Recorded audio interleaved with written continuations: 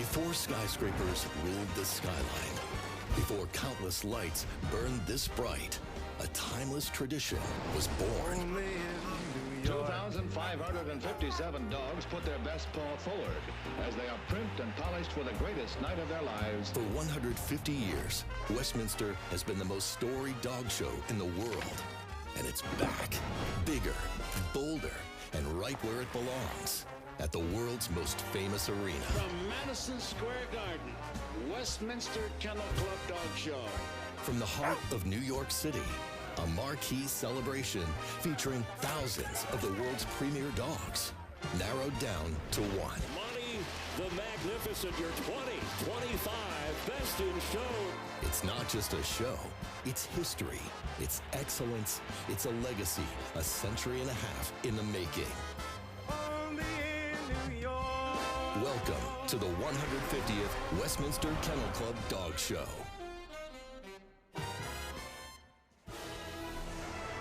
Westminster Pre-Show Live is presented by Purina Pro Plan. We are here in New York City, the world's most famous arena, Madison Square Garden, where tonight we are honored to bring you the best of the best when it comes to all of the dogs from around the world. And as you see, there's so many dogs that are making their way inside the world's most famous arena, Madison Square Garden. They're proud to be here. They're excited to be here. Maybe some nerves. Coming up, we do have the Hound group as well. So I encourage you to please sit and stay a while because we are celebrating 150 years at the Westminster Kennel Club Dog Show.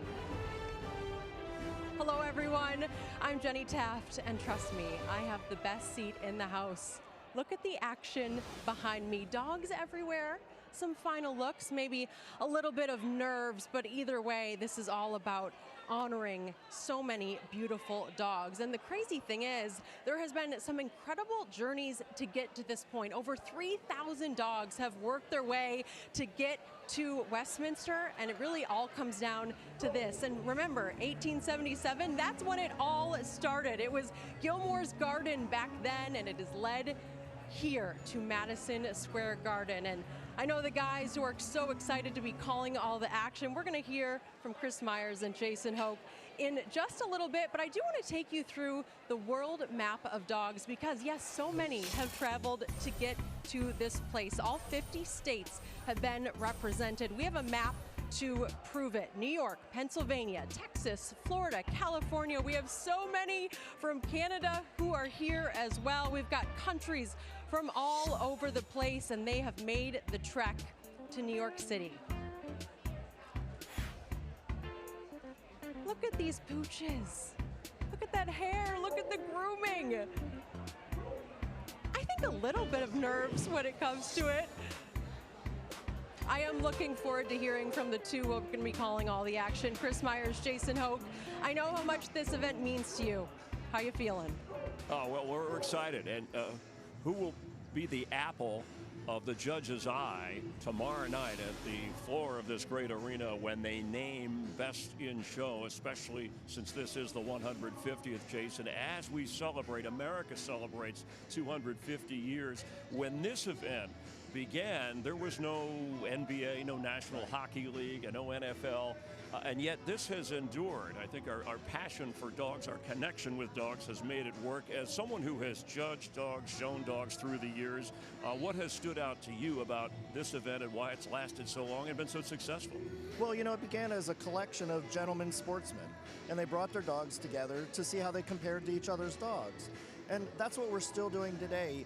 And year after year, we add new breeds. So now it's become up to 202 breeds that are going to be shown here from the beginning. So we've had this long generational continuance of the sport of dogs. Yeah, some of the breeds were not there in the beginning, and then some more popular breeds, and some dog, you know, the French Bulldog and the Golden Retriever, so popular now that have never won Best in Show. But what are some of the breeds that have evolved, and what are some of your favorites you've seen over the years and we'll see throughout the next two nights? Well, I think depicted back in art, we had Warren Remedy, one of our beginning winners. And then you move all the way through history, and we had the venerable Stump, the veteran Sussex Spaniel that won.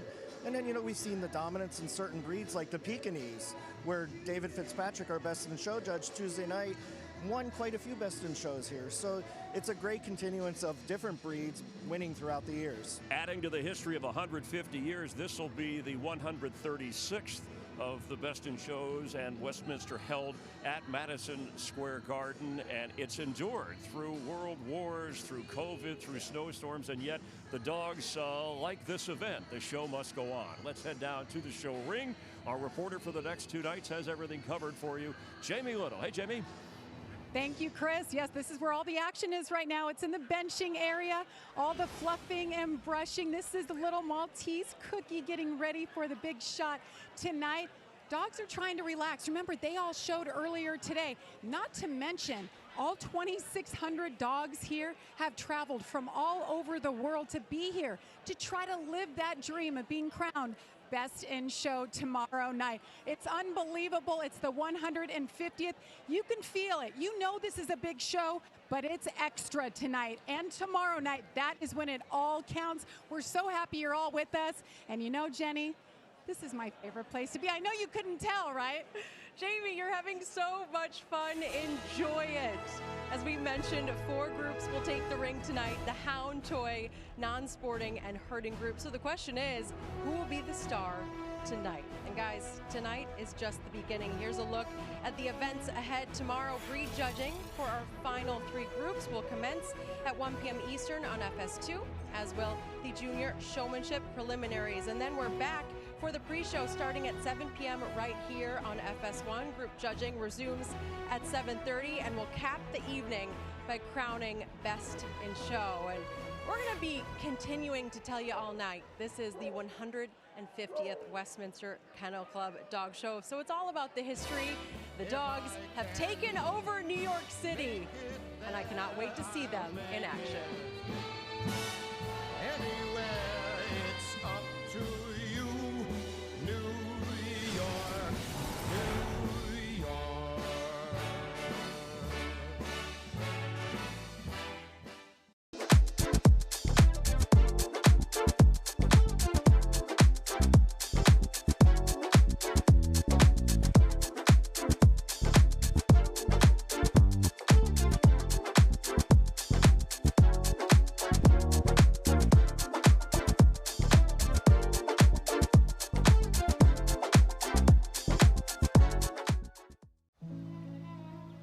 ProPlan believes exceptional nutrition fuels more than the days in your life. It fuels the life in your days.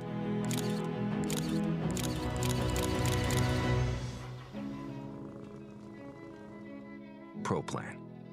Fuel for life. ProPlan believes a promising beginning, fueled by exceptional nutrition, has the power to become a legendary win. The Best in Show winner is the Bloodhound. ProPlan. Fuel for life. It takes healthy joints to be a co-star, coworker, and trusty co-pilot. For all your dog does for your family, give them Cosequin, a daily joint supplement that supports healthy joints and cartilage for dogs of all ages and sizes. It's the #1 veterinarian-recommended retail joint health brand. For your dog, your co-everything. Choose Cosequin. Cosequin, the official joint health supplement of the Westminster Kennel Club Dog Show. In a place where champions are made and tradition meets perfection, the world's finest dogs take the stage at the Westminster Kennel Club Show. Each step, each stride, each moment of glory rests on Field Turf Landscape, the official turf provider of Westminster 2026. Engineered with precision, crafted for performance, built for beauty that lasts, trusted by professionals, chosen by champions. Because greatness deserves more than a surface, it deserves a stage. Field Turf Landscape, where performance meets prestige, the gold standard in artificial turf. Westminster Pre-Show Live is presented by Purina ProPlan. And before we take you inside the ring, I do want to take you somewhere a bit quieter. The AKC Museum of the Dog right here in New York City for 150 years of Westminster history. 1876, Manhattan, New York. Inside the Westminster Hotel, a small group of sporting gentlemen gathered, not to make history, but simply to celebrate the dogs they loved. 1 year later, that idea took form. The first annual New York Bench Show of Dogs was held at Gilmore's Garden, a venue that would soon be known as Madison Square Garden. Madison Square Garden is once more the scene of America's greatest event in dogdom. As the years went on, the show evolved. In 1907, Westminster awarded its first Best in Show. A smooth fox terrier, the first of 4 straight wins for the breed, set an early standard for excellence. In 1924, breeds were organized into 5 groups: working, sporting, terrier, toy, and non-sporting, with Hound joining in 1930 and herding added in 1983. As the decades passed, the world changed. Electricity, automobiles, airplanes, the internet. Yet the principle never changed. Judged not by trend, not by moment, but by structure and standard. Monty the Magnificent. What an incredible moment. Today, the Westminster Kennel Club Dog Show stands as the second longest continuously held major sporting event in the United States. Now, the story continues, with Madison Square Garden once again serving as its stage. A stage that has seen more than 100 dogs crowned Best in Show. The Bloodhound. The TBG miniature poodle. Westminster is a living institution, a reflection of distinction and dedication, passed carefully from one generation to the next. 150 years on, the legacy endures. And a fascinating trip down memory lane. I am so happy to be here with my friend, Don Sturz, the president of the Westminster Kennel Club Dog Show. So good to see you. It's so good to be back with you, Jenny. Don, when I say 150 years, what comes to mind? Well, I think, you know, in terms of this legendary, iconic event, the one word that comes to me is perseverance. When you think about putting the event in this context of 150 years of New York City and world history and all the things that have occurred, the one thing that never faltered was the Westminster Kennel Club Dog Show, and here we are again. It's so special here in New York City. I know you're excited for tonight and tomorrow. What are you looking forward to? Well, I think tonight what I'm most excited about is the presentation of Westminster Legends. We're bringing back some former Best in Show winners, group winners, fan favorites, and I think there's going to be a lot of gray muzzles, a lot of wagging tails, and I think a lot of tears in the audience. I know I'm going to tear up, for sure. I'm going to tear up. The Legends? Yes. That's where it all started for us. You know, when you think of the next 150 years, and I know you're going to be involved for as long as you possibly can, what should we be looking forward to when it comes to Westminster? I think a continued commitment to remain the world's most iconic dog show. Iconic dog show is no doubt, but being back in the city, the energy here, there's something special about it. I love walking around and you see all the dogs outside. There's a special feeling in the air. Absolutely. I think, you know, New York City is a dog-loving city, absolutely, and we've got great fans here in New York, and you're going to hear it in the arena tonight and tomorrow night. They get behind their favorites. They really, work it up, and I love that part of the event, the fan buy-in to the event itself. No, you don't need to tell me your personal favorites, but tell me a couple favorites coming into tonight. Maybe someone from the toys, from the Hounds. Who should we be keeping a special eye on? I think in the Hound group, I'd be watching, the Afghan. Michael Canalizo comes from that breed. He's an expert in that breed, and if there's a good Afghan in that group, I would keep my eye on that.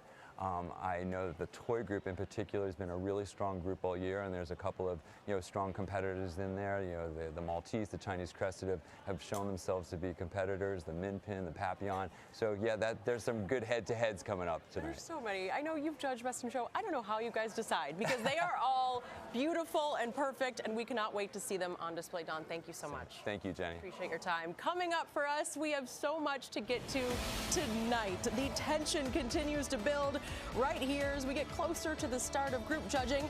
When we come back, we'll recap one of the most popular events of Westminster weekend, the world's best dogs showing off their special moves right here in the city that never sleeps. How about getting on the subway around here? These dogs do it all.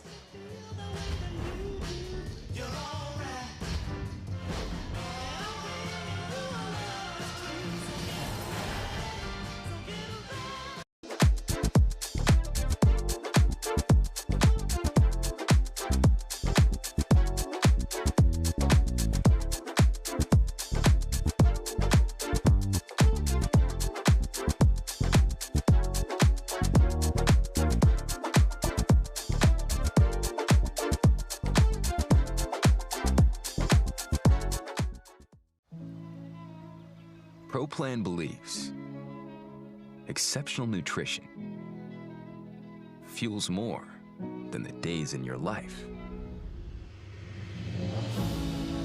It fuels the life in your days.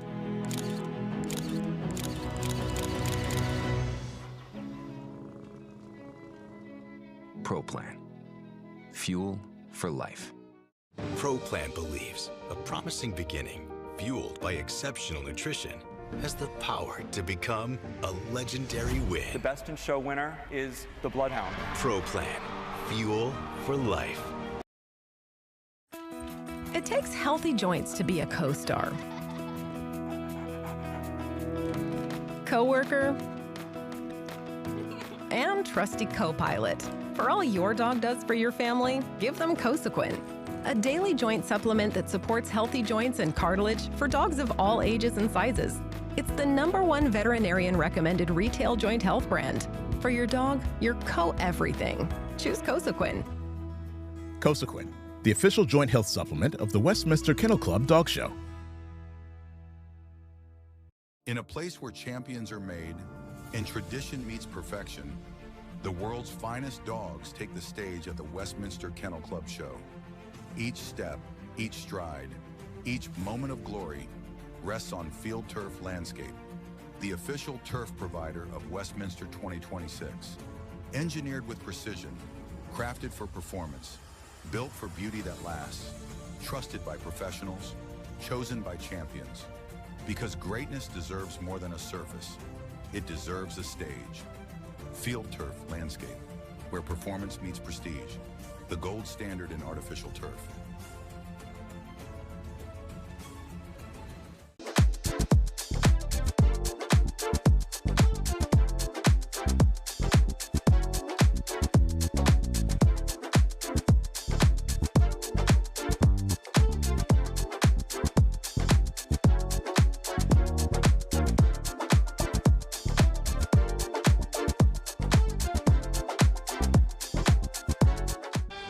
Series of Dogdom at Madison Square Garden. Women's pocketbooks are storehouses of many things. But how about these Chihuahuas? Says the Great Dane, "Get away from me, boys, you bother me." An Old English sheepdog catches the eye of the camera. Toy Poodle, the best in show, champion Wilbur White Swan. We're back with Westminster Pre-Show Live, and these champions are getting ready to add to those historic moments as they chase the tail of the famous Westminster Ring. We'll see 4 groups tonight, each of which will send 1 representative to Best in Show tomorrow night. And so much has already taken place this weekend, including a relatively new tradition that has become a fan favorite, the 13th annual Masters Agility Championship, which aired Saturday on Fox. This is the competition where dogs show off their incredible athleticism, tearing through an obstacle course full of jumps, ramps, teeter-totters, tunnels, and of course, those weave poles. It's like a Marine boot camp obstacle course, but for the dogs, and it is so entertaining. 300 dogs over 5 different height classes entered to become this year's Masters Agility Champion.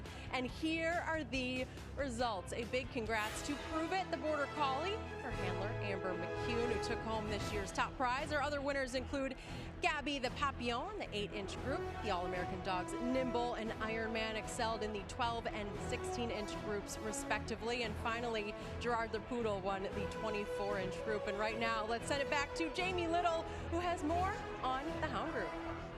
Jenny, we are getting closer and closer. All the dogs getting ready to step into the ready ring. Now, over the next 2 nights, you'll see 214 breeds shown. But, you know, many of them are long on history, meaning they were here in the beginning days, the late 1800s, the early 1900s. How about the Afghan Hound? They have won Best in Show 2 times. This is beautiful Zeta, such a majestic looking dog. That's why you see him often in commercials and print media. And the Beagle, who doesn't love a cute, sweet little Beagle? 13 and 15 inches, both being represented in the show. This is Scarlet. They too have won twice. And the Irish Wolfhound. If you're at home and you like big dogs, well, it doesn't get taller than the Irish Wolfhound, standing at about 3 feet tall at the shoulder. And you know, the Irish Wolfhound has never won here. So I don't know, Jenny, 150th, maybe we'll see a first-time winner, right, Chris? You can't choose like Jenny said. Yeah, I was going to say, will we see a streak beginning, or will we see something like last year where a streak was snapped when Monty the Giant Schnauzer won for the working group and ended the longest drought of any group of Best in Show, and that was more than 20 years. What about the favorites tonight in terms of who we're watching, or at least for the next couple of nights for this year, this special, iconic 150th Best in Show? Yeah, Chris, I think in the Hound group, we just saw Zeta, the Afghan Hound. I think she's going to be a big contender in there. She's been here before, so she's ring proven. Then we're going to move on to the toy group with Comet the Shih Tzu. He became the top winning toy dog of all time. And then we have JJ the Lhasa, one of the top winning Lhasas of all time, won the biggest last of the year show last year. And then we also have in the herding group, the Battle of the Shepherds, and maybe some sheepdogs too. So it's going to be a real battle with some top dogs in there. Who's the greatest competition for Comet? I think we're going to see Cookie the Maltese maybe being a rival there. All right, and the #1 dog coming in is? Baby Joe, the miniature schnauzer, and we'll see Baby Joe tomorrow. All right, hardly a chance for a long shot, but you never know. We won't have a repeat winner because Monty has retired. We're not retired. We're all rewired and ready to roll for this special 150th Best in Show. All right, let's go back to Jenny. All right, Chris, thank you so much. The countdown around here continues. We are getting closer and closer to the action. The judging is just about set to begin right here in the heart of New York City. Westminster Pre-Show Live winds down, and we begin the big show after this.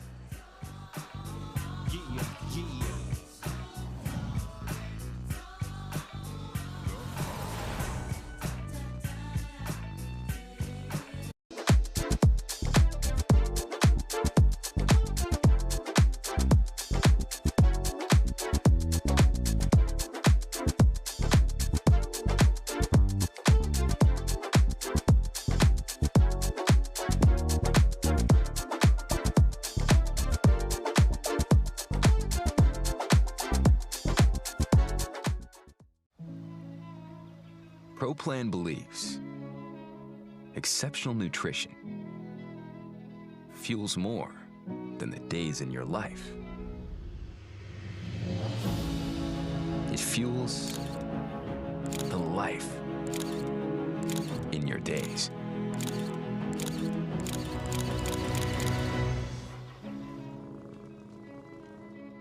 ProPlan. Fuel for life. ProPlan believes a promising beginning, fueled by exceptional nutrition, has the power to become a legendary win. The Best in Show winner is the Bloodhound. ProPlan. Fuel for life. It takes healthy joints to be a co-star. Co-worker and trusty co-pilot. For all your dog does for your family, give them Cosequin, a daily joint supplement that supports healthy joints and cartilage for dogs of all ages and sizes. It's the #1 veterinarian recommended retail joint health brand. For your dog, your co-everything. Choose Cosequin. Cosequin, the official joint health supplement of the Westminster Kennel Club Dog Show. In a place where champions are made and tradition meets perfection, the world's finest dogs take the stage at the Westminster Kennel Club show. Each step, each stride, each moment of glory rests on Field Turf Landscape, the official turf provider of Westminster 2026. Engineered with precision, crafted for performance, built for beauty that lasts, trusted by professionals, chosen by champions. Because greatness deserves more than a surface. It deserves a stage. Field Turf Landscape, where performance meets prestige. The gold standard in artificial turf.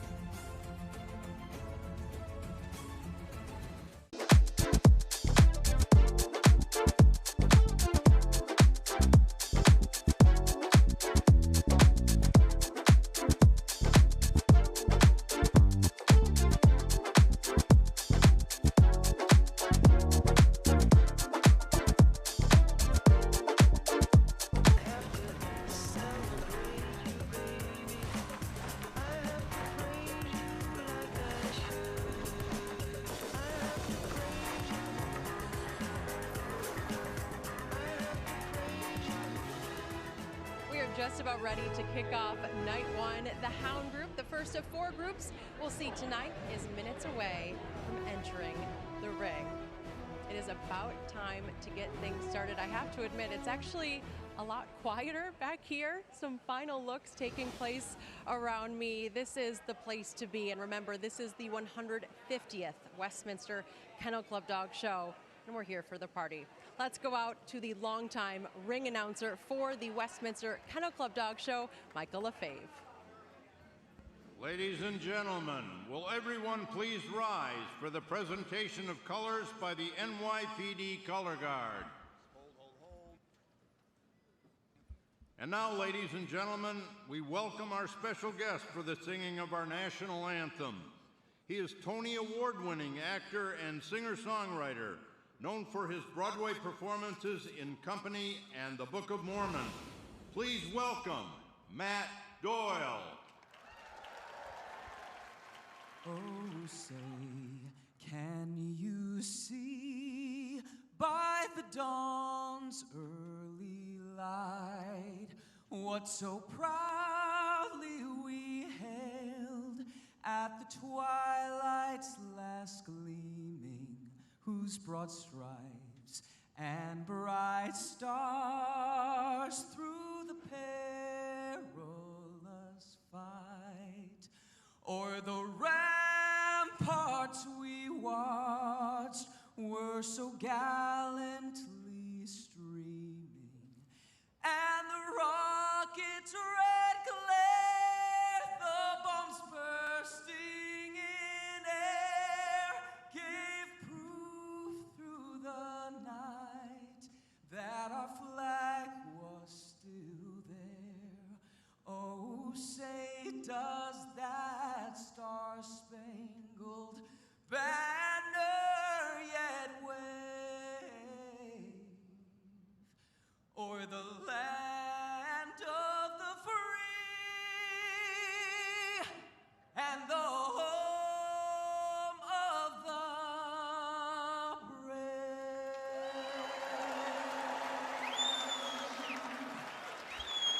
Matt Doyle.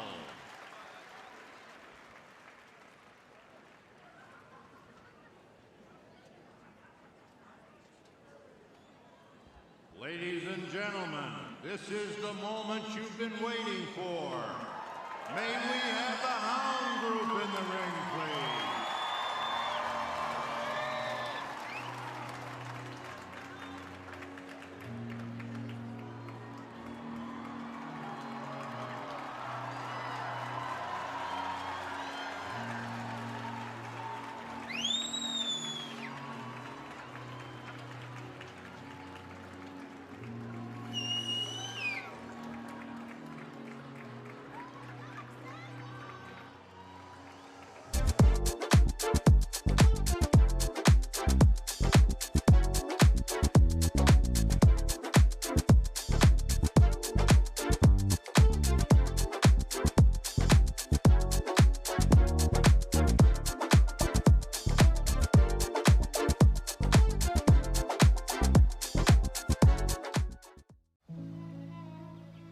Pro Plan believes exceptional nutrition fuels more than the days in your life. It fuels the life in your days.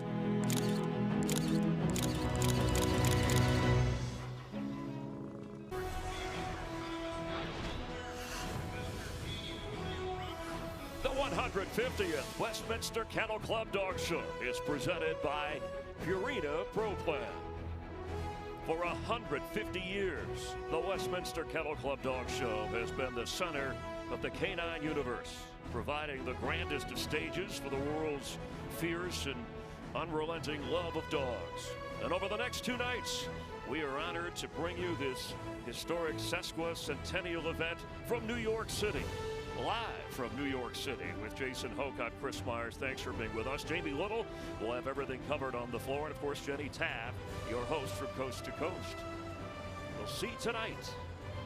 And you can help us get things started as actress Gina Torrance gets things rolling.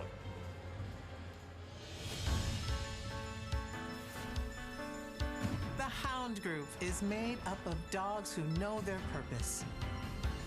Sight hounds like the Borzoi and Whippet rely on their speed and vision, chasing game across open ground with precision and grace. The scent hounds, like the Beagle and Basset Hound, use their remarkable noses, tracking trails for miles with patience and determination. All great performers trust their instincts, and the Hound Group does exactly that. It's time to release the hounds. You can catch Gina in TV's #1 new drama, Memory of a Killer, airing Mondays on Fox and the next day on Hulu. This is great. We're going to see Michael Canalizo start the Hound Group off with us, and he's been a breeder of Afghans, over 100 champions. Let's head down to our show ring announcer and Michael Lefebvre. The Afghan Hound has been a recognizable breed since approximately 4000 BC as the hunting dog of the royal family. A swift sight hound, he has pursued gazelle, snow leopards, and hare while followed by huntsmen on horseback. In this country, the Afghan Hound has enjoyed success in the show ring, lure coursing, obedience, and agility. This is Afghan Hound, number 8. And you already hear the cheering for the Afghan Hound. Zeta's no stranger to this group ring, and we're hoping she puts on a great show tonight. 6-year-old female, and that coat takes a lot of, well, let's just say loving care, maintenance, shampoo. I mean, talk about head and shoulders, there's paws and tails involved.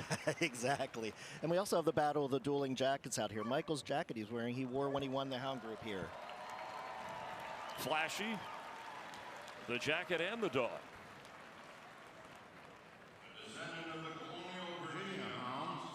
American English You're having a good day, buddy. To run fox by day and raccoon by night.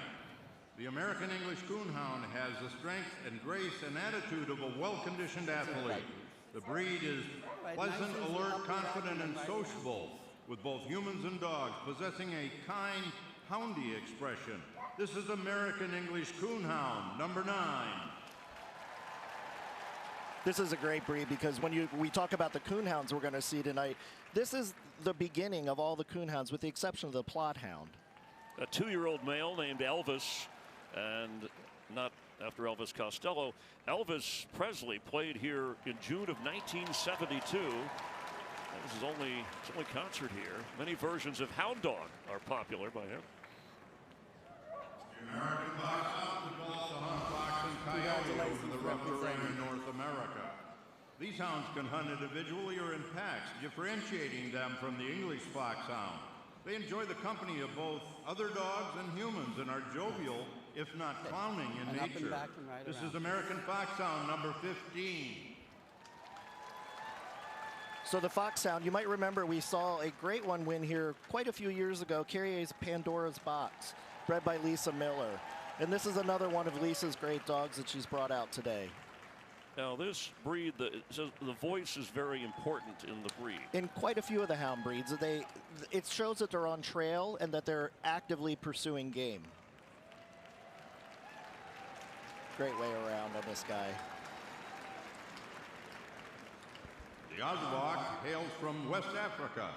This slender, tall, and elegant sight hound and will hunt hare and antelope. He's also excelled as a companion to the desert roaming nomads. Tough, durable, and very fast. These dogs have a tremendous energy outdoors but remain calm indoors. This is Ozawak, number 15. I mean, that is a slender, we'll call it an exotic look.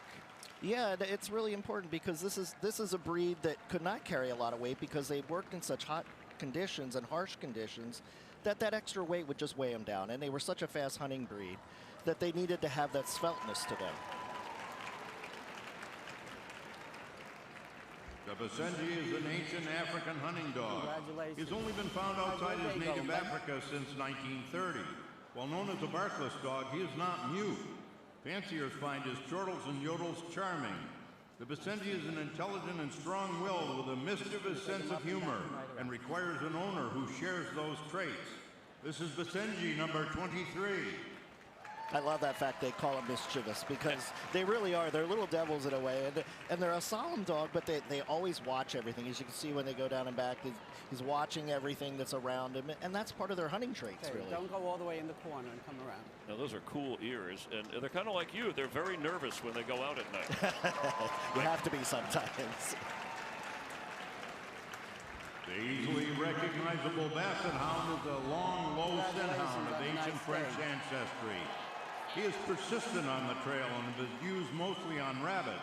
His majestic head, long velvety ears, wrinkled brow, and dark eyes lend him that soulful expression. His gentle nature makes him a great companion and family dog. This is Basset Hound, number 19. Going to take him up and back and then around. This will be a crowd favorite, as always. Go the whole way, young lady. Low to the ground, but they could get up to, what, at least the adult can be 60 pounds? Yeah, and they're not a tall dog because they were always built to be low to the ground because they hunted, made it easier to trail. You never wanted their nose high off the ground. So, that's part of why we bred a shorter breed. Yeah, that nose makes them second only to the bloodhound, really, in the accuracy of the nose and training them for that purpose. Sure. You might see the classic shake. I'm not sure. They shake a lot when they go around with those big ears. Let's see those floppy ears. There we go. We got it. Look at that. Just beautiful wraparound legs, the ears flowing, and they catch scent. It's a great way to see what the breed was bred for. The Beagle is a compact scent hound coming in two sizes, under 13 inches and between 13 and 15 inches. Whether baying at a French pound scent or on the lap of an adoring child, the Beagle's comical nature and hardiness make him an excellent family pet. This is 13-inch Beagle, number 36. Yeah, that looks like it'd be a great pet. Kind of a miniature foxhound look to it. Yeah, and they were foxhounds in miniature. That's exactly what they are. So there you go. Good for you. I did the homework, all the notes you sent me. Around with the police. Yeah, and we just had the two sizes because, sometimes they wanted a dog that trotted a little faster, a little slower. So began back in 1885. This is the 150th edition of this. Congratulations for representing the Beagle committees. Beagles originated as trackers of rabbits and hare, bred to hunt in large packs. They are sturdy hunters with a keen sense of smell and a serious tracking ability. This is 15-inch Beagle, number 19. Okay, a little bit up and back and then right around, please. And there is no difference other than the height.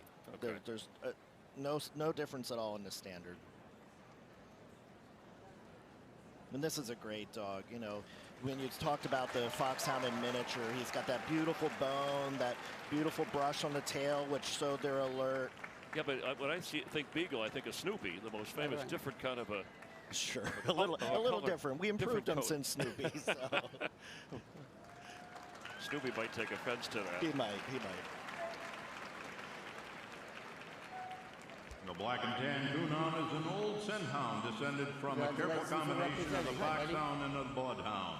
A true American breed, these agile, powerful dogs are known for their beautiful, mournful bawl and their long ears. He is known as a specialist on raccoon, but does well on hunting other game. This is black and tan coonhound, number 11. But take it easy on the turn. All right, now I know you talk about a standard, but no offense, do those ears belong to another dog, or what happened here? Well, actually, that's a good point, because some of the coonhounds have different lengths of ears, and with the black and tan coonhound, that ear must go past the nose. So it's really an important trait to have those long ears. I think of the film, The Fox and the Hound. That was a black and tan coonhound. Sure. Great little dog there. He's doing a great job. The Bloodhound is an ancient breed traced back over 1,000 years. This gentle giant of a scenthound excelled as a hunting companion and is renowned for his keen sense of smell. Today, the Bloodhound's tracking instinct is prized by law enforcement in seeking missing children, hikers, escaped criminals, and other lost people. This is Bloodhound number 8. Okay, so take her up and back and then right around here. You know, sometimes we talk about a dominance of a dog, but sometimes there's a dominance of a breeder. And Susan Hamill has bred some wonderful bloodhounds through the years, and this is another example of her dog. And just free moving. I think part of this is the layers of the wrinkles and the jowls that he Sure, it captured the scent. It also protected their skin. And that is Hottie. We have a great setup right here overlooking the floor at Madison Square Garden and the show ring, as we will keep an eye the next couple of nights on this special 150th year of Westminster Kennel Club and Best in Show. You have shown dogs, judged dogs, bred dogs, been a part of our broadcast for some time. Sure. What stands out to you about the longevity of this iconic event? Well, this was built on people that had the same passion, which was purebred dogs, and comparing them to each other and the standard.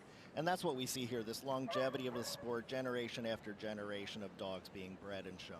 Yeah, and to put, you talk about competition, to put this in perspective over 150 years, things that this club has been around longer than the U.S. Open tennis, that was in 1881, the Stanley Cup, the modern Olympics began in 1896. The World Series, first one played in 1903. The FIFA World Cup, which began in 1930 and continues this summer beginning June 11th on Fox and on FS1. So this show, continuous event, this competition, is the second longest sporting event in the U.S.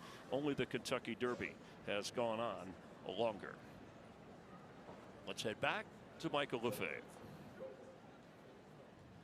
Blue Tick Coonhound is an athletic, compact, speedy, and well-muscled hound, all of which helps it in trailing and treeing raccoons and other small game. His name comes from the dark blue coat pattern covered in ticking and featuring black spots. In America, blue ticks were referred to as English coonhounds for many years. You're going to take her up This and is back Blue and Tick right Coonhound, around. number 10. Turn. Another female here, Jason, 2 years old. Yeah, you know, we talk about how breeds are specialized. Well, this breed had such a great ability to follow a cold trail, which is trails that are days old. So if they had to find a missing person, that had been missing for a while, this is a breed that they'd bring in because they had such a good ability to follow that really faint scent. And a cool coat. In earliest depictions from the 12th century, the graceful Borzoi has pursued a variety of game in his native Russia. Today, Borzoi participate in conformation, coursing, agility, obedience, and therapy activities.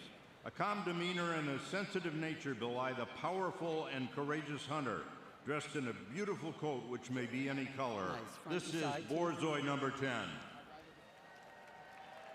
And this is a young female. Up and back and then right around. Thank you. And she's just coming on, and she's got that beautiful texture with the graceful curves over the back and the swooping loin. And you can see they're athletic. They're light on their feet. And, you know, a dog that had to hunt wolves, it had to be a powerful animal that was always athletic. And that protective coat, that beautiful hair she has. A slow maturing breed that may take up to 3 years until it peaks around 5 or 6 years of age. The Cernetco del Etna is an ancient breed that has thrived in Sicily for thousands of years. A hunter of small mammals and fowl, the Cernetco is a hardy, compact dog. Cernetco has a strong, independent temperament necessary for hunting, but it's friendly and affectionate and can be a good family pet. This breed enjoys mental stimulation and excels at a variety of events such as hunting, agility, and coursing. This is Chernetko del Etna, number 17. Okay, so I like the slick and obviously the ears upright. The tail is kind of like a saber that comes out. Yeah, absolutely. And that's how they carry it. Yeah, we describe tails in so many different manners. ways. Yes. Sickle tail, saber tail. And you know, this breed is really defined by its moderation. You know, you don't want the big angles of some of the other breeds.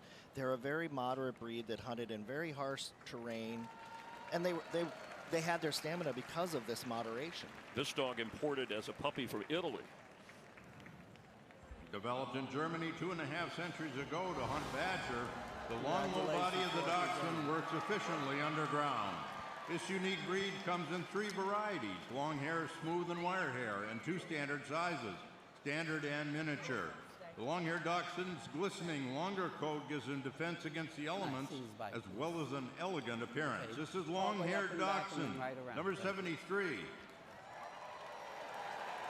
In the dachshund family, and I know we're gonna see the smooth and the wired-haired, but 4-time MVP Shohei Ohtani, a big dog lover, and Aaron Judge, he's a proud owner. Of course, the Yankees, Aaron Judge, a proud owner of a couple of dachshunds, Gus and Penny, and in fact, they appeared on the show, the spinoff, Paw Patrol.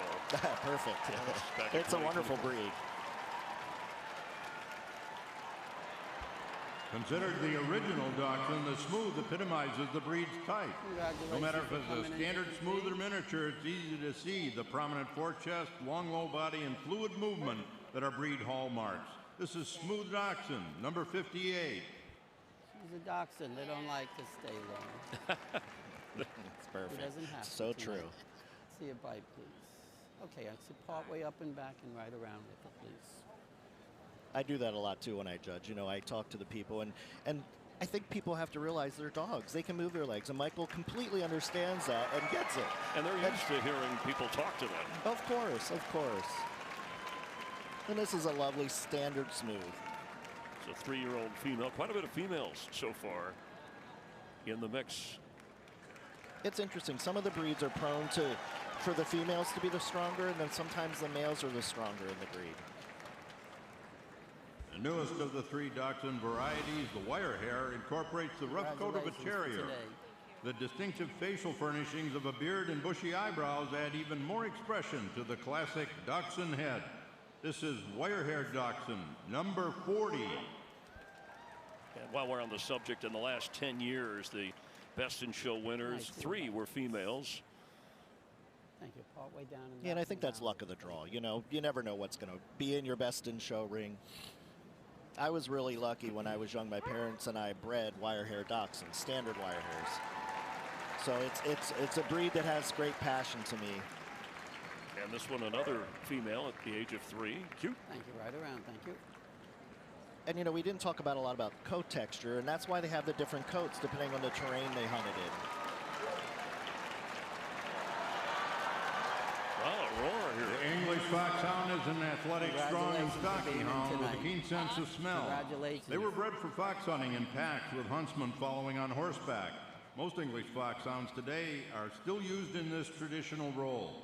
Stamina, a good nose, and a determination to continue to make him a prized companion in the field. This is English Foxhound, number 7. And this the 150th event. First year entered for the English Foxhound was 1891, and the first group 1 was 1984. Sure, that speaks to the long-standing tradition. You know, we had the sporting breeds that were venerable back then, and now we have the hound breeds that were, you know, obviously used back in that day to hunt fox and other game. Jason Hoke, Chris Myers here, Jenny Taft, Jamie Little on hand. 17 down to 18 to go. Coming up, the Greyhound among some of the others you'll see live from New York. So I start my mission, leave my residence, thinking how could I get some dead presidents? I need money. I used to be a stick-up kid, so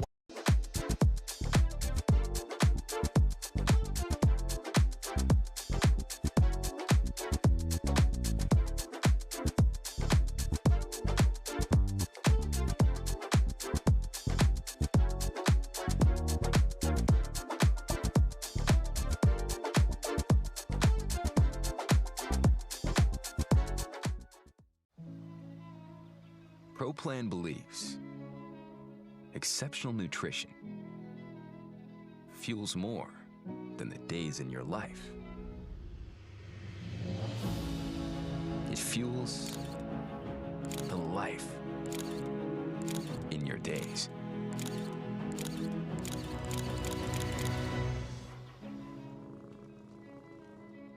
Pro Plan.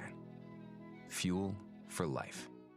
Pro Plan believes a promising beginning, fueled by exceptional nutrition, has the power to become a legendary win. The Best in Show winner is the Bloodhound. Pro Plan. Fuel for life. It takes healthy joints to be a co-star. Coworker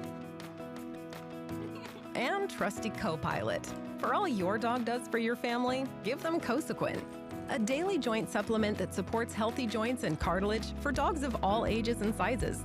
It's the #1 veterinarian recommended retail joint health brand. For your dog, your co-everything. Choose Cosequin. Cosequin, the official joint health supplement of the Westminster Kennel Club Dog Show. In a place where champions are made and tradition meets perfection, the world's finest dogs take the stage at the Westminster Kennel Club show. Each step, each stride, each moment of glory rests.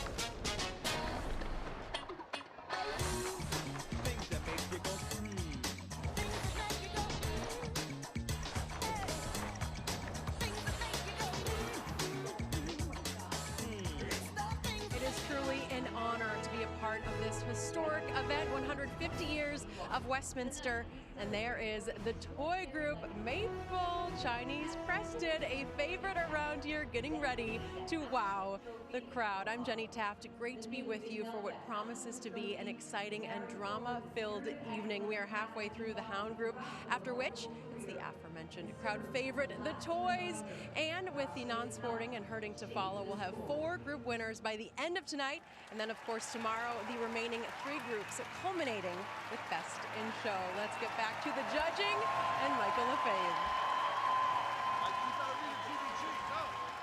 Ladies and gentlemen, please give a warm round of applause for Mrs. Pat Trotter.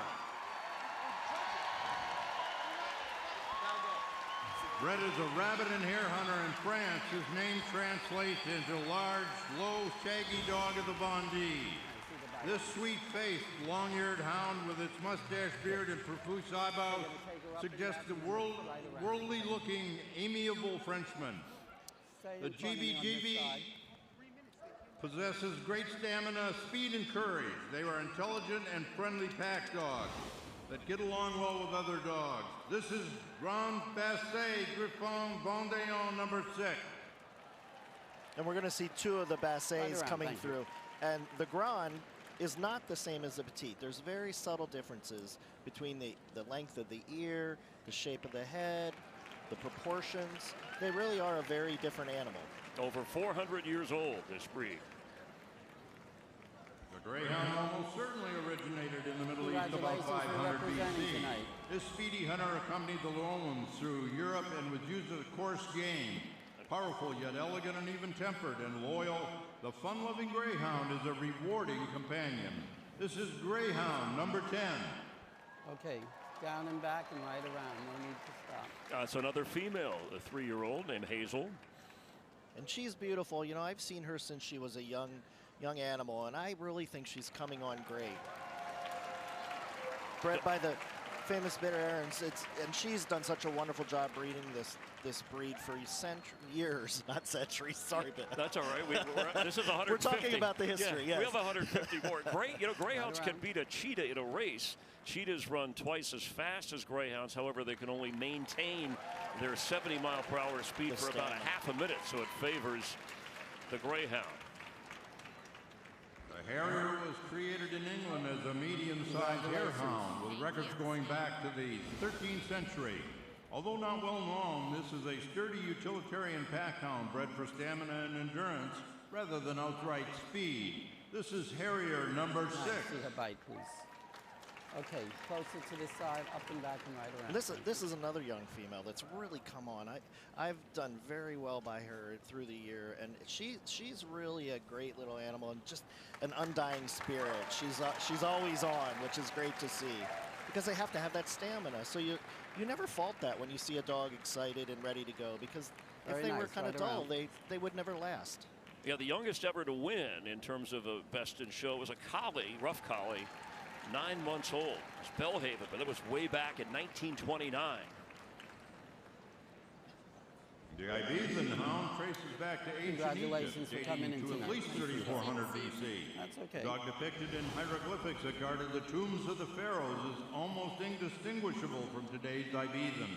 Prized for its keen hunting ability, its primary quarry see your is bike, rabbits. This is Ibizan Hound, number 18. Okay, I want to see you go up and back and right around. This is a very interesting breed because of the. You should always, when you're watching them come and go and do their work, they should always look like they could spring up into the air at any time, and that's how they hunted. They actually sprung up in the air, forced the dog, rabbit off trail, and into the path of another one that was hunting with it. So they Right worked around. a lot together, but it's this agileness, and you can see how light they are and that flexion in their legs. It's a cool look with the like a two-tone convertible. Sure, and they have two different coat textures too. The tallest of all AKC recognized breeds, the Irish Wolfhound's power Congratulations for combined today. with keen sight and swiftness makes him You can do unique that now if among you like. sight hounds. This hound should possess the speed to catch a wolf and the strength to kill it.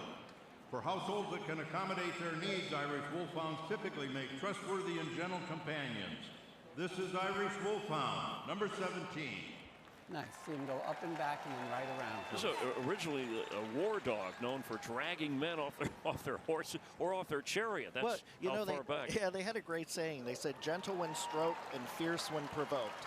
But I'll tell you, they are such a great pet. Don't let that Okay, dissuade you. good to know. They are gentle giants. And, I mean, you can just see Thank you. they're a Poke soft around. dog that's just a great animal to have in your house if you have the room. And you need a lot A little bit of room, But he does yes. he looks really friendly. Yeah, they're great. As a loyal companion to the Vikings, the Norwegian Congratulations for elk coming was in originally tonight. used to hunt moose and other big game, which it still does today in its native Norway. This hardy hunter did double duty as a guard dog for campsites and a herder of flocks. They were first imported into America at the turn of the 20th century. I see the This bite. is Norwegian elk hound, number 7. Going to go up and back and right around. Well, a strong-looking 5-year-old male named Emmett. And they are, you know, and you can imagine an animal that had to hold a moose at bay with the strength, and they had to be agile to stay out of the way, of course, of an animal that's 20 times their size. And they would just hold it at bay for the hunter. Good-looking group. I heard one of them hollering in the background, barking. Let's check in with Jamie Little. Well, Chris, we have a special guest in the audience tonight. Moments ago, you saw a shot of Miss Pat Schroeder.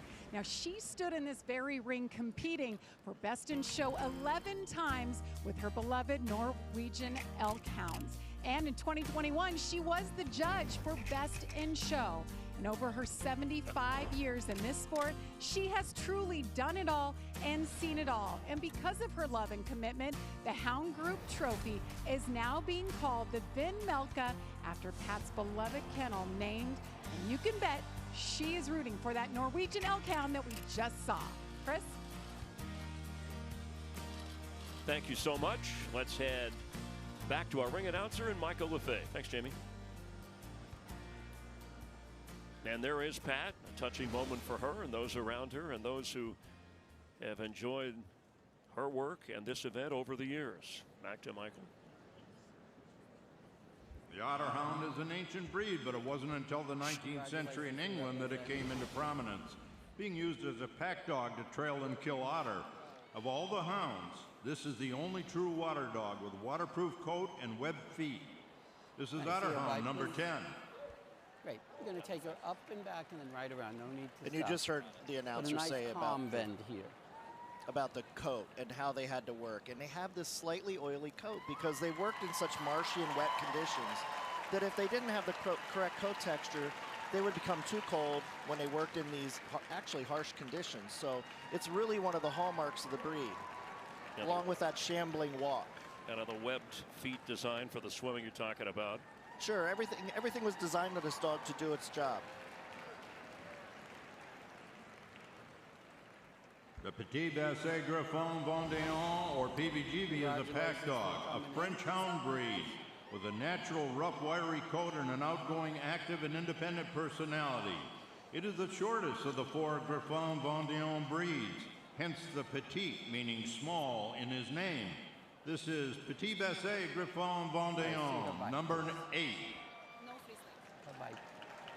First year entered 1992 and won the 2023 Best in Show with Buddy Holly, who took the crown. Buddy was a great little dog, and so is this dog. Look, and this is a breed that'll bring the crowd to their feet because they're just so endearing with their carriage and their proudness when they go around the ring. And they have that tousled look to their coat. They should never appear scissored or sculpted. And that undying temperament, you can just see they would go all day. I mean, there is nothing that makes you question his ability to work. A lot of energy, a lot of movement there. The Pharaoh Hound is one of the oldest known domestic dogs. Many of the depictions on Egyptian temples and tombs dating back to 4400 BC prove the antiquity of these hounds. It is thought that the Pharaoh Hound was brought by the Phoenicians to the Mediterranean islands of Malta and Gozo. This is Pharaoh Hound, number 19. Okay, down and back and right around, please. Now, Jason, you've judged before. The judge looking at the free and flowing gait that is connected with this breed. Is that what they're watching to make sure that that's part of the standard here? Yeah, of course. Each breed is actually described as walking a little different. So maybe the Ibizenhound we saw earlier had that flexion and then that real elastic gait, whereas this dog's a much more free and open gait. Beautiful dog, just beautiful. A hound of striking color that traditionally brings big game to bay or tree. The Plot is an intelligent, alert, and confident dog. Noted for stamina, endurance, agility, determination, and aggressiveness when hunting, the powerful, well-muscled Plot combines courage with athletic ability. Loyal and eager to please, the Plot is a bold and fearless hunter. This is Plot Hound, number 8. A nice collected up and back and then continue right around. Yeah, and this one of a few of the American developed breeds registered with the AKC, named after Johannes Plot, who came to North Carolina from Germany in 1750 and developed the breed. But the first year entered was 2008. Yeah, a relatively new breed accepted into the American Kennel Club registry, but it was not that new. It's been around for quite a while. Just going around doing his job. Kind of a bouncy gait there. The Portuguese Podengo Pequeno is the smallest of the Podengo family. A rustic breed, they're still used for hunting rabbits in their native Portugal. With regular exercise and early training, they make lively and intelligent companions and watchdogs. The Podengo Pequeno should be longer than tall and may come in 2 coat types, smooth and wire. This is Portuguese Podengo Pequeno, number 11. And for those of you who are new to dog shows, there's something you have to understand what he's doing. So the first thing he'll do is look at the head and the eye to see their expression, because all the breeds have a different expression. Then he'll feel the shoulders to see what kind of angulation and bend in the shoulder is, which proves to make them more athletic if it's correctly made. How about that tail? What do you call that? The other one was a saber? A saber or sickle, depending on where they carry it. Okay. That looks like an upright saber. An American breed, the red-bone coonhound, has a strikingly beautiful, solid red coat. He is a passionate, well-driven hunter that loves to please and has the intelligence and stamina to excel in hunting, search and rescue, field trials, or the show ring. The Redbone is a versatile, courageous hound that makes a wonderful companion. This is Redbone Coonhound, number 9. I'm going to take him up and back and right around. So for everybody from North Carolina, this is a dog for you to root for. Okay. You know, and these breeds, they all worked a little different. So this breed would specialize in hunting animals that would go up the tree, and then they would bay at the tree, and when the hunter came, they would hold the animal up in the tree so that the hunter could hunt that way. So, and they would obviously be vocal. Ethan Hawke owns a Redbone Coonhound. The Rhodesian Ridgeback is a dog of formidable power, dedication, and courage. Good night. As a hunter, he descends from a variety of breeds crossed with the native ridge dog in southern Africa in the 1800s. The ridge of hair on the back is the identifying mark of this breed. This is Rhodesian Ridgeback, number 35. Great. All right, And you're going to take them up and back and continue right around. Four-year-old Keep it collected. 4-year-old male named Brando.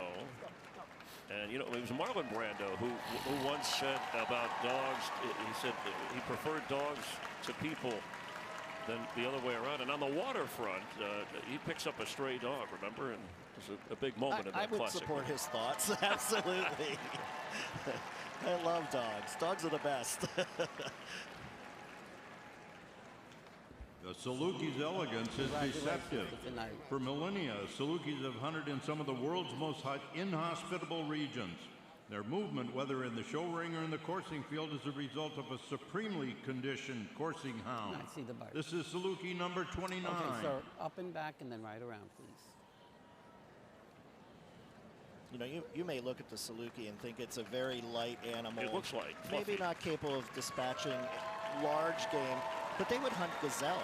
I mean, so game that was larger than them. And they would do it in mountainous areas or also in the desert in the sand. So they had to really adapt to the terrain they were in. Actor Orlando Bloom, when filming Kingdom of Heaven, rescued and then adopted a Saluki mix. It's in Morocco. Just the most elegant breed. Scottish Deerhound is a rare breed of ancient lineage and is the royal dog of Scotland. Sir Walter Scott called them the most perfect creatures of heaven. Shown at Westminster since the very first show in 1877, they are dignified and gentle in temperament. They're large, rough-coated sight hounds to pursue game. This is Scottish Deerhound, number 7. Nice. Bite. Leslie Potts is no stranger to the hound group here. She's been in the group with the same breed and actually the sister. Are there advantages to having an experienced handler? The judge, does it tilt things at all? I think whether it's the owner showing the dog and they practice with the dog or the handler showing the dog, I think they end up on an equal balance. Maybe even the owner has more time to work with their dog. You know, the handler may carry 20 dogs with them, but, you know, obviously the handler's used to showing many different dogs. And Leslie's a great sight hound expert. Slugi is a rare breed of sighthound from North Africa, known for its hunting skills, speed, agility, and endurance over long distances. This is an ancient breed, rich in history and culture, and is equally at home in nomadic tents as in the hunt. This short-coated breed is primarily a companion breed in the United States that is also proficient in lure coursing. This is Slugi, number 9. Up and back and right around, please. A 3-year-old from Poland. We mentioned it, you know, Jenny, when we opened the show, all 50 states represented in 17 countries, obviously Poland among those, but outside of the U.S., Canada with the most entries in this year's show with 76, followed by Japan, Italy. Thank you. Show me the side view. And the Philippines, but representing Poland is Dari. Isn't that great, though, that we have so many international dogs here representing the 150th Westminster Kennel Club? The energetic treeing walker coonhound is perfectly suited for tracking and treeing raccoons. Developed from the walker, the Virginia hounds, and the earliest English foxhounds, the treeing walker is a fast, alert hunter with a superb endurance. The breed is intelligent, confident, and sociable. This is treeing walker coonhound, number 7. Nice front seat. Now a lot of the hunters. So we're going to take them down and back and then right around for side gates. They think that this is the best for competition because they're, as they described, hot-nosed. Sure, and they called them the People's Choice dog because they were very versatile. You know, they weren't really pigeonholed into one aspect and style of hunting. And this dog, Nate, he's a 4-time breed winner here. He's won here since 2021. So Nate's no stranger to the group ring out here, and he's showing that here tonight.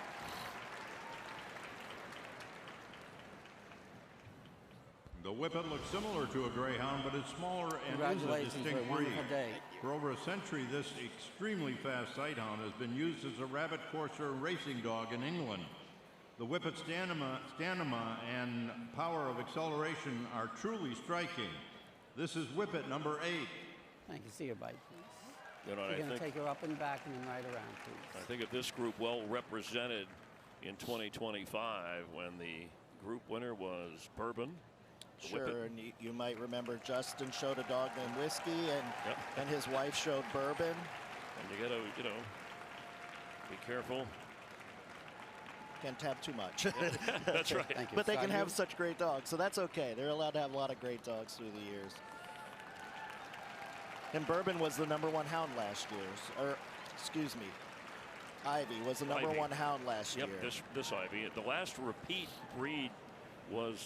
winner was Whippet, 2020 and 2021. And now here's, as you talked about a moment ago, Michael. All right, so walk your Afghan hound right out here, please. Got to pick going right down out of this group the top Face dog. it to me, please. American Foxhound, please. Your Bloodhound, please.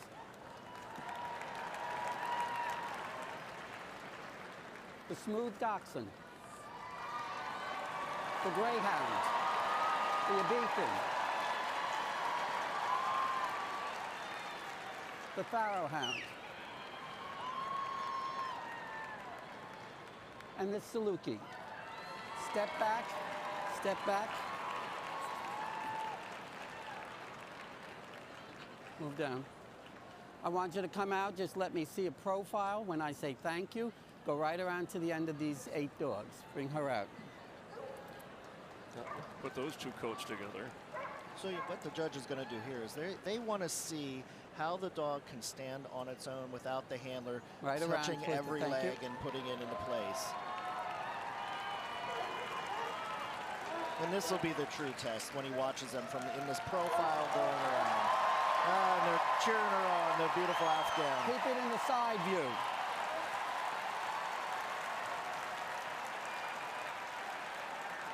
Beautiful. Thank you, right around.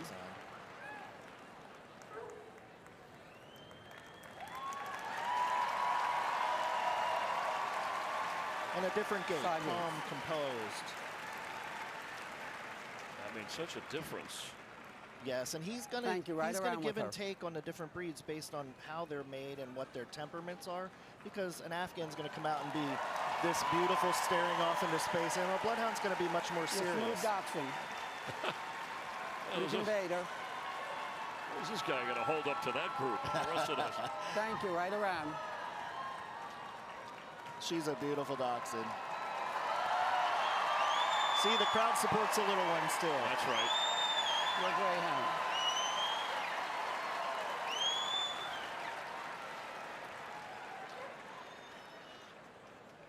Thank you, right around, Why sir. does he want that side view?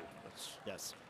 He calls and for you that. saw, so he was looking, when that dog came out, he was looking at these beautiful, graceful S curves on the top and the bottom. And then the Greyhound, he's going to see this long, beautiful stride, which is going to be much different than this Abizan hound that we're going to see. Thank you, right around with her, please. Beautiful stack, just beautiful. Came right out and did what she wanted. And you can see a totally different flexion in the legs and the way they walk, which is completely correct. And when you say stack, that's the stance, right? Correct. Okay. Well, that's Thank a good you, right stop, around. too. Just dead on perfect. And that dog just has this most magnificent temperament. Well, they're not making it easy on him, Chris, tonight. Yeah, I was going to say, where were you? Roughing him up. Where are you leaning? Yeah. You gotta... Thank you, sir. Right around with him. And the Saluki, there'll be this low-reaching gait going across the ground.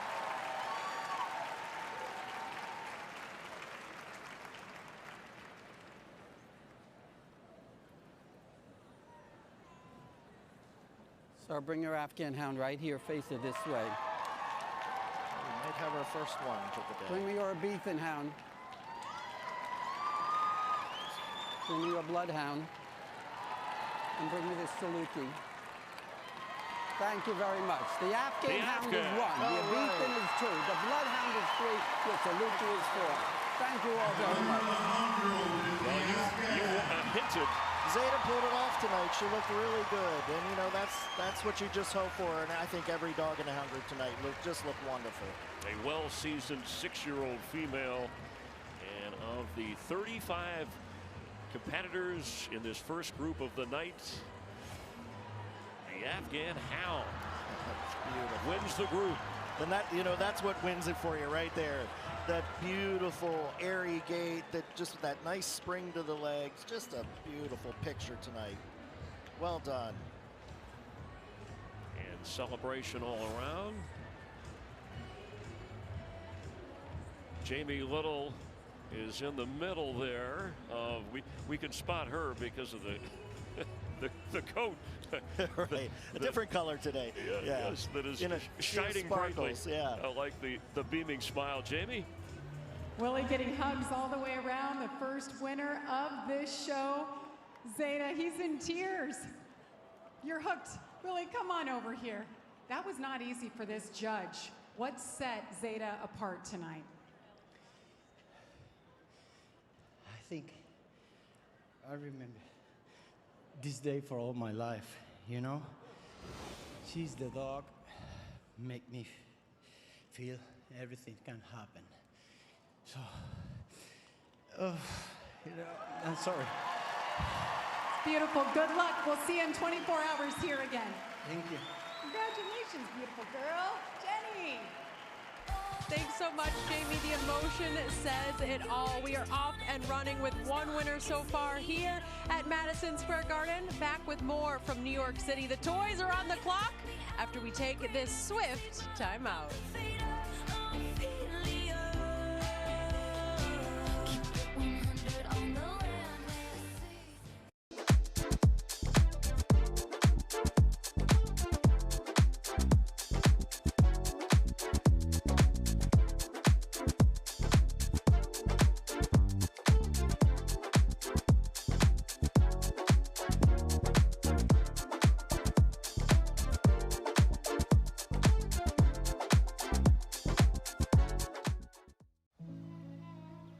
ProPlan believes exceptional nutrition fuels more than the days in your life. It fuels the life in your days.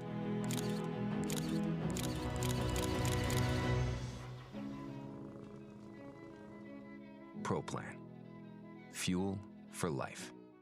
ProPlan believes a promising beginning, fueled by exceptional nutrition, has the power to become a legendary win. The Best in Show winner is the Bloodhound. ProPlan. Fuel for life. It takes healthy joints to be a co-star. Coworker and trusty co-pilot. For all your dog does for your family, give them Cosequin, a daily joint supplement that supports healthy joints and cartilage for dogs of all ages and sizes. It's the #1 veterinarian recommended retail joint health brand. For your dog, your co-everything. Choose Cosequin. Cosequin, the official joint health supplement of the Westminster Kennel Club Dog Show. In a place where champions are made and tradition meets perfection, the world's finest dogs take the stage at the Westminster Kennel Club Show. Each step, each stride, each moment of glory rests on Field Turf Landscape, the official turf provider of Westminster 2026. Engineered with precision, crafted for performance, built for beauty that lasts, trusted by professionals, chosen by champions. Because greatness deserves more than a surface, it deserves a stage. Field Turf Landscape, where performance meets prestige, the gold standard in artificial turf.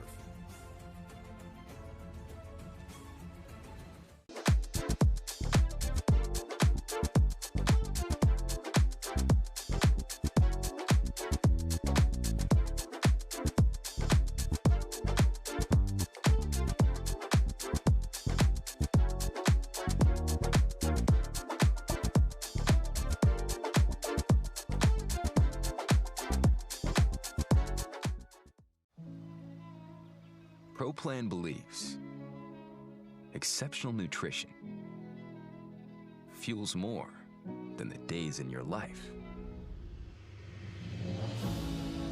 It fuels the life in your days.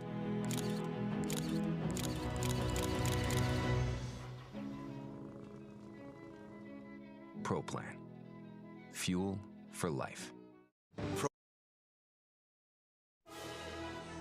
Again, congrats to Zeta, the Afghan Hound, our first group winner of the night.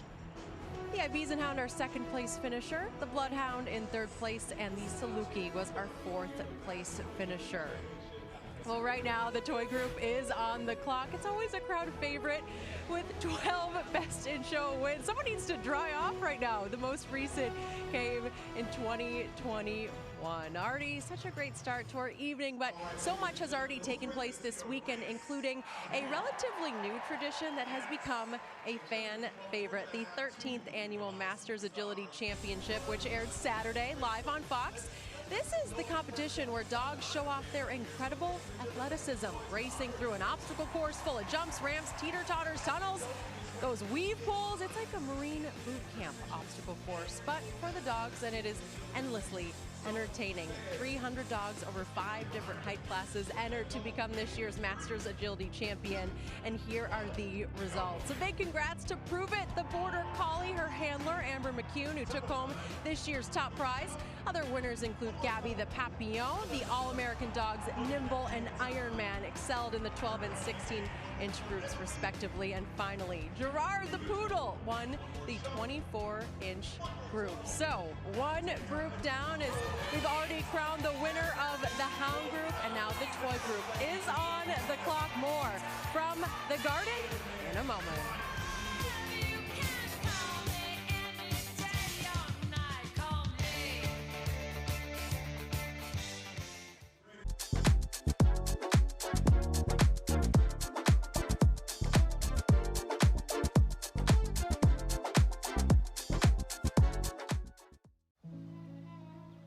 ProPlan believes exceptional nutrition fuels more than the days in your life.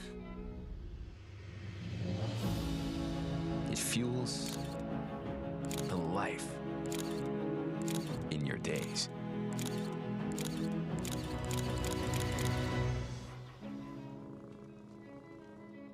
ProPlan. Fuel for life. ProPlan believes a promising beginning, fueled by exceptional nutrition, has the power to become a legendary win. The best in show winner is the Bloodhound. ProPlan. Fuel for life. It takes healthy joints to be a co-star, coworker, and trusty co-pilot. For all your dog does for your family, give them Cosequin, a daily joint supplement that supports healthy joints and cartilage for dogs of all ages and sizes. It's the #1 veterinarian recommended retail joint health brand. For your dog, your co-everything. Choose Cosequin. Cosequin, the official joint health supplement of the Westminster Kennel Club Dog Show. In a place where champions are made and tradition meets perfection, the world's finest dogs take the stage at the Westminster Kennel Club Show. Each step, each stride, each moment of glory rests on Field Turf Landscape, the official turf provider of Westminster 2026. Engineered with precision, crafted for performance, built for beauty that lasts, trusted by professionals, chosen by champions. Because greatness deserves more than a surface, it deserves a stage. Field Turf Landscape, where performance meets prestige, the gold standard in artificial turf.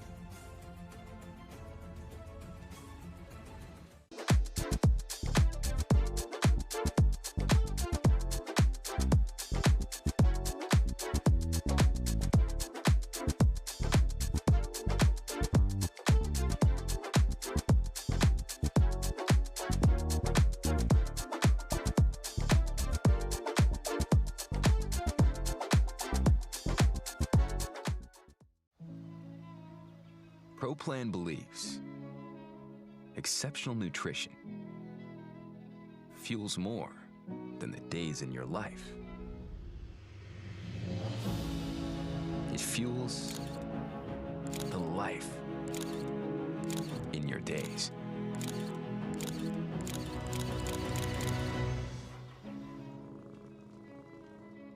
ProPlan. Fuel for life. ProPlan believes a promising beginning, fueled by exceptional nutrition, has the power to become a legendary win. The best in show winner is the Bloodhound. ProPlan, fuel for life. It takes healthy joints to be a The 150th Westminster Kennel Club Dog Show is presented by Purina Pro Plan, Fuel for Life. The Toy Group is getting ready to delight the crowd here at Madison Square Garden. Jamie Little is standing by with another special guest in the Ready Ring. Thank you, Jenny. Yes, I'm joined by Sammy and the beautiful Maple. Congratulations. You guys continued your winning ways here today. So this is unique. I love hearing these stories that you were breeder, owner, handler. I know you handle a lot of dogs, but how extra special is it when it's your dog? So much more emotional. Yes. Definitely. Yes, and to be at Westminster, you're about to walk out in the ring. What a night for you. Yes. So 12 years ago, I actually showed her great-great-grandmother, and I was just a handler, and now it's my own dog. Oh my gosh, what a great story. A Chinese crested. A lot of people may be seeing this breed for the first time. What do you want people to know about this? Oh, they're a great little breed. They're just a big dog in a little body, and they're outgoing. I run her with all the other client dogs. She thinks that she's just a big dog. They're wonderful. And I love Super spunky. This is Powder Pup, and that's Yes. a long hair. We see them sometimes as hairless. Yes. Yes. Well, Maple is beautiful, and we wish you luck tonight. Thank you so much. All right. Jenny, Sammy, Maple, they'll be in the ring shortly. Jamie, thank you so much. We're going to step away for a quick timeout. The Toy Group is wound up, ready to take the stage when we return to the 150th Westminster Kennel Club Dog Show.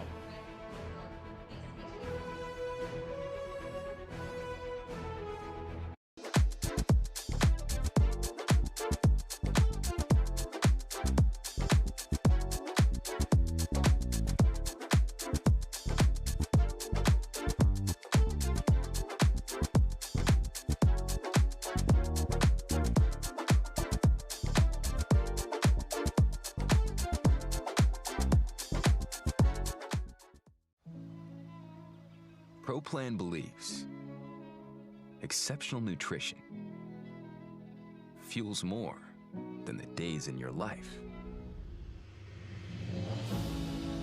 It fuels the life in your days.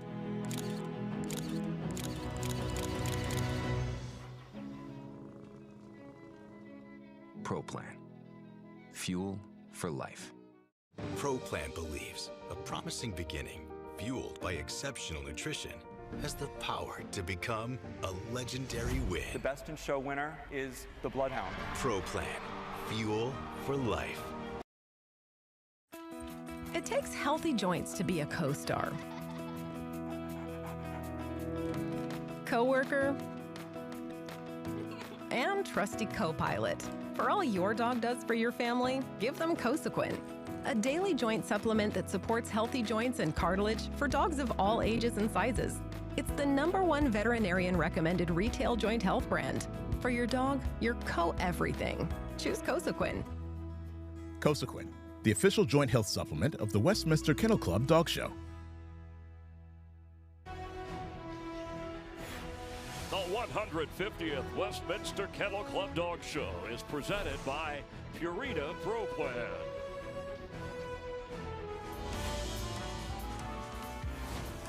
Looking at the Toy Group, it's clear these dogs were born to be carried, pampered, adored, obsessed over. Must I go on?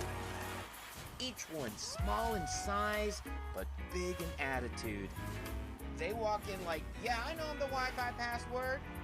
12 Best in Show wins, starting with the Toy Poodle in 1961 to most recently, the Pekingese in 2021. And somehow, I'm supposed to pick my favorite? Impossible. Thank you, Ken Jong. And you can see Ken in an all-new Masked Singer this Wednesday on Fox and the next day on Hulu with Jason Hoke, Chris Myers. Thanks for being with us live from New York. And let's check in with Michael Lefebvre, who's been ringside calling out the dogs for 25 years. Michael? May we have the toy group in the ring, please?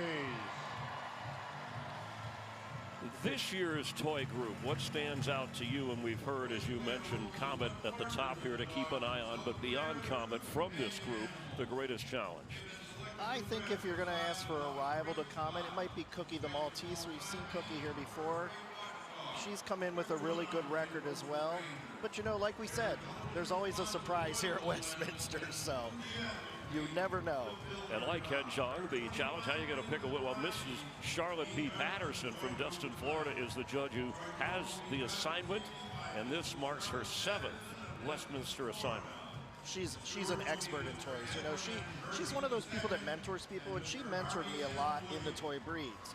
She's famous for pugs, but she has a discerning eye for all of the toy breeds. I would make her one of our greatest toy judges. Yeah. And she'll be no nonsense too. Well, as mentioned, I mean, Comet, the Shih Tzu, Comet has won the group each of the last 2 years, and since 2011, the award, the trophy handed out, the toy group has 12 Best in Show wins. Most recently, Wasabi in 2021, the Pekingese. And they're just getting ready. It's a little slower running, isn't it? Yeah, with 25, this is 10 less dogs than we had in the Hound group. But would you say the toy dogs are a little finicky, maybe? They're small, much smaller. It's a lot of steps. That may be it. Okay, well, let's get it started here and see what we have coming up.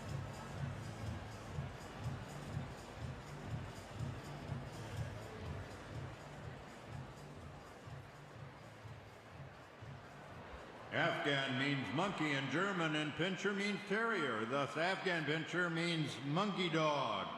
Small in structure and strong-willed, they were originally used to rid granaries and kitchens of small rodents. They are intelligent and inquisitive, neat but shaggy with bold personalities. This is Avon Pinscher, number 12. One thing we have to discuss when we're talking about the toy group is we talked about function a lot in the Hound group.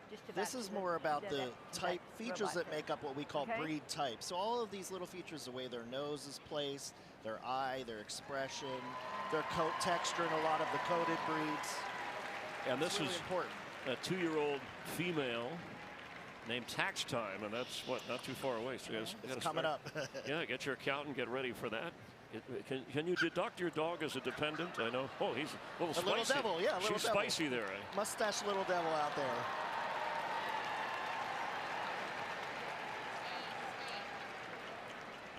The Beaver Terrier was developed in Germany in the 1980s. This whimsical toy breed is lighthearted, intelligent, and amusing. An elegant, long-haired dog with a breed signature ponytail, its fun-loving, childlike attitude makes him a devoted and loyal companion. This is Beaver Terrier, number 32. So you just saw the handler pick the dog up, and what she was doing, there's some breeds that have requirements on the pads and feet, some have disqualifications. So she was checking for correct coat color and pigmentation. And from Belarus, but in California is the home state. And you know, the Forbes, they did research, Forbes advisor on the most spoiled dogs. In California, it's home to the highest percent of dog owners who push their dog in a stroller. Well, almost half. If I come back as a dog, I want to live in California. Almost half. Well, I hope the governor there doesn't tax their mileage. Right.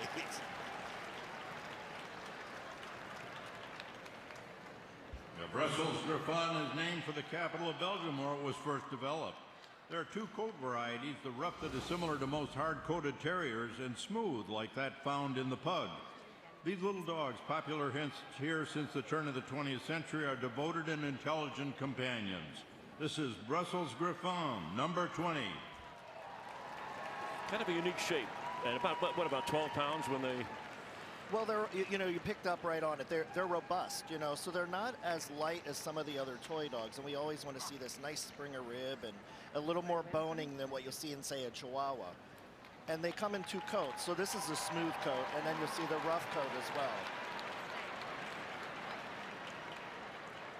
well. Kind of an upright glance. These glamorous little dogs are bred strictly as companions and historically were known as comforter spaniels. Favorites in the court of English royalty. They are ideal, gentle family pets, bred to be sound as well as beautiful, happy, and eager to please, and to make perfect therapy dogs. This is Cavalier King Charles Spaniel, number 17. Well, the crowd loves the Cavalier. And you know what's great about this breed is, even in the standard, you know, we talk about predictability in purebred dogs, and the standard calls for if they cannot have any shyness in the breed, or they're not even to be considered for a ribbon. And you can see this typical Spaniel behavior with the wagging tail, always happy and merry. Lindsey Vonn, the Olympian, owns a Cavalier King Charles Spaniel named Chance. The origin of the Chihuahua is a mystery, with guesses from Mexico to Egypt, Sudan, and Malta. Probably originated in Asia and came to Mexico in very ancient times. This is the smallest of all purebred dogs, clever, gigantic, and hard, and possessing characteristics. Two coat varieties, long and smooth, are recognized. This is long-coated Chihuahua number 58. There goes the smallest dog shown today. That's pretty cool. And the tail hanging over the back. Sure, and it's very specific in different toy breeds, the way they're supposed to carry their tail, and in a lot of other breeds as well. Yeah, great little showman there. And that's what they're supposed to be, saucy, they said. Okay. We want a little saucy guy. Right, we had spicy. Yeah, it's great. A little saucy. I love when they act like that.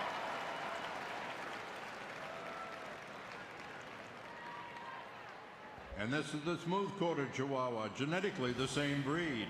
Legend has it that this diminutive dog was introduced to Europe as a result of the voyages of Christopher Columbus. This is smooth-coated Chihuahua, number 15. That's what's cool about, you know, the history and tie this to, in this, the 150th event here. Christopher Columbus and this type of dog, that someone can own that breed in today's world. Sure, and you know, that's why we have purebred dogs, because every dog's established on the way they look, their temperament. You know, everything about it is predictable, and that's why we love the purebred dogs so much. This is a 3-year-old male, Nacho. Look at that face. That's great. It's their show. The crowd loves it. Chinese Crested was admitted to the toy group in 1991.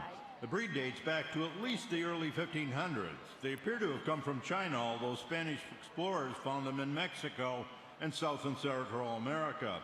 The two types, the hairless and powder puff, are judged by the same standard. This is Chinese Crested, number 42. So they just talked about two different coat types. So this is a powder puff. So the coat will be long and flowing down. This dog is in beautiful condition.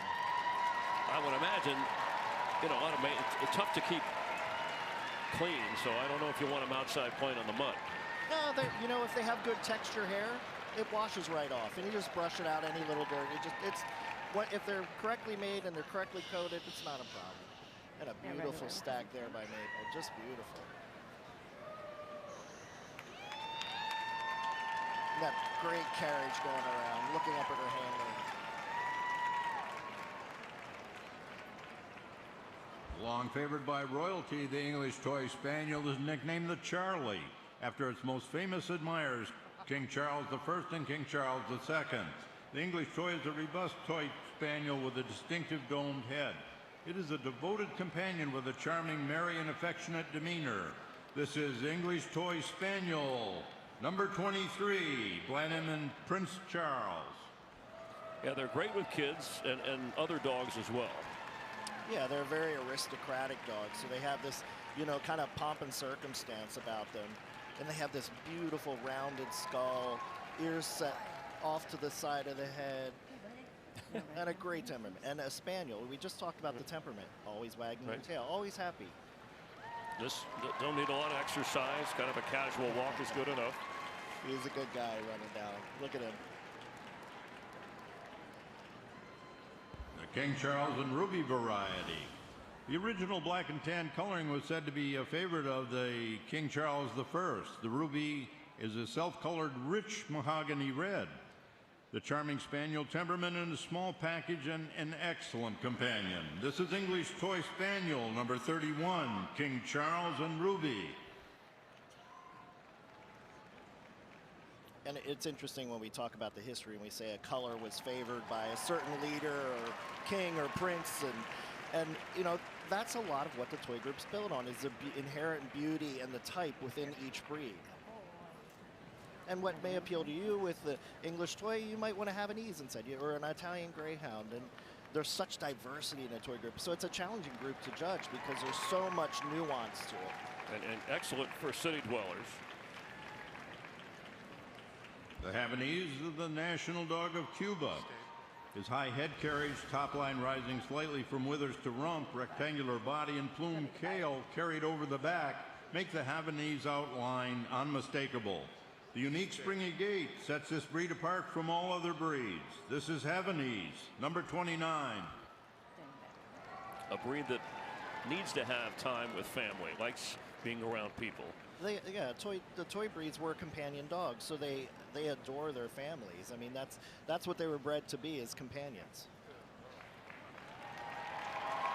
We've seen David Murray in here with quite a few Havanese through the years, and some Tibetan Terriers as well.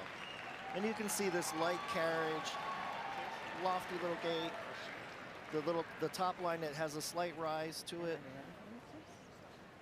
And the top line's the back. So when we say top line, that's the vernacular for the back. A shake of confidence, some quick feet. We're live here in New York. Let's go to the ready ring and check in again with Jamie Little. Well, Chris, I'm backstage right now, as you mentioned, the ready ring, and we have a treat for everyone here today. In honor of the 150th, we have 8 legends of Westminster. Some are group winners, some are best in show, some are a little grayer than the last time we saw them. Look at Wilma, the boxer, and Ribbon. You remember Ribbon just a few years ago. How about Stryker, the Samoyed? And Louis, the Afghan Hound. And Daniel, the Golden Retriever. Look at the white face, 12 years old. Daniel, look at this. Once a show dog, always a show dog. And Bono, little Bono, the Havanese. And best in show in 2020, the Standard Poodle, Seba. And last but not least, best in show 1 year ago, the giant Schnauzer, Monty. So exciting to see them back here. And Chris, they are going to take to the ring momentarily, and I have a feeling this crowd will erupt. Yeah, Jamie, it's great to see, and look at how poised and patient they are. You can tell that they have had success. Yeah, Bono was a big hit. All right, let's check back in with Michael. The Italian Greyhound is a greyhound in miniature. Its original role was probably both as a hunter of small game and a companion. He is luxury-loving and extremely affectionate, sometimes to the point of neediness, yet being a true hound, he requires exercise and outdoor activities. This is Italian Greyhound, number 27. And you know, you'll see themes carry through the different groups. So we saw the Greyhound and the Whippet. So now you see another dog that has those hound characteristics with the beautiful curves. The shape is a little different, so don't think that they all have the same shape. They're a little steeper through the croup, and they have a very unique gait as well. And we're seeing that now. Just that slight lift off the ground. Yeah. You don't want to see the break that we'll see it say in the min pin coming up. Like a mini hop almost. Oh, there we go. Off and running. Somebody cue. Ready to get the game. The aristocratic Japanese Chin is one of the oldest of all toy breeds. In 1853, Commodore Perry brought several back from his historic trip to Japan. By the end of the 19th century, they were popular at dog shows in this country. This is a true companion animal of antiquity, style, tradition, and class. This is Japanese Chin, number 11. I love this breed because they have such a unique carriage about them. They have this little air of arrogance, and you kind of just roll along with what they want to do. They kind of dictate your pace and what you want to see around them, because that's just what a Chin should be. And this is a beautiful example with that correct silky coat, beautiful expressive eye, that startled and astonished look that they should have in the eye. A 5-year-old male shuffling along. Maltese have been known for at least 28 centuries, making it easily one of the older breeds. Throughout much of history, royalty and people of refinement have favored this little dog. They are gentle, affectionate, and the sole purpose of this small dog with a long, white, silky, straight hair is to be a companion. This is Maltese number 20. This is a breed I actually showed quite a bit of. Really? Yeah, I showed a lot of Maltese through the years, and this is a wonderful example of the breed. How would you describe their personality since you've been up close with them? Oh, they're lively and happy. And, you know, I think the people at home, what you really need to understand is just because you see the dogs in this kind of condition with this beautiful flowing hair, you don't have to have that much hair on the dog. You can do a little puppy clip and cut them down, and they're just as happy that way, too. This is Cookie, you know, and we talked earlier that she might be one that could challenge Comet. And she's putting on a good show tonight. So, you know, Charlotte's going to have to weigh all those little nuances about each breed to determine which dog can win. We're a little more than halfway through the toy group, live on the 150th Westminster Kennel Club Dog Show from New York City. Coming up, the Pomeranian, among others, and there's Nacho. Smile. A little bit. For your close-up.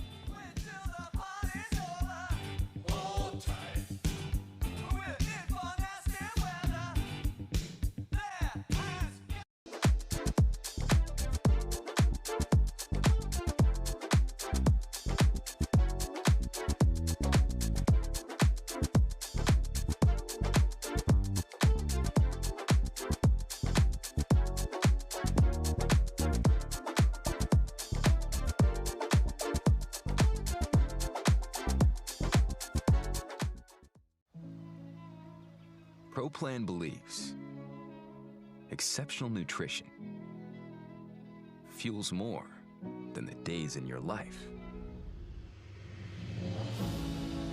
It fuels the life in your days.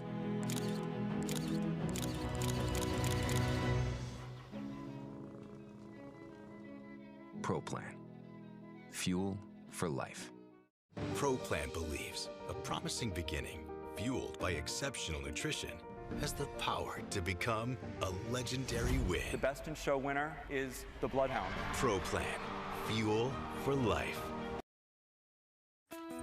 It takes healthy joints to be a co-star. Coworker and trusty co-pilot.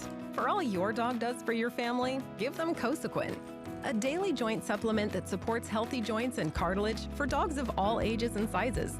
It's the #1 veterinarian recommended retail joint health brand. For your dog, your co-everything. Choose Cosequin.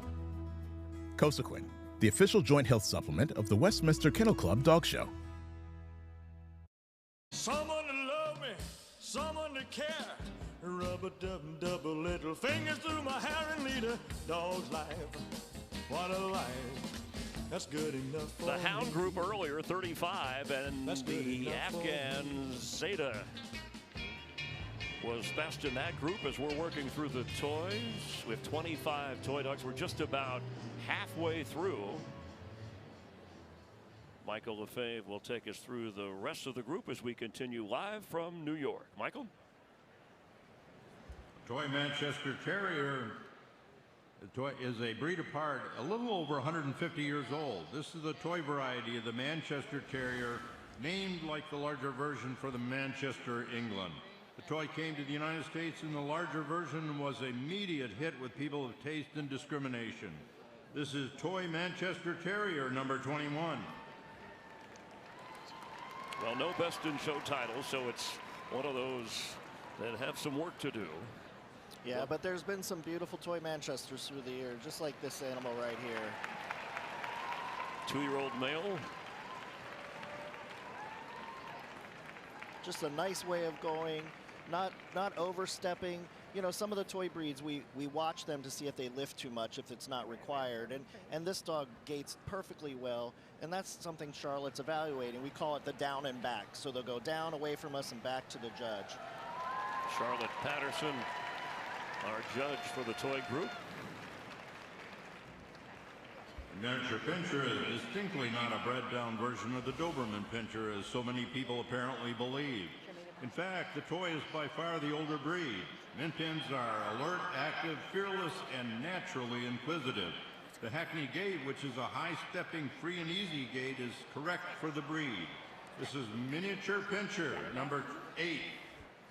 Well, that was interesting what Michael was saying about it's not, you don't just shrink the giant. Right. There's some breeds that you think they come from other breeds, and they really don't. So Pinscher just refers to a subset of dogs, not necessarily the Doberman Pinscher per se. So even though miniature, a pretty valuable watchdog. Oh yeah, they can certainly sound the alarm, and they're feisty little dogs. They're always full of character. You can see that right there on that stack, just looking up at the handler, jumping up for a little treat before he moves on. And this is where you'll see that distinctive gait where they actually hackney and they break a little bit at the knuckle. Papillon is French for butterfly, and the ears on this elegant toy dog resemble wings. This breed was favored by the French monarchy in the 16th and 1700s. This Royal Spaniel comes in 2 varieties. The Papillon has direct, erect ears, and the Féline, French for moth, has drop ears. This is Papillon, number 25. And this is a dog that had a great career.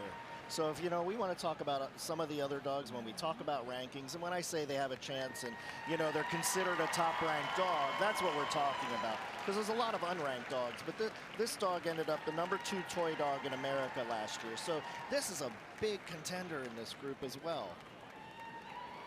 Papillon. Putting on a great show. Look at that. Papillon has one best in show from 1906, and that is a good gait, good-looking dog with a little spunk. The Pekingese has long been one of the most popular of all toy breeds. His tapering hindquarters, massive front end and mane earn him the name Lion Dog. The standard calls for an unhurried, dignified, and rolling gait, as you can see here. He dates to the 8th century in China, where he was considered sacred. This is Pekingese, number 9. Is there a dog in there somewhere?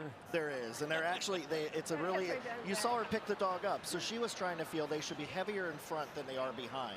So they shouldn't just feel kind of like a bread box. They should be pear-shaped.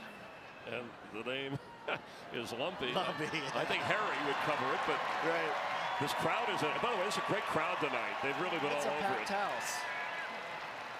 They've come to love Pekingese. We've seen a lot of Pekingese do well here through the years. Yeah, Wasabi in 2021 with Best in Show. Yeah, there's Malachi, there's Beeswings. Oh boy. What? There you go. Lumpy's putting on a good show. I want to see, I mean, do his leg fold up? What happened there? Like folding chairs. Like I said, it's a lot of work. Look at that. Oh, there it is. That nice little, that's cool. Little tongue out. And the wave. That's great. You can see his little feet moving the right way. It's the only dog to do the wave all by itself. Pomeranian is a Nordic Spitz breed that takes its name from the German province of Pomerania. They have been bred down from their original 20 to 30-pound herding and sled pulling ancestors to the 3 to 7-pound size today. These spirited and loyal dogs excel in the show ring, at companion events, and as therapy dogs. This is Pomeranian, number 29. So with the Westminster Week, there's a big showcase of toy dogs called Progressive Dog Club. And it actually counts for a best in show, but it's only toy dogs being shown. And this Pomeranian won both of them. Beat everybody. So, as you can see, it's an endearing little dog. Great on his legs. And he's doing that to collect it, so he went out, he wanted to make sure when he came back to Charlotte that the dog was composed, not too crazy and happy and wild and having a great time, because that crowd really sends him off. So he's trying to just, sometimes the crowd does make the dogs get more excited, and he just wants to take his time and bring them back. And look at him just looking. It's like, are we going to go? He's got an intense, look at those eyes. I mean, a 2-year-old, and we saw Nacho smiling, and this looks like Asian who... They love it. They love it out there. This is what brings them up. It's so great. Having a good time, as are we. This is the smallest variety of poodles, a diminutive copy of the miniature and standard poodle, never in excess of 10 inches tall. The toy should have the same structure, intelligence, attitude, and beauty as the larger members of his family, and the same elegant style and grooming. This is toy poodle number 39. So when we talk about rankings, this dog's on paper isn't ranked. This dog came from Japan. Why is it not ranked? Because it was shown in Japan and they brought him Not over here, here. okay. Yeah, so this dog probably had a great career in Japan, but you know, this is the international appeal to bring dogs over here. And Toshi, the handler, is the breeder as well, and he's bred some beautiful poodles through the years. Very skilled man in the breed, and he's taken a bow. What a good kid. Yeah, Japan with 5 entries. We mentioned the 17 countries we've already seen from Poland and from Cuba. Canada again with the most from outside the United States. The pug certainly originated in China, the next appearing in Japan and then Europe in the 16th century. He quickly became the darling of European nobility. Pugs combine cocky confidence with a friendly, sensitive, and sincere nature. They are especially good with children. This is Pug, number 31. And as we celebrate a century and a half of this event, 1877, first year entered here, and so the Pug, one of the oldest breeds of dogs, and one Best in Show title that came in 1981. Yes, and this is a breed that Charlotte's very familiar with. She bred these, and she did it on such a high level. And we don't see a lot of black pugs, and I've seen this dog, and this dog is a real stunner. So I think Charlotte could really fall in love with this dog. So if a judge is that much aligned with a certain breed, are they extra careful when making decisions? I think they're pretty hard on yeah. She'll be difficult with all toy dogs. You know, she has such a discerning eye, and so for her to use a pug, it's gonna, you know, she's gonna really have to appreciate it. Look at that guy go. A favorite breed of the Russian aristocracy, the Russian toy is elegant, athletic, and cheerful. They are known for their playfulness and devotion as companion dogs. The breed can have a smooth or a long coat and comes in 6 colors. This is Russian toy, number 17. This is Clyde, a 3-year-old male. Of course, we're at the home of the Knicks. You think of Clyde, think of Walt Frazier. Sure. And the crowd, they're like when the Knicks beat the Lakers the other night. They're just as loud here at the Garden. They love their dogs. And you know, this is an interesting breed because they're kind of ornamental with the hair off the ears, and they can be smooth too. So, you know, they have 2 different types. Breed it's coming right back, looking up, ready to go, just jumping away. Off we go. Surviving a couple of times when the breed was almost wiped out, but 2 different times in the early years have survived successfully. The Shih Tzu was originally developed in China's imperial courts by crossing ancient Chinese and Tibetan breeds. Later, the Shih Tzu flourished in England and has now become popular in the United States.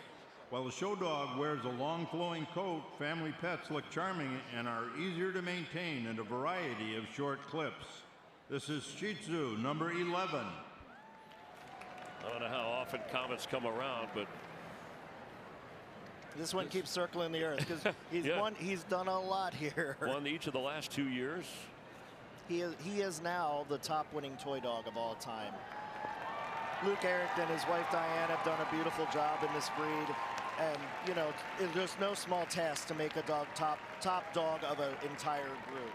Yeah, Luke and Diana were AKC Breeders of the Year back in 2023. Yeah, it's a tribute to their longevity and dedication to this difficult breed. And Comet's putting on a nice show tonight with his carriage and just walking at a nice moderate pace. At the age of 5.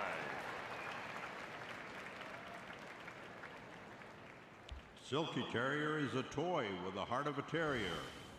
The breed originated in Australia and said to be a cross between an Australian Terrier and the Yorkshire Terrier. The breed was first shown in Australia in 1907, but not in the United States until the early 1950s. This is Silky Terrier, number 17. This is a hardy little dog. I really enjoy this breed. You know, they're sturdy and they're kind of rough and tumble a little bit. I just think their temperaments are great. And aren't they confused, excuse me, with the Yorkie sometimes? Sure, and they're not, the coat is different, the coat color is a little different, the body and proportion shape is different, the head and eye and ears carriage. These are larger than... Yeah, they are. I love it, they're always determined. They really do have a little of that terrier spunk to them.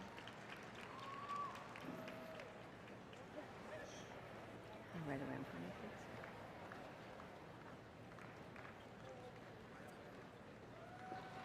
And off and running. Here we go. Winding down the toy group. Toy Fox Terrier joined the AKC Toy Group in 2003. Bred down from Smooth Fox Terriers, the Toy Fox combines a spirited terrier attitude with the typical affectionate personality of a toy dog.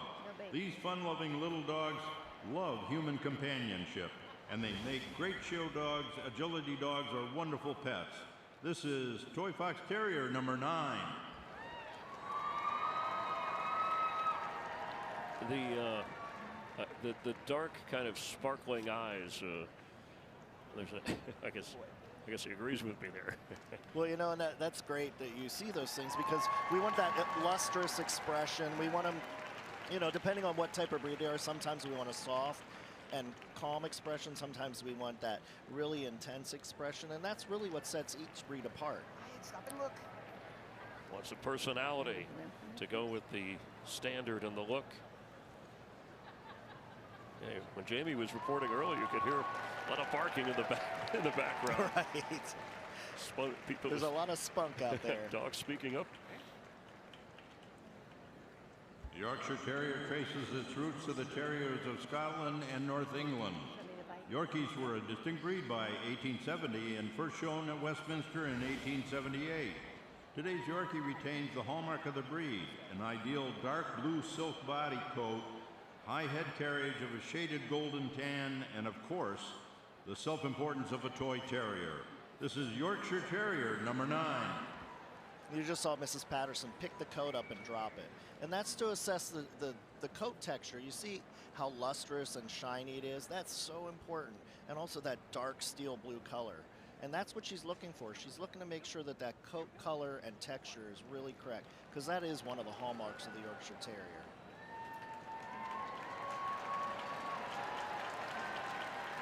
And I'd be remiss, you know, Charlotte looks great tonight, and she's befitting of being in the toy group, because she just looks as elegant as all the toy breeds do. And little Shaggy's going right to her. Said I like her. Yeah. Shaggy fell in love with Charlotte Patterson tonight. Maybe Charlotte has a new pet to take home. Arnold Schwarzenegger and Simon Cowell have owned and do own Yorkies.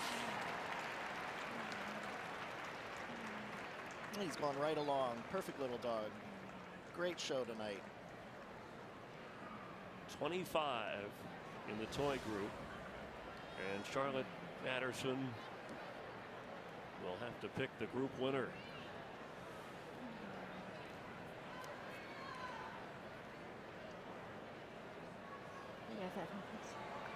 So we have the Affenpinscher. The smooth coat Chihuahua. The Chinese crested. Sir. We have the Maltese. And the Pekingese. And the Pomeranian. And the Pug. And the Shih Tzu. She has her work cut out for her tonight. Those are some great dogs out there tonight. And I have to say, every one of them look great. You know, none of them are losing on their showmanship, so.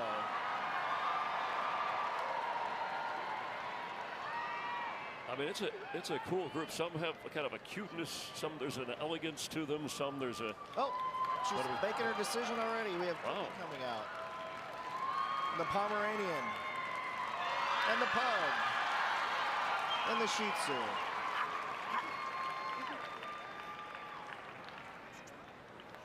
Sir, you're supposed to be right up here. Right up here for me, please. Let's take these 4 right around together. Let's go. Go. And that's the way they're going to be, I believe. The winner is the Maltese. Who is the Pomeranian? The Maltese is the winner. It looks like the Pomeranian went second, the Pug went third, and the Shih Tzu went fourth. Could this be the first Best in Show win for the Maltese? This Maltese has a shot, as we mentioned, the female who has won Best in Show. Yeah, Cookie looked great tonight. Just put on a great show. Perfect condition. That coat looked lustrous. The 150th Westminster Kennel Club Dog Show is sponsored by Cosequin Joint Health Supplements. Support your dog's joint health with Cosequin. Let's head to Jamie Little. Well, maybe it was an omen. We showed this dog first on the pre-show as he gets his beautiful ribbon, Tim. Cookie was a showstopper, and it wasn't easy for the judge. What set this dog apart tonight? Oh, I don't know. I think she just had a great performance. She was on top of her game, and she loved being out here.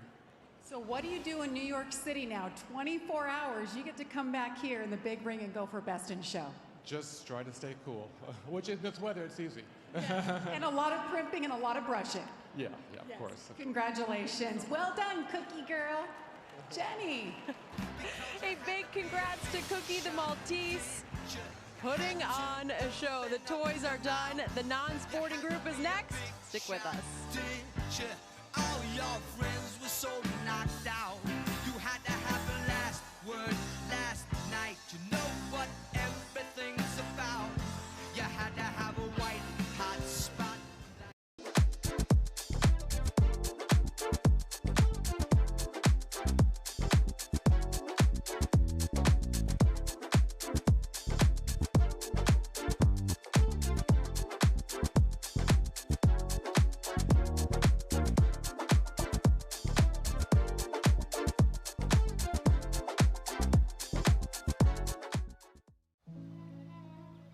ProPlan believes exceptional nutrition fuels more than the days in your life.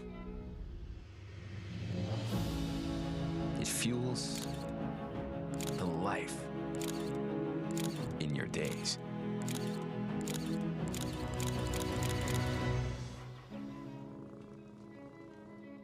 ProPlan. Fuel for life. ProPlan believes a promising beginning, fueled by exceptional nutrition, has the power to become a legendary win. The Best in Show winner is the Bloodhound. ProPlan. Fuel for life. It takes healthy joints to be a co-star. Coworker and trusty co-pilot. For all your dog does for your family, give them Cosequin, a daily joint supplement that supports healthy joints and cartilage for dogs of all ages and sizes. It's the #1 veterinarian recommended retail joint health brand. For your dog, your co-everything. Choose Cosequin.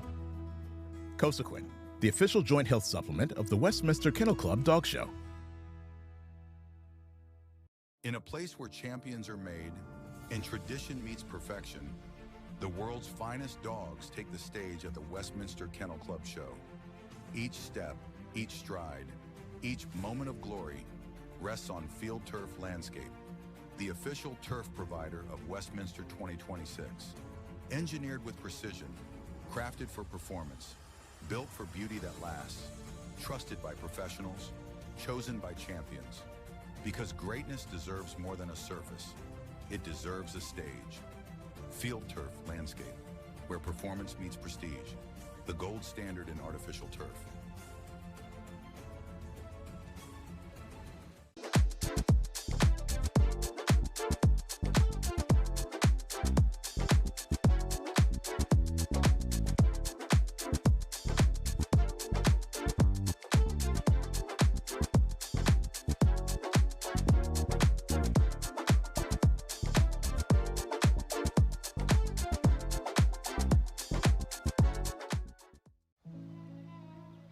ProPlan believes exceptional nutrition fuels more than the days in your life. It fuels the life in your days.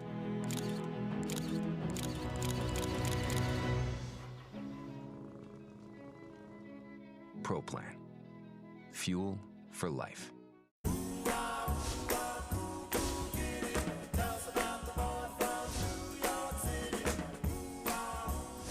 You know I love the Bernese Mountain Dog getting in the cab.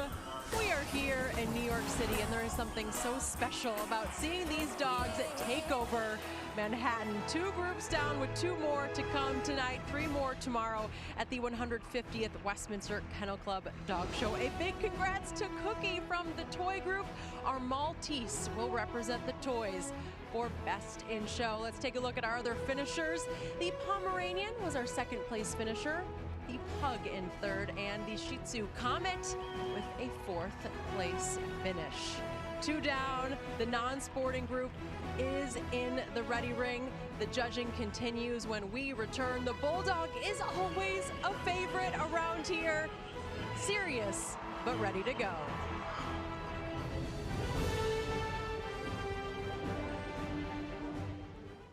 Rests on Field Turf Landscape, the official turf provider of Westminster 2026. Engineered with precision, crafted for performance, built for beauty that lasts, trusted by professionals, chosen by champions. Because greatness deserves more than a surface, it deserves a stage. Field Turf Landscape, where performance meets prestige, the gold standard in artificial turf.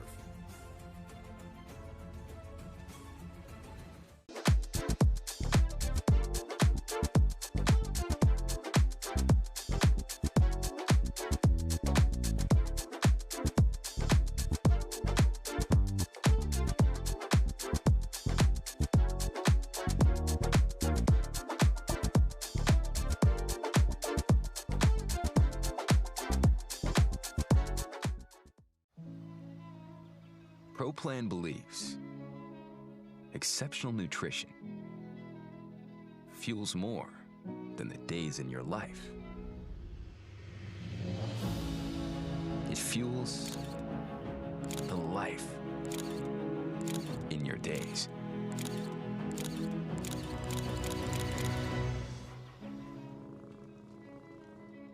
Pro Plan. Fuel for life. Pro Plan believes a promising beginning, fueled by exceptional nutrition, has the power to become a legendary win. The Best in Show winner is the Bloodhound. Pro Plan. Fuel for life. It takes healthy joints to be a co-star, co-worker, and trusty co-pilot. For all your dog does for your family, give them Cosequin, a daily joint supplement that supports healthy joints and cartilage for dogs of all ages and sizes. It's the #1 veterinarian recommended retail joint health brand. For your dog, your co-everything. Choose Cosequin. Cosequin, the official joint health supplement of the Westminster Kennel Club Dog Show. In a place where champions are made and tradition meets perfection, the world's finest dogs take the stage at the Westminster Kennel Club Show. Each step, each stride, each moment of glory rests on Field Turf Landscape, the official turf provider of Westminster 2026. Engineered with precision, crafted for performance, built for beauty that lasts, trusted by professionals, chosen by champions. Because greatness deserves more than a surface, it deserves a stage. Field Turf Landscape, where performance meets prestige, the gold standard in artificial turf.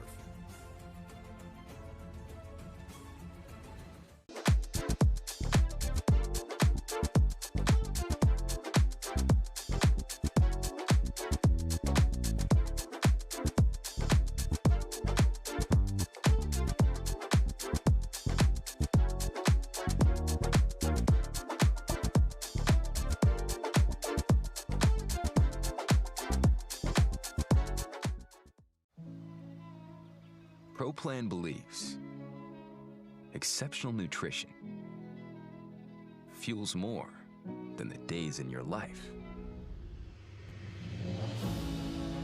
It fuels the life in your days.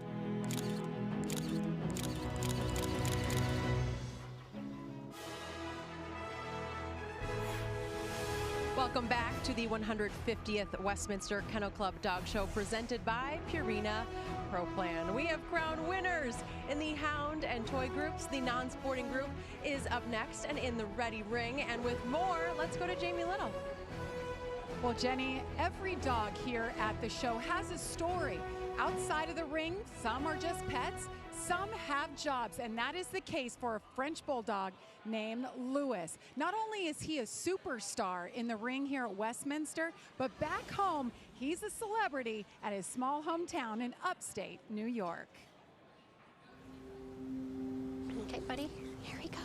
I think you know instinctively whether you have a great dog or not. And I just so happen to have an awesome dog.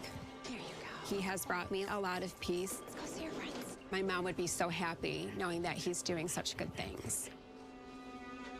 So let's talk about Louis, your journey with your dog, where this all began. My mom at the time had dementia. I thought maybe it would be nice to just have a little bit of an outlet, and we found Louis, so he actually started to go see my mom.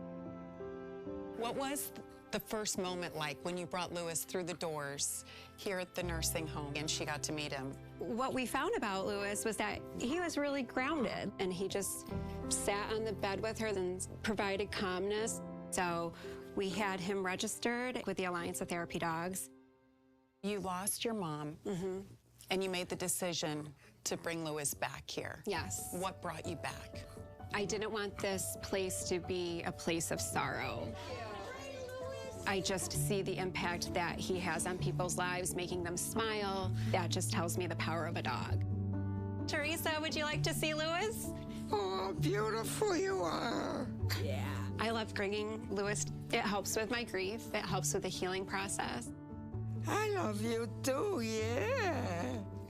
This is what these animals do. It gives them purpose to want to get up, to want to socialize. They're a stress reliever, and no medication needed. Just an adorable puppy. And he's so handsome. Yes, he is. It's like Christmas for us. Just a joy to have him around. It really is. I love the fact that he's a therapy dog, but now he's a big star in the show ring. Yes. We worked really, really hard. I never in my wildest dreams would have ever thought that I would be going to Westminster. So we'll see how it goes. What do you think, Louis? You ready? It's such an amazing moment. It's the 150th year. I mean, to be a part of it, it's overwhelming, and I'm so proud of him. We might not be taking home the trophy, but he brings so many smiles and joy, and at the end of the day, that's most important.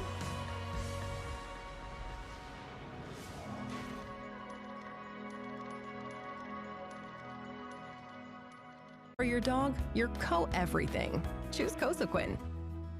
Cosequin, the official joint health supplement of the Westminster Kennel Club Dog Show. In a place where champions are made and tradition meets perfection, the world's finest dogs take the stage at the Westminster Kennel Club Show. Each step, each stride, each moment of glory rests on Field Turf Landscape, the official turf provider of Westminster 2026. Engineered with precision, crafted for performance, built for beauty that lasts, trusted by professionals, chosen by champions. Because greatness deserves more than a surface, it deserves a stage.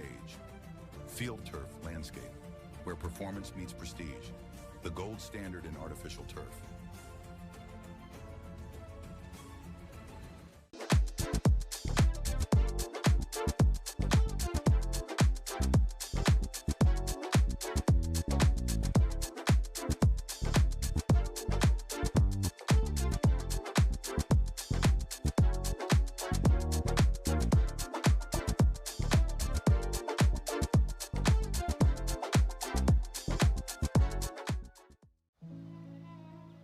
ProPlan believes exceptional nutrition fuels more than the days in your life.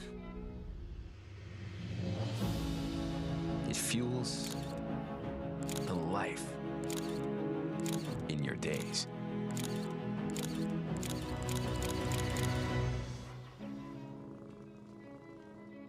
ProPlan. Fuel for life. ProPlan believes a promising beginning, fueled by exceptional nutrition, has the power to become a legendary win. The best in Welcome back to the 150th Westminster Kennel Club Dog Show. We are here at the Garden, and what a special night it has already been. So many groups already down. And you know, here at Westminster, celebrities also love the dogs. Thankfully for us, Dennis Quaid is a fan of the non-sporting group.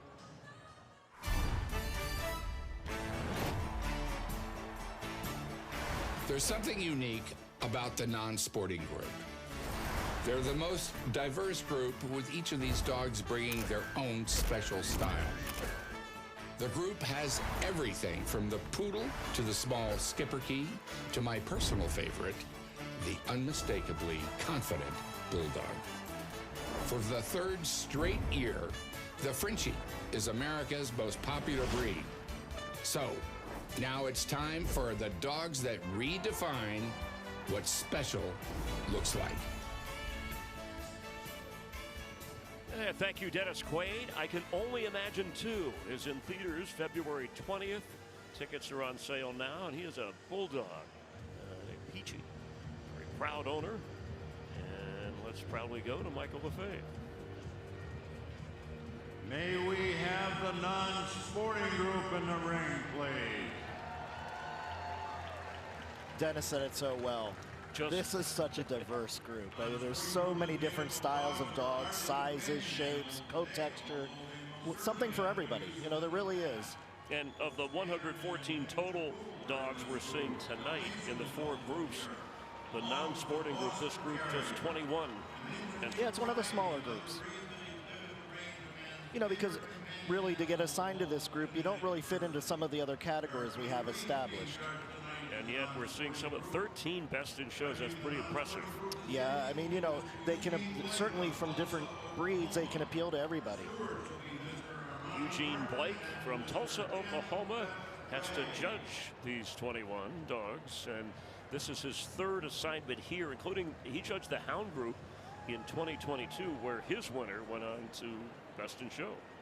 Mr. Blake is really one of our foremost experts. He certainly has a keen eye in all of these breeds. Thank you. He's going to do a wonderful job tonight. He's judged extensively across the United States and internationally.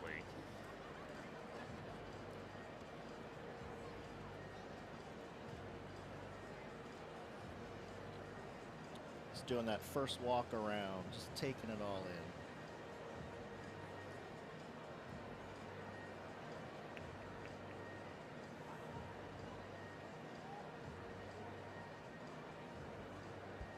The American Eskimo dog, descended from the German Spitz, presents a picture of strength, alertness, and beauty. Bred to be watchdogs, they live to please and protect their family. This is an intelligent breed that delights in learning, as evidenced by its success in obedience and agility. This is the American Eskimo dog, number 17. This a 4-year-old male. Our 2 group winners tonight in the Hound and Toy group are down in the back, please. Both females. This is one we'll hear this reference to Spitz breeds, and it typically refers to the style of dog with the prick ears, the wedge head, the way they carry their tail. And they come in different sizes, right? They do. They have 3 sizes. But they all, the white coat is dense. Right around the ring, please. Yeah, and that's a protective coat. So we call that kind of coat is called a double coat. So there's a soft undercoat and then the outer coat with more texture to it.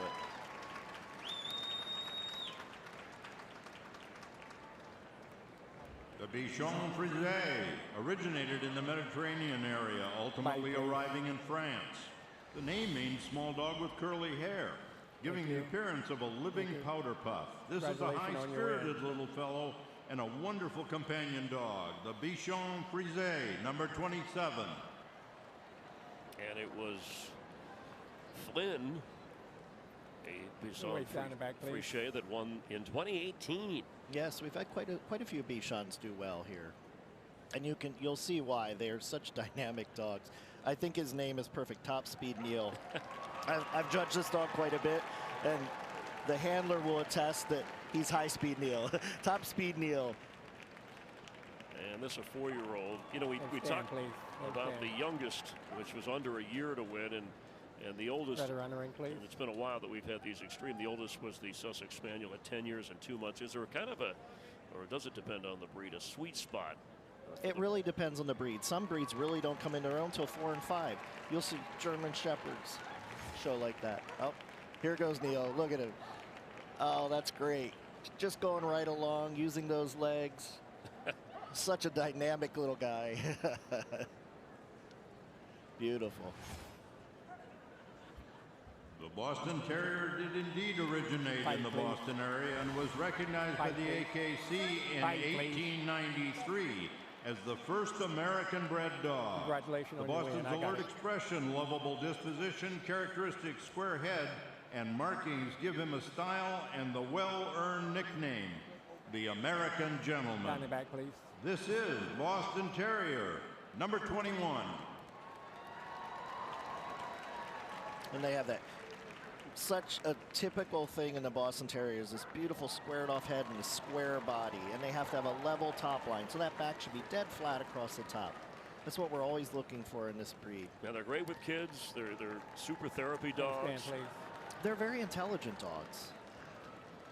And also wonderful in the Right around the ring, please. In the city. Right around the ring, please. That's a beautiful stop the dog did too. He just stands 4 square, and you can see that beautiful level top line.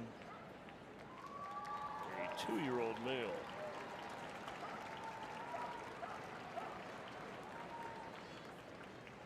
The Bulldog's traits of courage and tenacity have long made him a symbol of determination. Yet despite his tough guy good looks, he is a fun-loving and sociable breed. The Bulldog is most happy as his role as an affectionate companion. This is Bulldog number 24. And the name of this female is Prada, as in The Devil Wears. My favorite movie. And I bring this up. My favorite movie. How about this? The research, according to Story.com, the most expensive pet products. There's a Prada dog harness that costs There's something for $1,000. every dog. Every dog. But yes. my goodness, that's whether you can get Gucci or Louis Vuitton, but Prada appropriately named. And you know, it's apt that this dog should be named Prada because there's so much detail to this dog. The head, the way the head is shaped, the jaw, the upturning jaw, the placement of the nose. Your fashion parlance very impressive. Right around the ring, please. I adore Bulldogs. I just think they're such a beautiful breed. Yeah, they look like they just have the face of a pal you'd talk to at the corner, sitting at the counter. And here you go. You can see that beautiful wide jaw, the beautiful deep set nose, and the flat top, and the small ears. Same. Exactly what they're supposed to be. Still top 10 and most popular. The Chinese Shar-Pei probably dates back to the Han Dynasty about 200 BC. The name literally is translated as sandskin or sandpaper-like coat. Originally a multi-purpose farm dog, the breed has made a remarkable comeback from near extinction in the 1960s. This is Chinese Shar-Pei, number 22. Got it back, please. You heard if you could hear Eugene Blake, the judge, say a moment ago to the handler, you know, congratulations before even, and he's kind of done that with each. Yeah, it relaxes the dogs a little bit because some of the dogs, you know, they might be paying attention to the handler and they don't realize he's coming up. So it's a way to relax the dog. And he also said, bite, please. And in this breed, and also the chow we're going to see next, one of the things they have to check for, they'll open the mouth not just to see the teeth and the dentition, but also the color of the tongue. Does it also relax the handler sometimes when he? Sure, of course. Hey. Right around the ring, of course. please. It makes you feel like you should relax a little bit instead of this austere. You know, we're out here to show these beautiful dogs, and the judges there are appreciating them. Right. Everybody should be relaxed and have a good time. I mean, this is a serious event, but we are having fun. The dogs provide fun for us.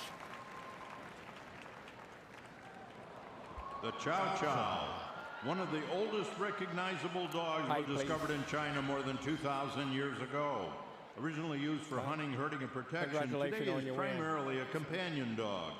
The Chow Chow has a blue-black tongue and a stilted gait, and either has a smooth or a rough double coat. This is Chow Chow number 21. And you know, you brought up a great point. Let's not forget, all of these show dogs go home and are pets, and they have a great life. And even when they're being shown in campaign, even if they're with a handler and not their original owners, these dogs are pampered. I mean, I can tell you the dogs I showed were taken care of so much better than me. I didn't get the pampering that the show dogs got. Well, so. you know, the pamper, even for non-show, they get in the household. They're pampered sometimes. They take it over. But I'm glad you brought that up, because this is kind of their job, their moment here. But at home, I assume they're pampered, but they're relaxed. They know they're not on stage, right? Right, at that point. Exactly. No, we love our show dogs, and you know, when we go home with them at night, that's the greatest gift they give us. Chow Chow hoping for a first best in show for as long as they have been a contender.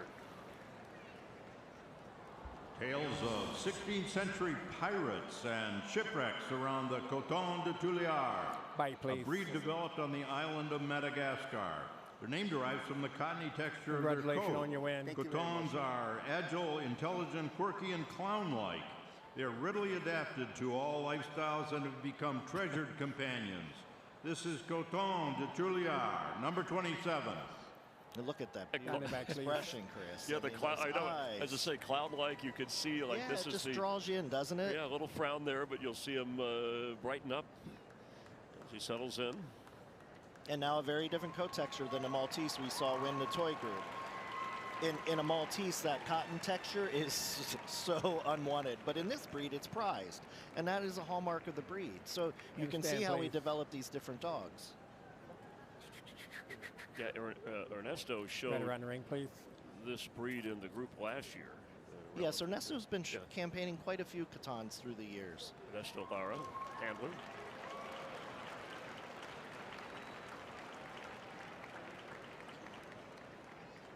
The Dalmatian is known as the original coach dog.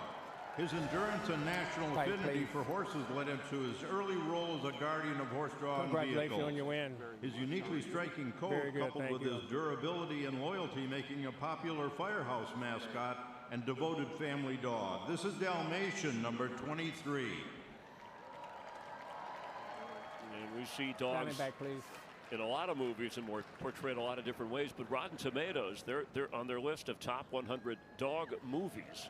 Number one on the list, still 101 Dalmatians. Wow, the Dalmatian's such an appealing breed with their, their endurance and their strength, but also some elegance to them and their stamina and just the way they go.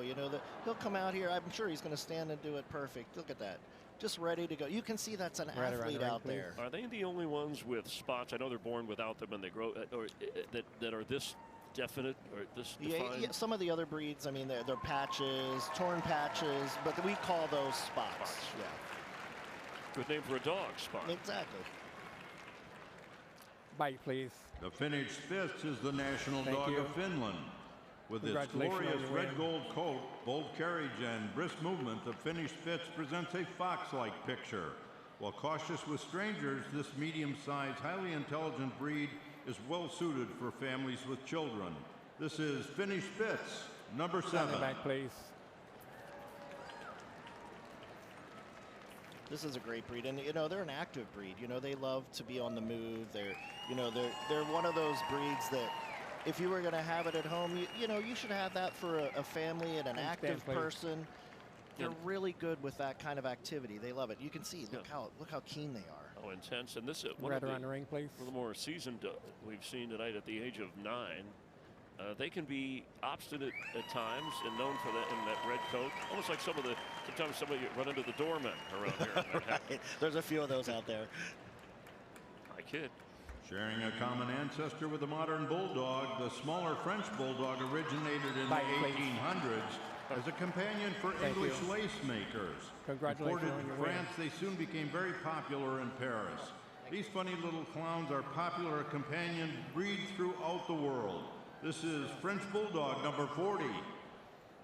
So a lot of pressure on, because this is in the AKC list most popular breed that does not have a Best in Show title, and I think dog fans, dog lovers everywhere want to know. Hey. Yeah, you might have seen Perry. You might remember him with Winston out there. He went reserve Best in Show. Right. Perry's done a great job. He's the breeder handler. It's 3 straight years French Bulldog making it the most popular breed.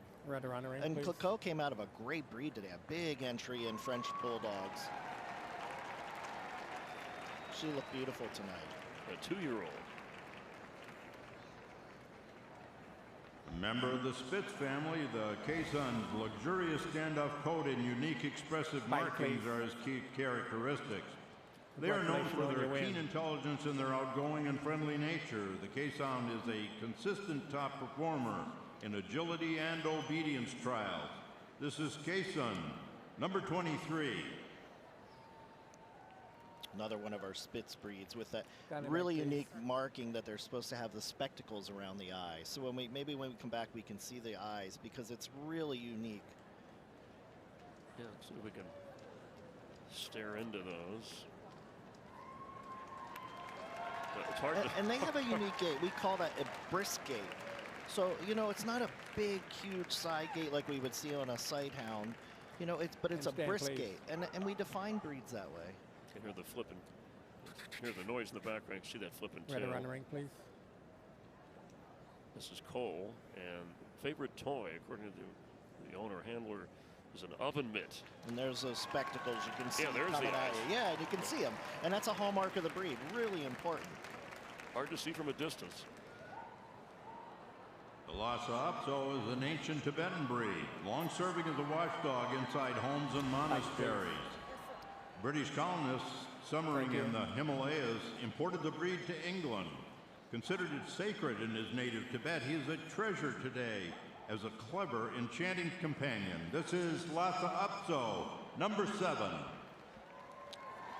You know, we talk about the dogs a lot, but sometimes we'd be remiss in not talking about the handler. And this is Susan Giles. She's a breeder, owner, handler. She has dedicated her life to the Lhasa Apso.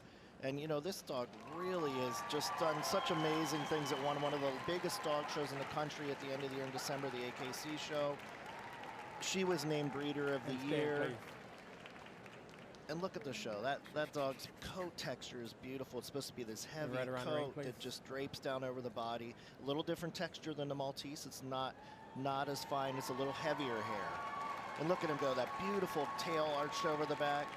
Maybe a chance for the first Best in Show for Lhasa Apso. Lhasa Apso, and lots of more dogs to see over the rest of tonight and tomorrow. Remaining, the non-sporting group coming up, miniature and standard poodle.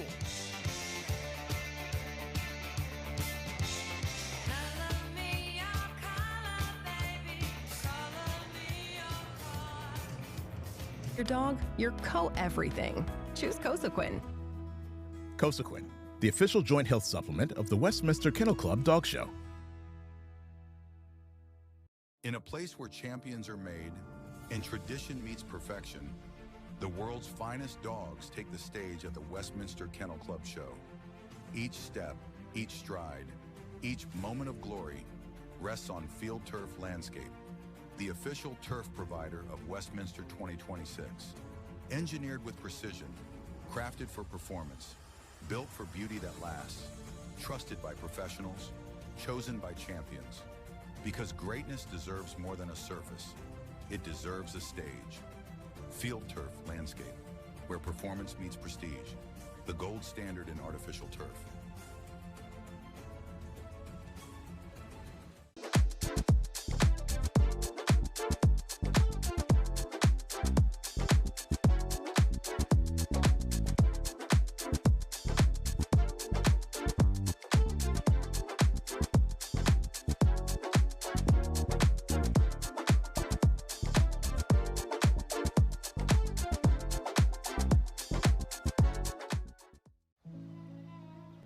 ProPlan believes exceptional nutrition fuels more than the days in your life. It fuels the life in your days.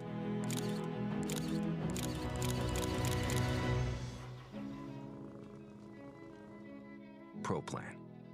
Fuel for life. Pro Plan believes a promising beginning, fueled by exceptional nutrition, has the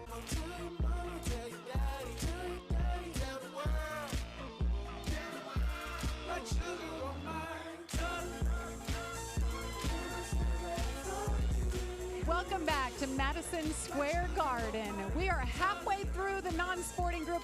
What a night it has been so far. You know, in this group, the non-sporting, one of the winningest breeds in the group is the poodle, which has 3 different varieties. They have won Best in Show 11 times. Of course, there's the standard, the toy, and the miniature. In the 150-year history, this has certainly been a standout breed. But one of those handlers, Ann Rogers Clark, took home 3 of those wins dating back to 1956. The history is so deep, especially with the poodles. And speaking of, they are coming up in just a few moments. Hang tight, you'll see it all. Let's get back to Michael LaFay. Depicted in art since the 1400s, the Lauchin translates from German as little lion dog. The breed originated in Central Europe as a companion dog. This versatile small dog has changed little in over 600 years. It is identified by the distinctive lion trim, gaily carried tail, and mischievous personality. This is Lauchin number 15. Gatto will turn 2 this month from the state of California. Yeah, and you may be looking at this dog and saying, well, that's a unique looking trim, and that's a hallmark of the breed. They have to be trimmed that way. So are they trimmed that way, or do naturally the hair grows a little shorter there anyway? No, they're trimmed, so they'll be clippered on parts of their body, and then they leave the feet full, and then the body coat, and then the head and mane is covered. They want it to look like a lion. Oh, is that the, okay. Yep. He's a spirited little guy. He's out there having a blast. Bite, please. The Norwegian Lundehund, or puffin dog, spent centuries on the rocky cliffs and high fields of Arctic Norway hunting and retrieving puffin birds, once an important meat and feather crop to local farmers. Uniquely equipped for their task, this little Spitz-type dog has at least 6 toes on each foot for stability and a flexible skeleton structure that enables the dog to squirm in and out of tight spots, or spread eagle to prevent slips and falls. Lundehunds have a protective double coat, reddish brown, often with a white collar and feet, and a white tip on the tail. This is Norwegian Lundehund, number 10. So when you're seeing this dog come out, you might think, my goodness, that dog's not moving correct. That is how they have a rotary movement in front. And they have such flexible shoulders that their legs can open up to climb cliffs. And 6 toes, right, per foot? Correct. They have 6 toes on each foot and then 8 elongated pads to climb the mountains. Very cool. Ears that fold shut, the whole deal. Yep, everything. The poodle is a very old hunting dog of unknown origin. Germany and France both had their poodles, but it was the French who made it their national dog. Congratulations on your Poodles come in 3 varieties based on size, but they are all one breed. In this group, there are the standard, over 15 inches, and the miniature, under 15 inches, but in excess of 10. The toy poodle was exhibited in the toy group. This is miniature poodle, number 29. Standing back, please. And Stanley Corn, who's a psychology professor and researcher with canine behavior, among the brightest dogs, 95%. Sure, it's a poodle. Yeah, right. Border Collie is first, but the poodle was second. The poodles are such intelligent dogs, and you look at this trim and you think it's ornamental, but it actually is practical. And these were working and retrieving dog. They could go into water. They kept the coat to keep their joints and heart protected. It just was a supply of warmth to them. Right around the ring, please. This is very, while we may think it looks fancy, it's actually practical. Yeah, you can tell they're smart because they like to sleep about 13 hours a day. That is smart. I could go for a nap sometimes. They are wise animals. Here on the standard poodle, the clip we see today in the show ring is derived from practical considerations. On your win. Coverings on the chest and joints protected these areas when the dog was retrieving game in water. And the puff at the end of the tail is said to be a French jab at the British lion. This is Standard Poodle number 17. Now, do they have the same temperament as the poodle we saw before? Yes, Standard? in general, yes, sure. Okay. And it goes dog by dog, but typically, yes. Okay, same group.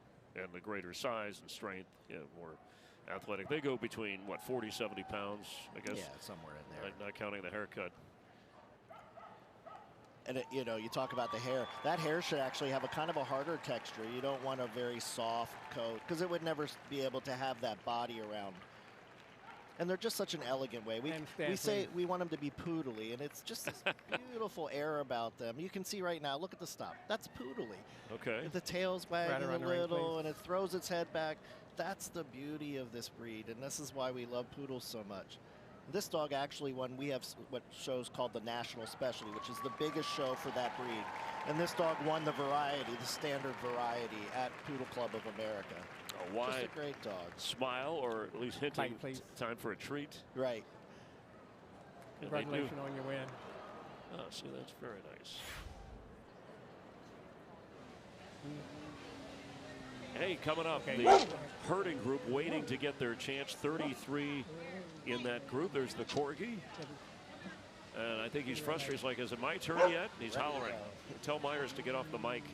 Give me a chance. Let's go back to Michael Lefebvre. The Schipperke originated in Belgium. He is an active and agile watchdog, vermin hunter, and a devoted family pet. Schipperkes are adaptable at home and both in city and country environments. Their unique coat pattern and silhouette distinguish them from all other breeds. This is Schipperke number 6. And Krista is showing this dog. She's shown this breed for a very long time. She is such a talented breeder of the Schipperke, and this is one of those silhouette breeds. So the judge is always going to stand back and look at it from the side because the silhouette of the dog is so important. Yep, this is a 4-year-old Ellie. I have an Ellie at home. Ellie Boo is right around the ring, please. I don't want Brother Wolfie to get jealous, but Ellie's a cool name. Yeah, and Ellie's prized because she has the beautiful texture of her coat, the differentiation in the 3 areas of the coat.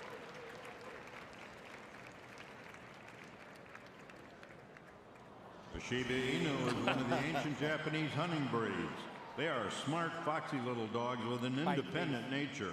Shibas can be strong-willed, but with socialization and training, they make wonderful loyal companions and can participate in many dog sports. This is Shiba Inu, number 7. Boy, and that initial glance from this 2-year-old male was like, look at me. And that's so important, that face. You know, those hooded ears that tip slightly forward, the shape of the eye, that coat, the special markings on the chest, the Irigiro we call it, with that kind of butterfly pattern in the front of the chest. It's a necessary trait that a Shiba has to have. Yeah, it's almost like a calm dignity. Yeah, and if you're a cat person, the Shiba has a much more kind of cat-like temperament. So if you like the temperament but you still want a dog, the Shiba might be a dog for you. All right, we'll take it. It's a different style of mindset. Okay. Yeah, sure. See, something for everybody. Yeah, we can cover it all. Dog lovers, cat lovers. The Tibetan Spaniel originated in the Himalayas over 2,000 years ago. Their keen eyes and ability to see great distances made them exceptionally good guard dogs for Tibetan monasteries. These little lions are alert, intelligent dogs who thrive on human companionship. This is Tibetan Spaniel, number 37. Down the back, please. And they have a great head and expression, too. Some people might say, oh, it looks a little bit like a Pekingese. Well, in the Pekingese, we prize a large envelope-shaped head. And in these, we actually want a head small in proportion to the body. So we don't want a big head on a Tibetan Spaniel. And a lot of dogs are this way, Jason, but very sensitive. They seem to sense and respond to your mood or your feeling. This breed is really sensitive, and they make great therapy dogs. They are such a great companion to have. I adore this little breed. I just think they're wonderful. It's easy to like that picture right there. The third of the 3 native Tibetan breeds in the non-sporting group is a Tibetan Terrier. Also bred and raised in monasteries well over 2,000 years ago. The breed was called a terrier because of its size. is a dog of great agility and prized as an intelligent, loyal, and affectionate companion. This is Tibetan Terrier number 23. So the hallmark, Down the back, please. kind of a profuse double coat. Yes, they lived in very harsh conditions. You know, you think about the monks right. in Tibet, and they, you know, they were companion dogs there, and if they didn't have these large feet, snowshoe feet, we call them, and this double coat that we asked for, right. a little heavier coat, it was protective. So we didn't just grow this hair because we thought it was pretty. We grew it because it protected the dog Stand, please. and allowed it to survive in really harsh conditions. Considered bad luck to mistreat Right them. around the ring, please. I would say that's bad luck to mistreat any dog or anybody. Yeah, I would vote for that. But in particular, don't mess with a Tibetan Terrier.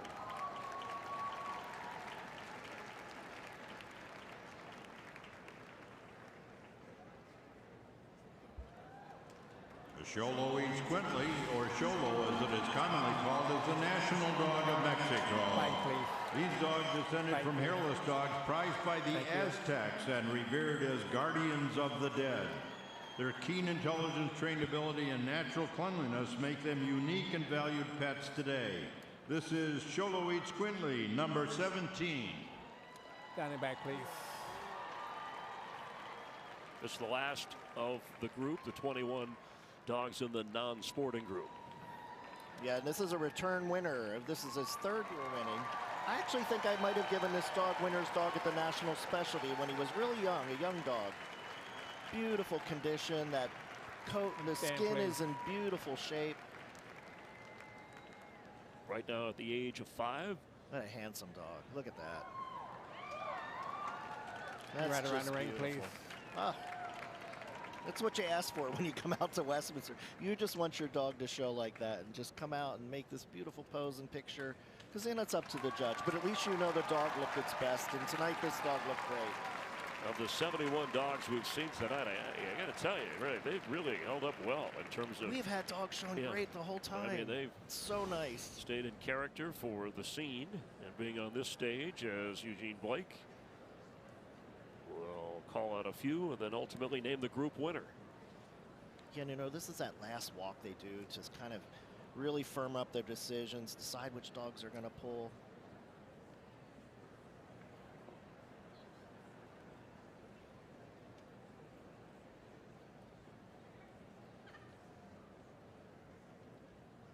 Let it be shot, please.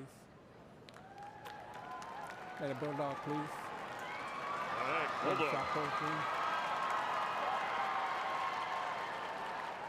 Let a French bulldog, please. And the lobster, please. Here we go.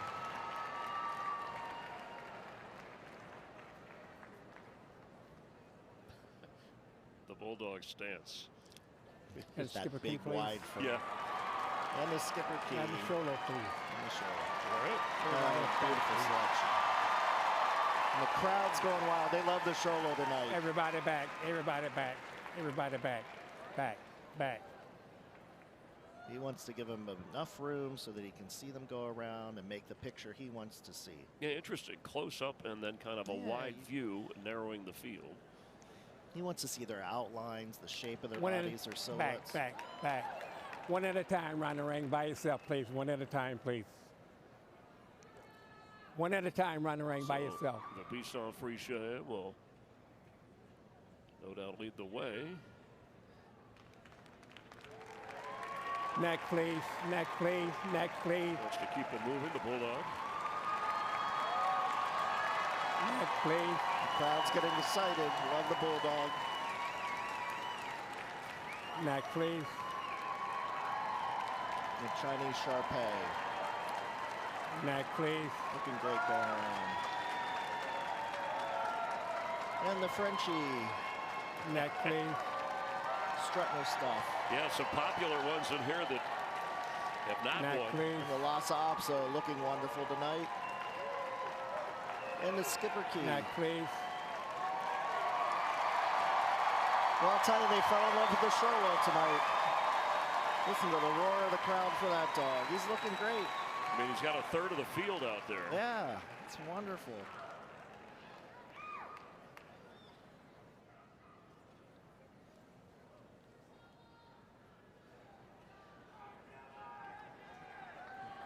calling the dogs out, rooting for their favorite.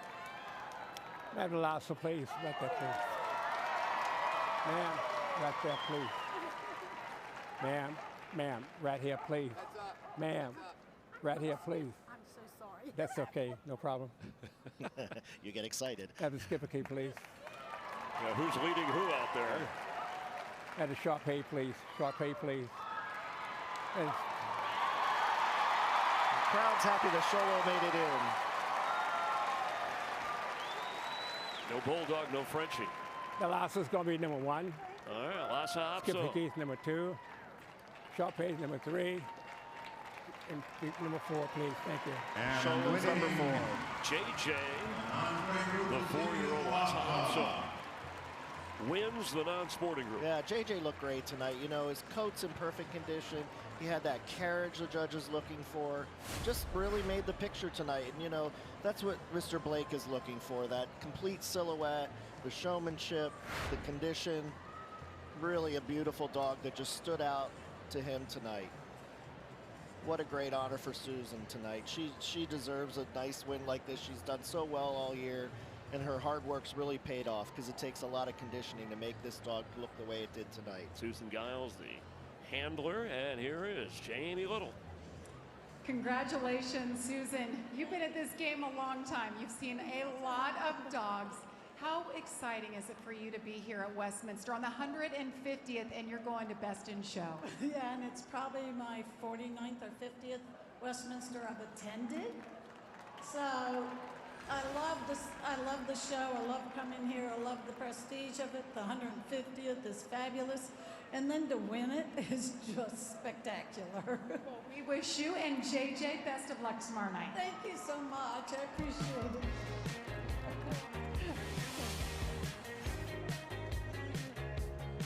And congratulations to JJ, Lhasa Apso, the winner in the non-sporting group. 3 groups down, 1 more to go on what has been an incredible night 1.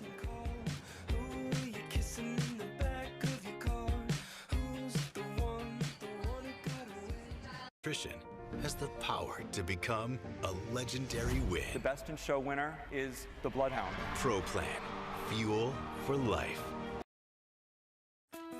It takes healthy joints to be a co-star, coworker, and trusty co-pilot. For all your dog does for your family, give them Cosequin, a daily joint supplement that supports healthy joints and cartilage for dogs of all ages and sizes. It's the #1 veterinarian recommended retail joint health brand. For your dog, your co-everything. Choose Cosequin. Cosequin, the official joint health supplement of the Westminster Kennel Club Dog Show. In a place where champions are made and tradition meets perfection, the world's finest dogs take the stage at the Westminster Kennel Club Show.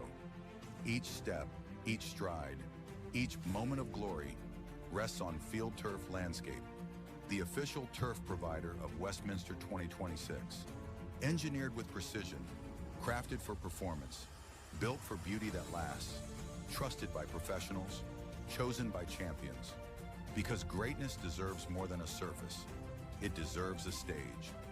Field Turf Landscape, where performance meets prestige, the gold standard in artificial turf.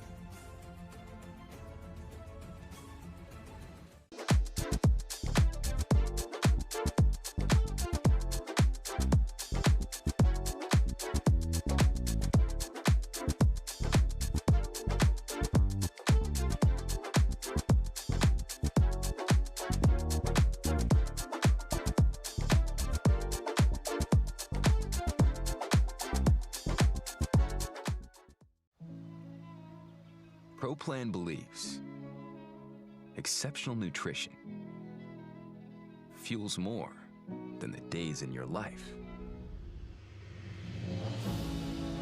It fuels the life in your days.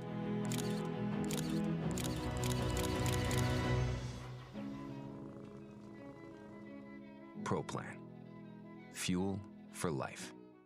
Pro Plan believes a promising beginning, fueled by exceptional nutrition, has the power to become a legendary win. The Best in Show winner is the Bloodhound. Pro Plan. Fuel for life. It takes healthy joints to be a co-star. Coworker,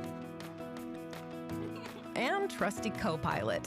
For all your dog does for your family, give them Cosequin, a daily joint supplement that supports healthy joints and cartilage for dogs of all ages and sizes.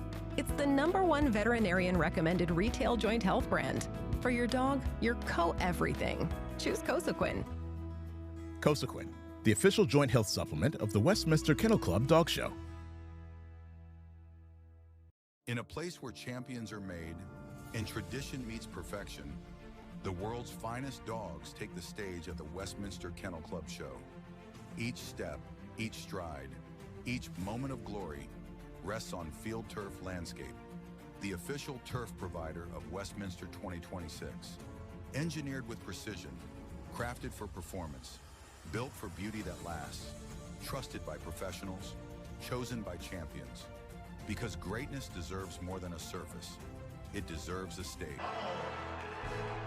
The Westminster Kennel Club Dog Show is presented by Purina Pro Plan. And JJ, the Lhasa Apso, our third group winner this evening, celebrating with some photos.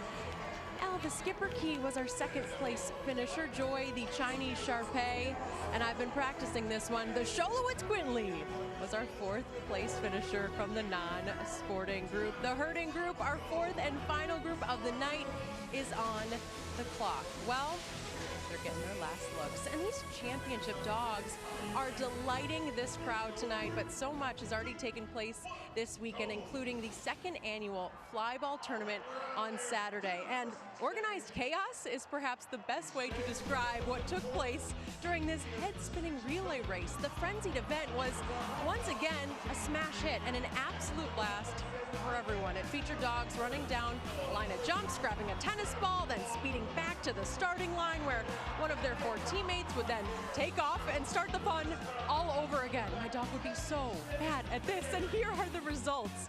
Team Plastics from Columbia, South Carolina took home the win in regular Division 1, and regular Division 2 actually went to Wicked Runners from Club Boston Strong.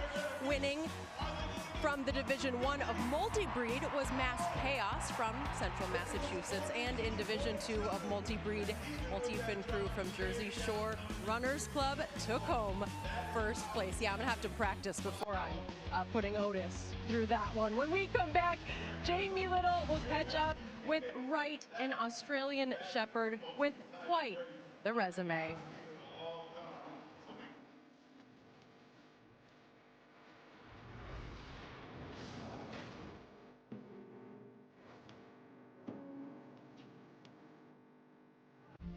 The world's finest dogs take the stage at the Westminster Kennel Club show.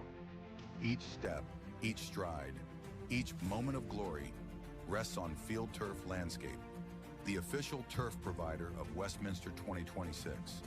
Engineered with precision, crafted for performance, built for beauty that lasts, trusted by professionals, chosen by champions.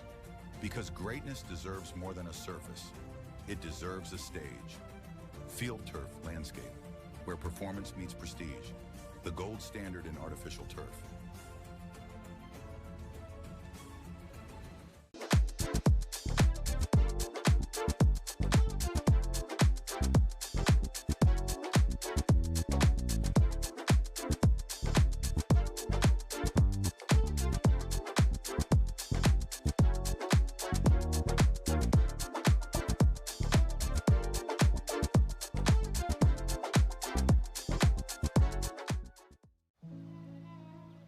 Pro Plan believes exceptional nutrition fuels more than the days in your life.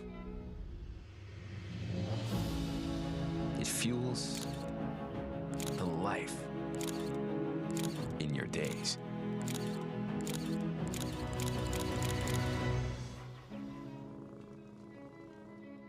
Pro Plan. Fuel for life.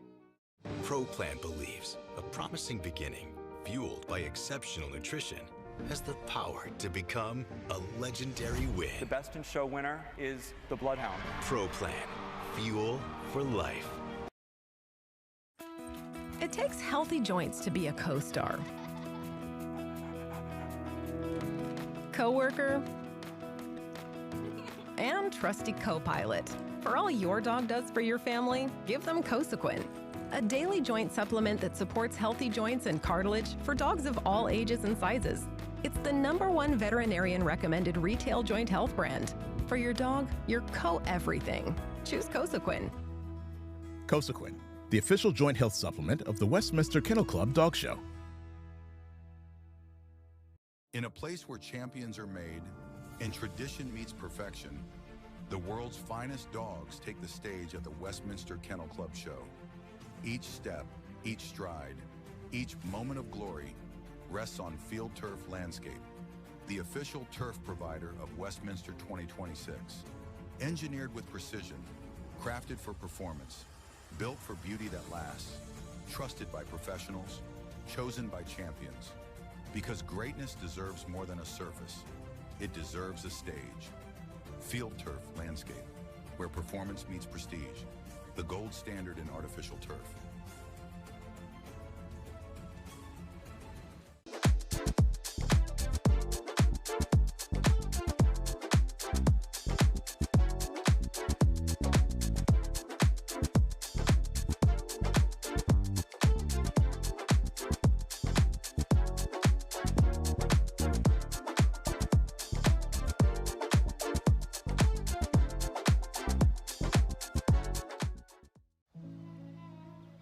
ProPlan believes exceptional nutrition fuels more than the days in your life. It fuels the Westminster Kennel Club Dog Show at Madison Square Garden, New York. A $5,000 German boxer has a pedigree longer than a Mayflower descendant. A thoroughbred Siberian Husky, aristocrat of his breed. Nice doggy, nice picture. Pyrenees breed, only 20 of them in the Blue Book of Canine. 3,000 pampered pooches of 100 different breeds. 150 years. Incredible to think of all the dogs we've fallen in love with along the way, including the German Shepherd, always a fan favorite. The herding group is on the clock as we get ready for our fourth and final group of night one. Now, Jamie Little is standing by with some special guests. Well, Jenny, it is the Jamie and Jamie show back here as the Australian Shepherd Wright is getting ready to take to the ring. And Jamie, you're no stranger to this situation. You've won the group, gone on to Best in Show before. What is this moment like at Westminster for people watching and wondering what the nerves are like? I've been here quite a few times, so not quite the nerves I used to have as a kid, but still a little bit nerve-wracking. It's a big thing. It's a big show. It's really important. The owners are all here, so it'll be fun. And you grew up coming here? Yes, ma'am. I've been coming here since 1987, so a long while. So Mr. Wright did the right thing today, obviously, to get here. What does he need to do tonight to turn that judge's head to pick this dog to move on tomorrow night? He's a beautiful dog, so as long as he puts on a good performance, he'll get a good look. He's absolutely beautiful. Jenny, he's ready to go. He's more relaxed than we are. He does look really good and very comfortable. Does Wright have the right stuff? We'll find out with the herding group coming up next.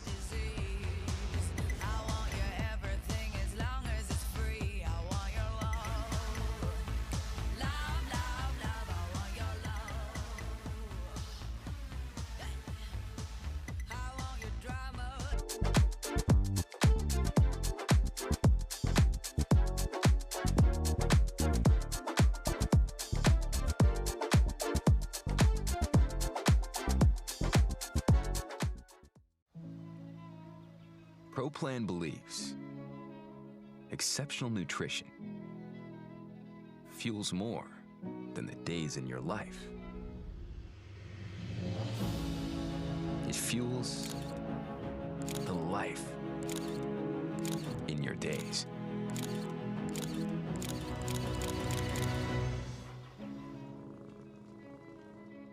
ProPlan. Fuel for life. ProPlan believes a promising beginning, fueled by exceptional nutrition, has the power to become a legendary win. The Best in Show winner is the Bloodhound. Pro Plan. Fuel for life. It takes healthy joints to be a co-star. Coworker and trusty co-pilot. For all your dog does for your family, give them Cosequin, a daily joint supplement that supports healthy joints and cartilage for dogs of all ages and sizes. It's the #1 veterinarian recommended retail joint health brand. For your dog, your co-everything. Choose Cosequin. Cosequin, the official joint health supplement of the Westminster Kennel Club Dog Show. In a place where champions are made and tradition meets perfection, the world's finest dogs take the stage at the Westminster Kennel Club Show. Each step, each stride, each moment of glory rests on field turf landscape. The official... Gentlemen, the moment you've been waiting for. A win is a moment The 7 group winners competing for Best in Show. that represents a lifetime. The African Zone. John Colored Bull Terrier. Built on the shoulders of those who came before, those who stand beside, and those inspired by exceptional dogs. From the beginning, we saw dogs differently. Dogs as the beautiful beings they are. Exceptional animals powered from within, running on a synchrony of proteins, carbohydrates, and nutrients. In the ring, There's legs under there somewhere, right? Yes, yes. Okay. Before it, beyond it, we were determined to fuel them with exceptional nutrition. And we weren't alone. In community, we found a shared commitment, a love for the chase, to reach higher, to push further, to embody impeccable standards. Again, and again, and again. What an amazing win. History is made. It's our honor to be there, The Bloodhound. in that defining, shining moment, knowing what it really means. That a life dedicated to dogs, that is a life well lived.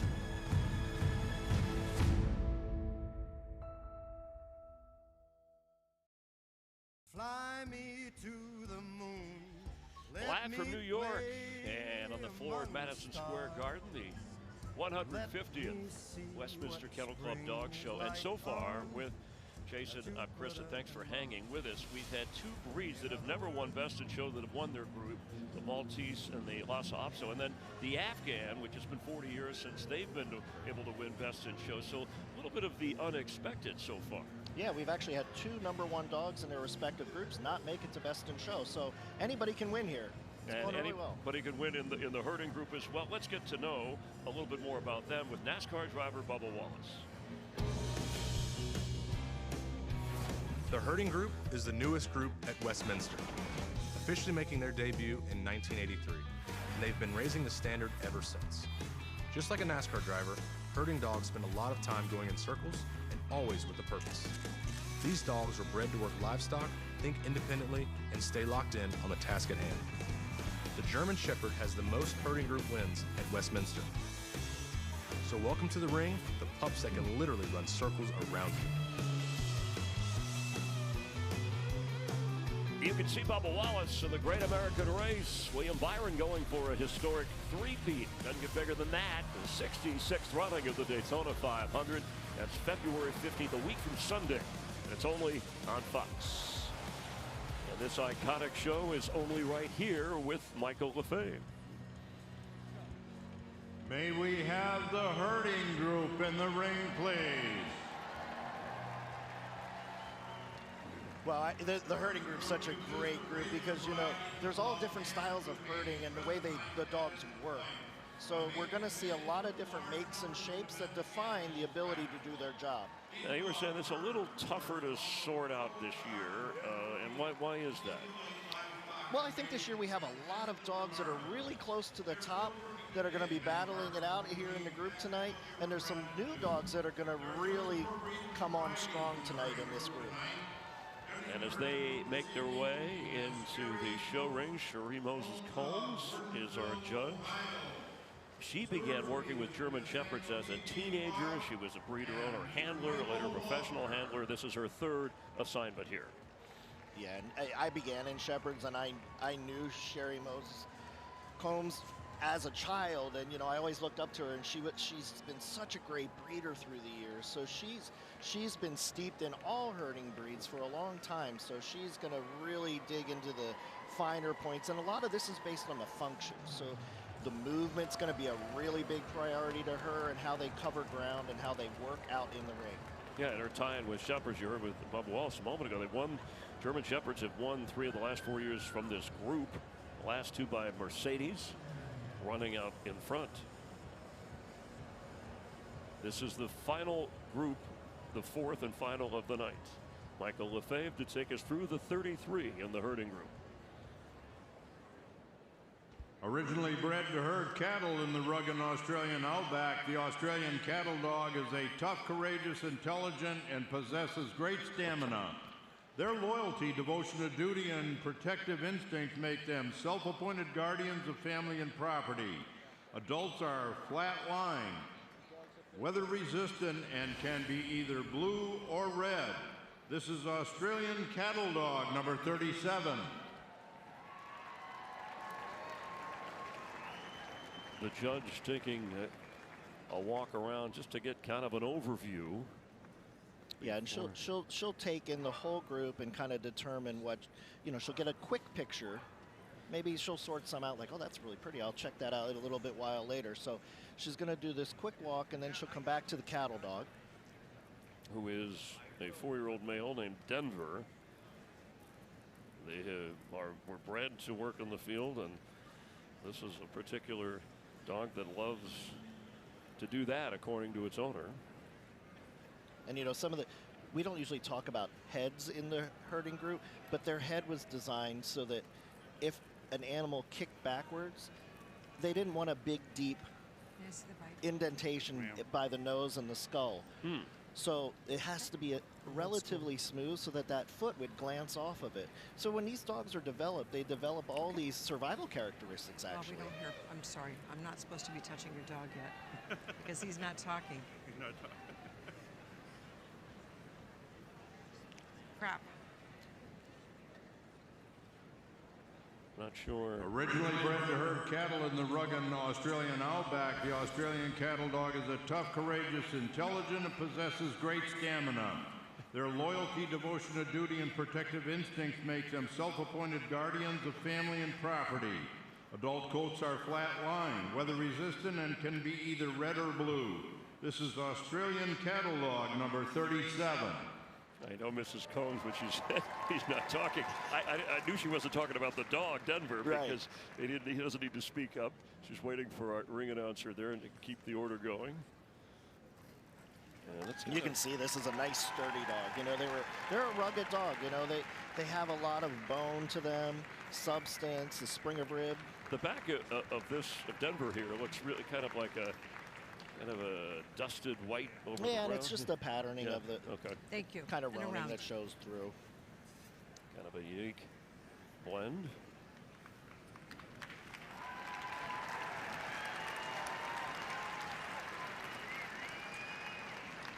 The Australian Shepherd was actually developed in the western United States, where this versatile and intelligent breed has been valued by ranchers for decades as an exceptional herder.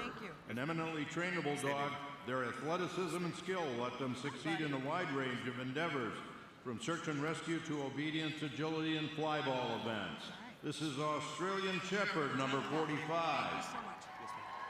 And we can tell by the crowd, we heard, Jamie and Jenny talking about this particular Australian Shepherd. I mean, just the eyes, you could just look at them all day. But they have that intensity too. They're always watching. They're so keen because they're always looking.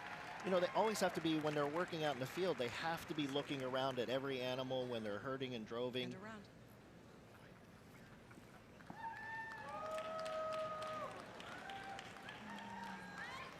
And in the eye color, they're different colors. Yeah, and that's perfectly acceptable at this breed. Not a problem at all. And they'll typically come with that Merlin color. We'll see it in a couple of different Merlin breeds. All right, great camera work there.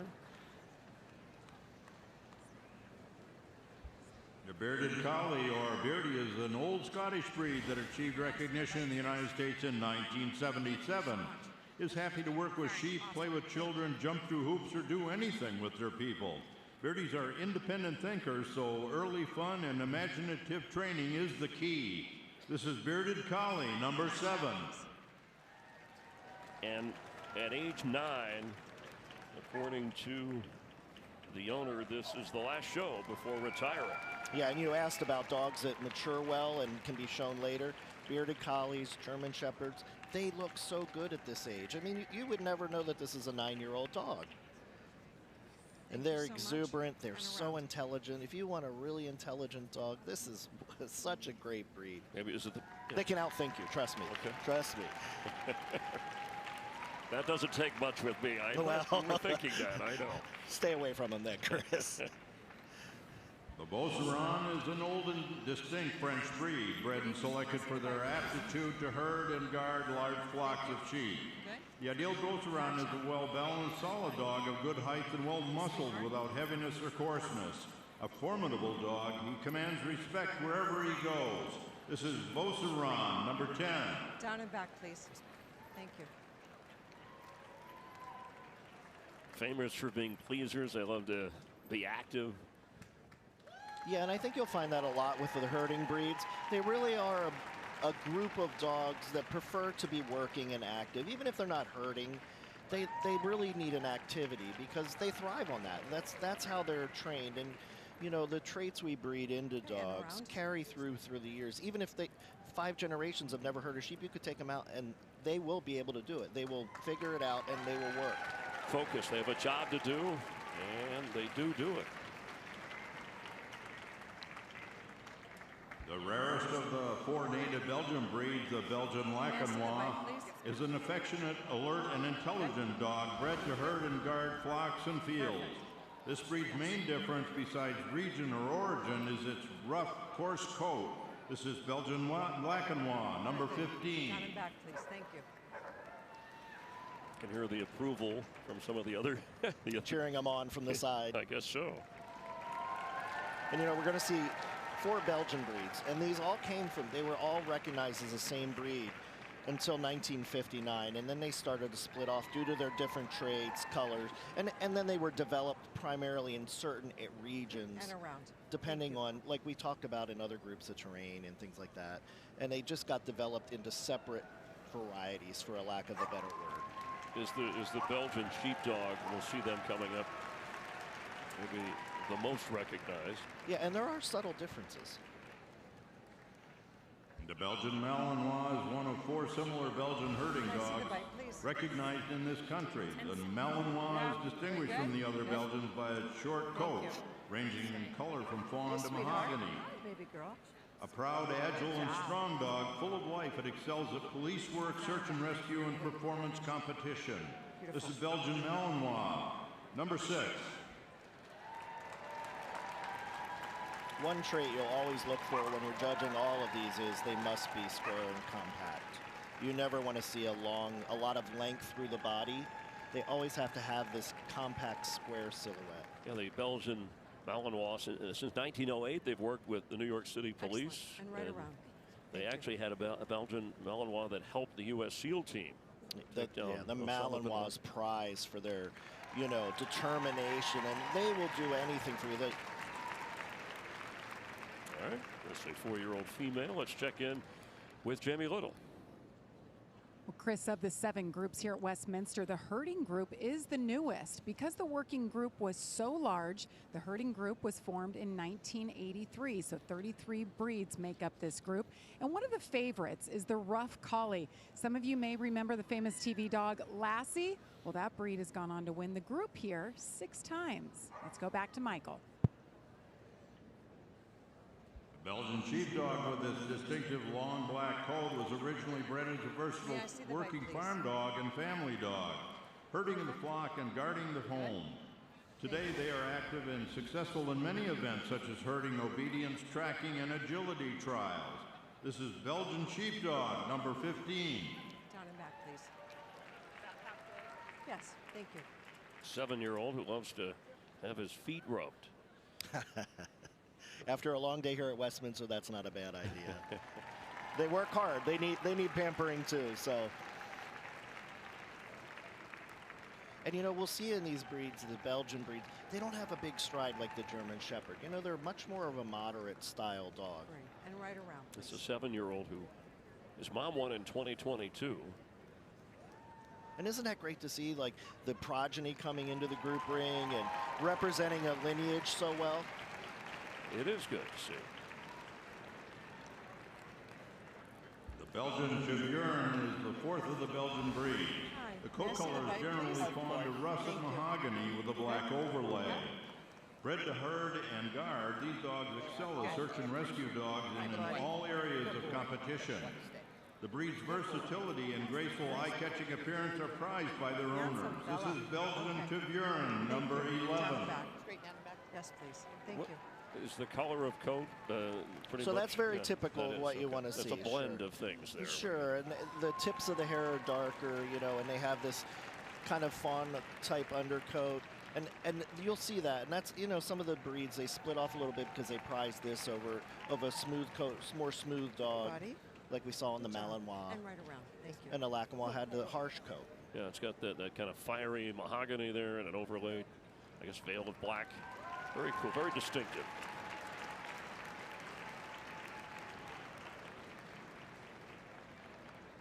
The Bergamasco Sheepdog is an ancient alpine herding and guarding breed. This medium to large, muscular, heavy-boned dog has an abundance of coat that forms flocks, allowing them to blend in with sheep and providing insulation from the climate and protection from predators. The Bergamasco Sheepdogs are intelligent, loyal, and eager to please, making them wonderful family companions. This is Bergamasco Sheepdog, number 12.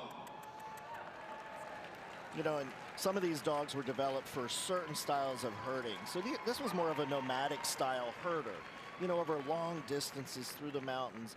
And you can see why they have this flock coat.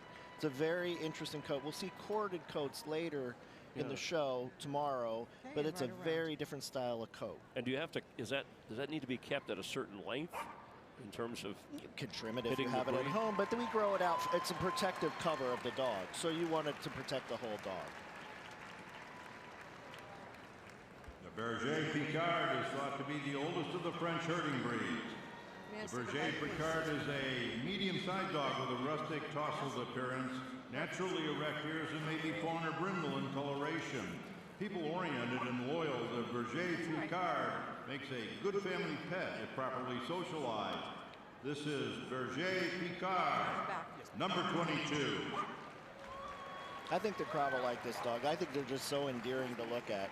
But they're such an intelligent, thoughtful herding dog. Another one named, another dog named Ellie. And by the way, the top dog names according to the American Kennel Club from 2025 based on the latest numbers. Luna for the female, Bella second, and then Max or Hank for a male dog. No, we saw Luna the Great Dane in agility the other night. That's right, that was fun, the agility. Really entertaining. Look at that great kick from that dog. Just this beautiful extension. Ah, that's great. Love to see that. A product of Scotland and England, the Border Collie is the premier herding dog. Their ability to manipulate sheep is legendary, as is their prowess in obedience and agility. Although easily trained, they are so highly motivated to work that they are perfect for the farm, but not for apartment dwellings unless provided with plenty of outside activity. This is Border Collie number 23. Yeah, that's a, you know, I'm surprised. I mean, I know first year was, what, 1996, but the Border Collie's never been able to win a come through. show. Yeah, because they're a great dog, and, you know, they have such endearing characteristics to this group. You would think they would do better, but it was interesting. He said they're not a great apartment dog. But I will say, if you want them to herd your children, they'll do that in a second. They'll just move the kids around your house. It's really great to watch. And among the brightest, they finished ahead of the Poodle, making them the valedictorian of canines. Bouvier de Flandre was developed in the 19th century as a farm dog in the northern hills of France and Belgium. He's been known throughout his history as the milk cart dog. His strength and agility, coupled with his intelligence and serene disposition, make him both a strong worker and a fine companion. This is Bouvier de Flandre, number 6.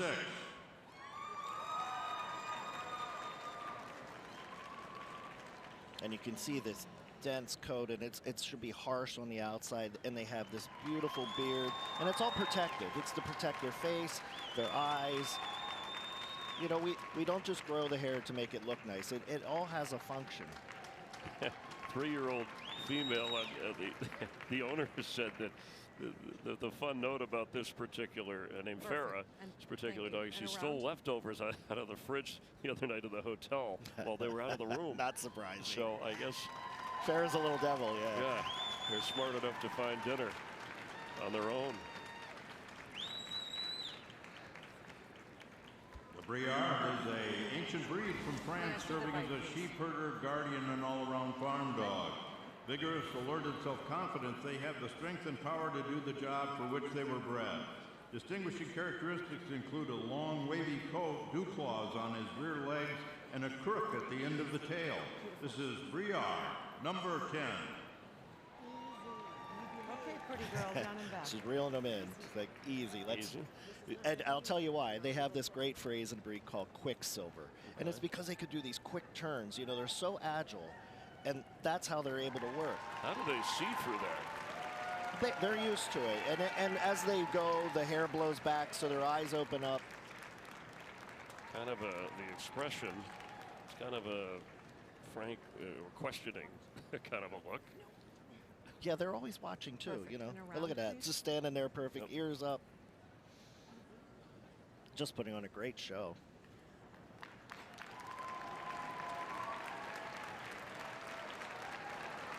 She's pulling a little hard there.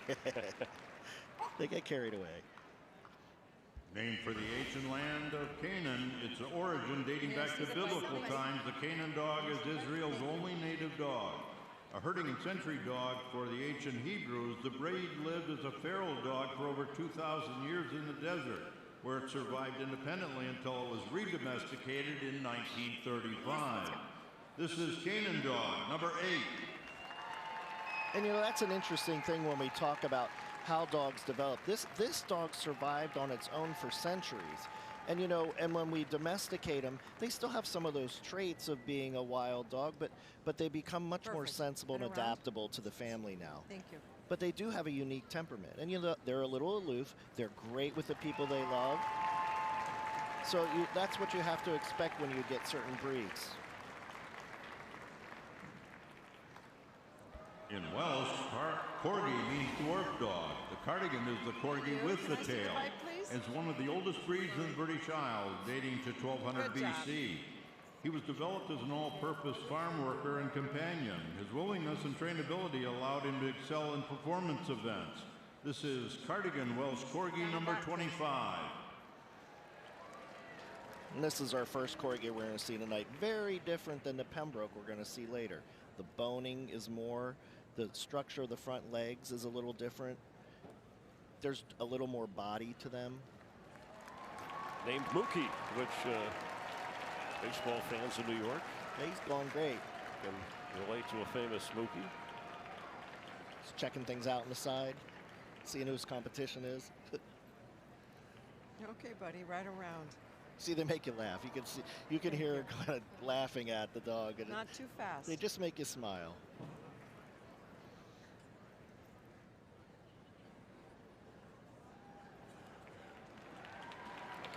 She tells him to go not so fast, but she's just trying to let everybody settle in. Yeah, that tug looked a little strong. Collies originated in Scotland, where they were bred to gather, move, and protect sheep. They were selected for herding because they are gentle, alert, and intelligent. The breed comes in 2 varieties, the rough coat and the smooth coat. One standard is used for both varieties. This is Rough Collie, number 30. 5-year-old female who, Jamie had mentioned this Rough Collie earlier. We noticed on the monitor in between the break, caught our eye. Yeah, and they're really prized for their head and expression. That's one of the key features of this breed. That smooth back skull. And you can see the head structure is very different than a lot of the dogs we've seen. It's very important. And then you look at the function and how they move. And you can see this animal just moving beautifully behind that strong kick of the rear. Yeah, and they're good. With families, they develop a strong bond. We started the night with 114 dogs to be shown. When we return, as we continue the final 17, will the German Shepherd make it 3 straight group titles? You stepped aside with a vibe I ain't never seen. Perfection. The world's finest dogs take the stage at the Westminster Kennel Club show. Each step, each stride, each moment of glory rests on Field Turf Landscape, the official turf provider of Westminster 2026.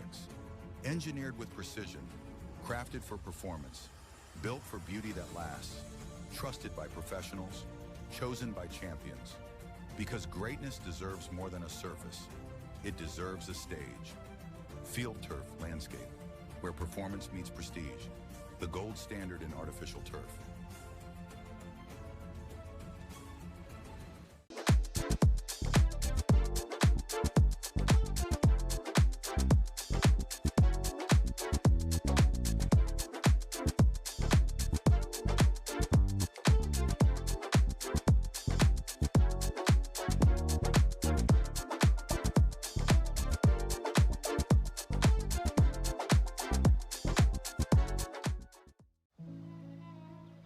ProPlan believes exceptional nutrition fuels more than the days in your life. It fuels the life in your days.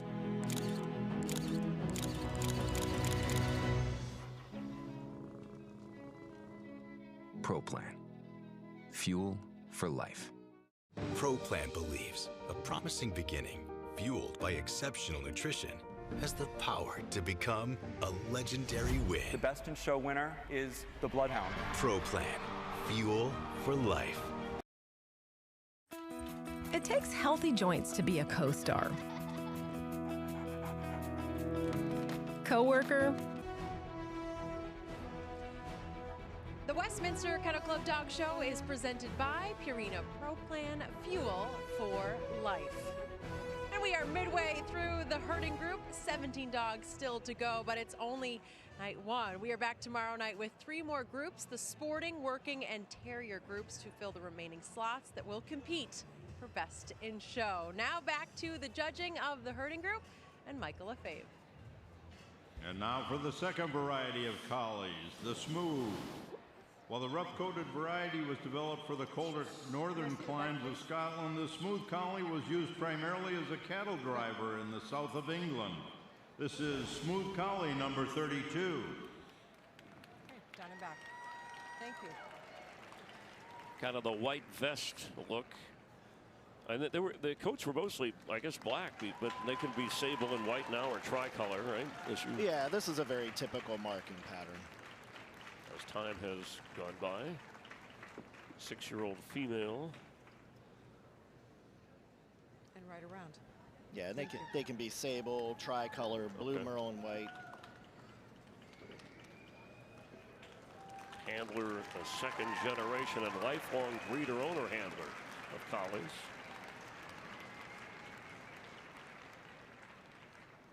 The Antley Booker Mountain Dog is the smallest of the 4 Swiss Senion Mounds.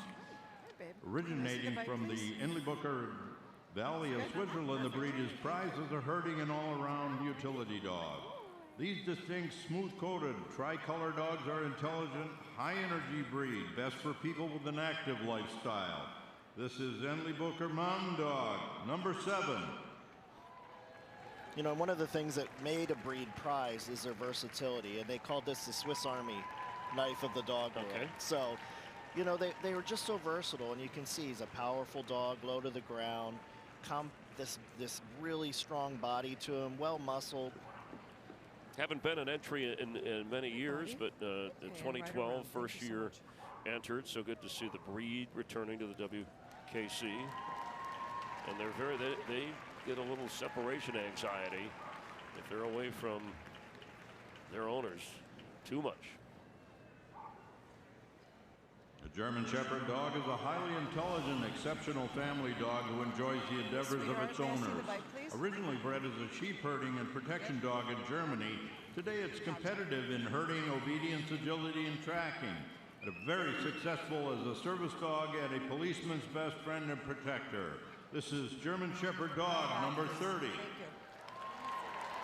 And Juice looks like he's ready to go. He's juiced. It's funny, you know, we had the pleasure here on Fox FS1 to broadcast in 2017 when Rumor broke through and won. And she's going to take a hard look at this dog. You know, this is her breed, and you know, some days it favors them and some days it doesn't. And she's, you know, she certainly knows everything about the German Shepherd dog. Yeah, that's her. Thank you, and around. Look at that stop, just stretched out. And you know, we usually see the dog stop foursquare. German Shepherd will stop with that outside show leg elongated out. It's very unique. And look at this flying trot. Yeah. That's so beautiful. That is indicative of what the breed has to be when they are on the go. The Icelandic sheepdog arrived in Iceland on longboats with the first Viking settlers. A hardy and agile Nordic herding Spitz, it has a thick waterproof coat. Confident and lively bearing are typical for this gentle, intelligent, and happy dog. Good job. Highly alert, it will give visitors an enthusiastic and cheerful welcome. This is Icelandic sheepdog number 19. As Michael Lefebvre just said, that dog was wagging his tail the whole time on the table. Great temperament on this breed. And they do, they love everybody. Yeah, tail not straight out, flipped over the back, yeah, but a lot of movement. Plumed over the back, yeah. Kind of a cool look and firm neck. Yeah, a little more compact. You know, we see some of these dogs with these really long necks. They're a moderate dog. Thank you. Crisp, also the name of this male, competing in the agility. A happy dog all the way around. Lancashire Heeler is known for its medium to high energy levels combined with intelligence, alertness, and friendliness. This sturdy breed is a short, weather-resistant coat in black and tan or liver and tan. The Lancashire Heeler excels at herding cattle while also exhibiting terrier characteristics for hunting rabbits and rats. Although the breed's history dates back to the 17th century, its exact origins remain unknown. This is Lancashire Heeler, number 15.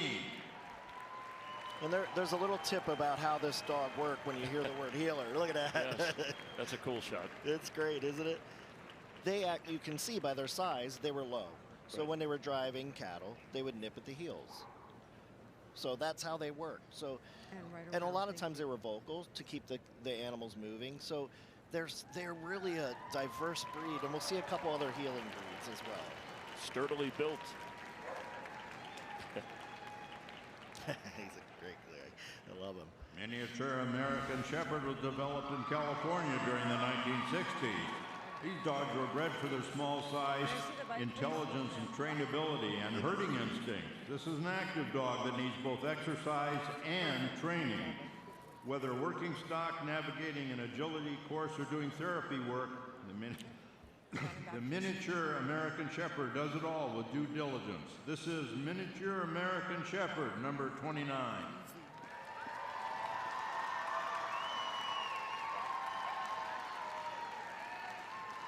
Popular and a favorite in Hollywood, appearing in Air Bud, Seventh Inning Fetch, you know, Cats and Dogs, Good Boy.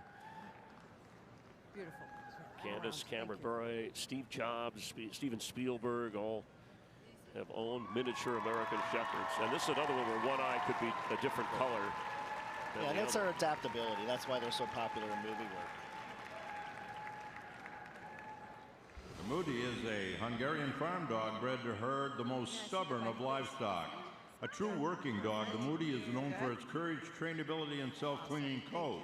The breed's ability to quickly learn tasks makes him exceptional in many dog sports. This is Moody, number 26.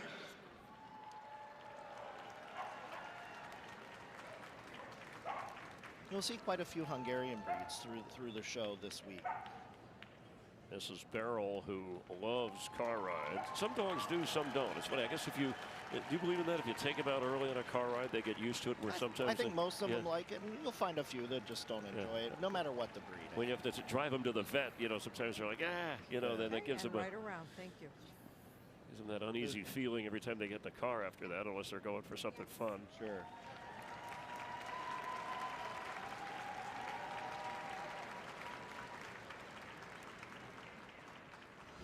The Norwegian Buhund was once the cherished companion of life Vikings.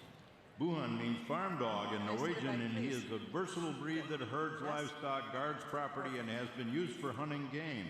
He is double-coated, squarely built, Spitz-type dog with an intelligent, friendly expression. This is Norwegian Buhund, number 9. Talking about car rides, sniffspot.com surveyed dog owners about how often you travel with your dog, and 34% said occasionally, 27% said frequently, and very few said never. Only 8%. Yeah, you should take your dog along. This is whether it's in a car or whether you're walking. I think they prefer the walk or a jog. This Buhund's a wonderful dog, and you see that beautiful double coat he has, that sound movement. Just a great dog going around the ring. Beautiful example. That is Nemo. The Old English Sheepdog emerged as a distinct breed in the mid-19th century, evolving from herding stock, also known as the bobtail, with a harsh double coat resistant to weather and brambles. He excelled as a drover, handling cattle or sheep on the way to market. This is Old English Sheepdog, number 21.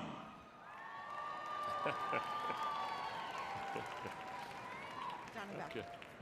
It's a very this is a very complex dog to go over and understand with your hands. So they want to feel this big skull on the dog. They want to feel a pear-shaped body, but reverse. And the crowd's going to go wild for this dog. Always a favorite here.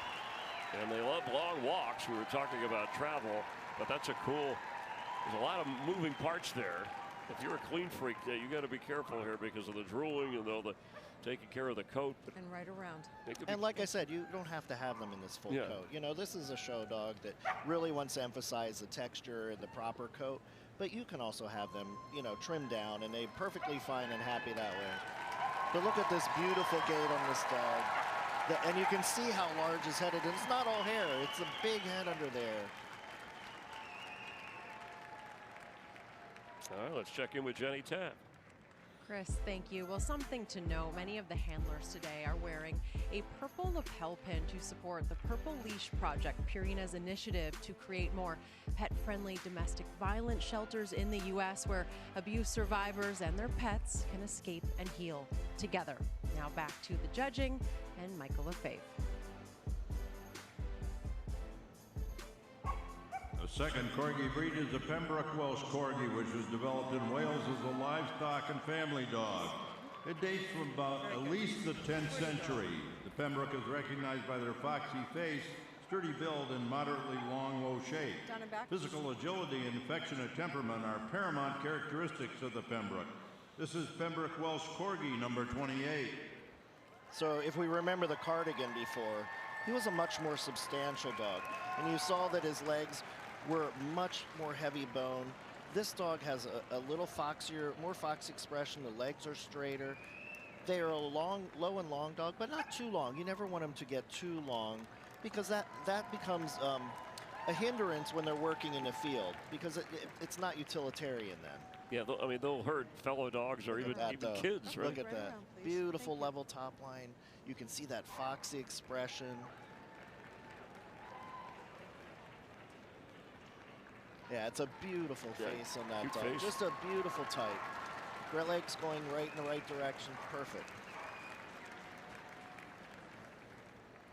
First documented in the 13th century, the Polish Lowland Sheepdog is a herding dog of considerable ability. The double coat is long, dense, and shaggy. Being strong-willed, they do best with a master that is willing to train and socialize them. This is Polish Lowland Sheepdog, number 15. Again, visibility, I don't know if it was a snowstorm, would they even know it? I think they would, absolutely. Well, and you know, we talk about lowland, so you think about the conditions that they work in. So you develop a protective coat so that they can be protected while they do their work. And you know, you'll see some of these herding breeds like the Border Collie, the Polish Lowland Sheepdog, they don't carry their head, you never want to see it like an Afghan. You know, you want to see their head out and forward because they're working. You know, they're not looking upwards to herd.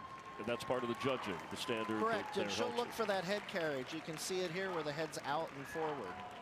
It's very correct for that breed. The Puli is an ancient breed of Hungary, introduced by the migration of the Magyars over 1,000 years ago. He has the same corded coat as seen on the Commodore. Adept at handling large herds and flocks, the Puli is keenly intelligent and deeply devoted to his owners. This is Puli, number 9.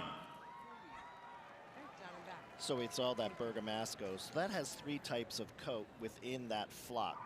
And these aren't the same. These are more rounded, and they have 2 types of hair. And you separate them. As they grow up, you pull the locks apart. And Slate, the owner, says that, you know, he'll run up if he sees girls or kids. They're very popular because he'll instantly visit each one of them and then roll over for, that's great. for like a belly rub. You know what? That's why we love dogs, because they give back so much. You know, we ask so much of them, and they give back to us all the time. That's really what any of these dogs really are all about. It's a cool connection. An ancient Hungarian breed, the Pumi, was developed by shepherds who developed a dog that would herd their cattle, sheep, and pigs on the small farms of Western Hungary. This medium-sized spirited dog with wavy and curly hair is intelligent, willing to work, and a quick learner. The breed is characterized by its square outline, circular tail, semi-erect ears, and a whimsical expression. This is Pumi, number 12. Very, very unique coat, ear, expression. As you can see, that semi-erect ear. And the coat, it has curls. Or corkscrews, actually, so you can have both. You can have both. And are the ears, is it me, or do they have to be balanced necessarily? They should be like that, yeah. Okay. Semi-erect ears, just like that, yep. This is Demi, who will be 2 years old next week. Putting on a great show, too. Very active. Cindy Cassidy, the owner.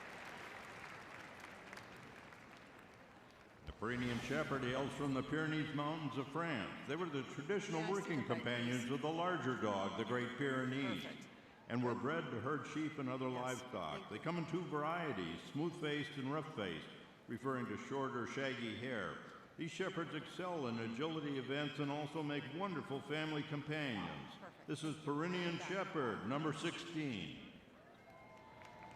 They have a long lifespan of an average between 15 to 17 years. You know, you get attached, just talking about your dogs and how much they mean to you, and boy, dealing with loss of one of them at an earlier age. So if you want to bond, have a family member that you can at least be enjoying for a lot of years, this could be your choice. You'll see something really nice here when this dog comes around the ring. We call it the gate that shaves the earth. Really? And it's, yeah, and okay. it's this beautiful gate from the side. You Look can at see it just so low on the ground, and yeah, it's beautiful. Facial hair flowing. The Shetland Sheepdog originated in the Shetland Islands. Developed there on British mainland as a popular, affectionate companion and farm dog. His color may be sable, ranging from light golden brown to dark mahogany, black, or blue merle. The Sheltie's desire to please his owners makes him an outstanding worker in obedience and agility trials. This is Shetland Sheepdog, number 25.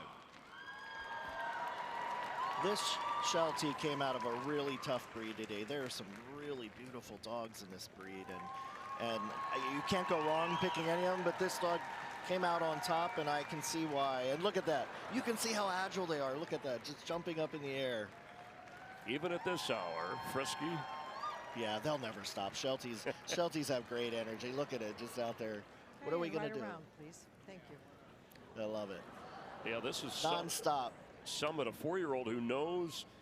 The owner says that he knows when he wins, he jumps for joy the minute a judge points at him. He's sending the message right now, right? Well, watch closely.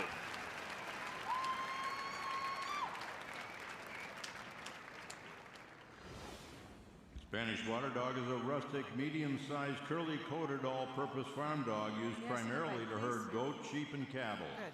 Perfect. The breed is devoted to its people and happiest when it has a function to perform. Because of its intelligence, trainability, and athleticism, this breed excels in all-door dog sports. This is Spanish Water Dog, number 11. Down and back. Thank you. So this coat's a little different. So this is a single coat. You know, we have 3 types of hair in the Bergamasco. This is just a single coat. But it does form these, it's always curly and woolly in texture. And this worked in the water, so, you know, this would retrieve the nets when you use nets back in the old days. You know, this, so, and this became then a herding dog after they didn't use it for that anymore. Yeah, so we evolved dogs into different purposes. Yeah, no, that's a good point, James, because they're not really a water dog at this point, more to the protective. You could still do it, for sure. Livestock. The Swedish Valhound is a very old Spitz-type breed dating from the days of the Vikings. Small, powerful, and fearless, they have been kept for centuries as all-purpose farm dogs for herding cattle, rodent control, and alerting the farmer to visitors. The double coat and characteristic harness markings are essential features of this breed. The tail may be long, stub, or bob. This is Swedish Valhound, number 11. This dog's done a lot of winning, and you know, it's not a really well-recognized breed, but I'll tell you, it's an endearing breed when you get to know them. Their temperaments are wonderful. They're always looking to please you. And right you around. can see the dog's intensity with the handler, Mark Bettis.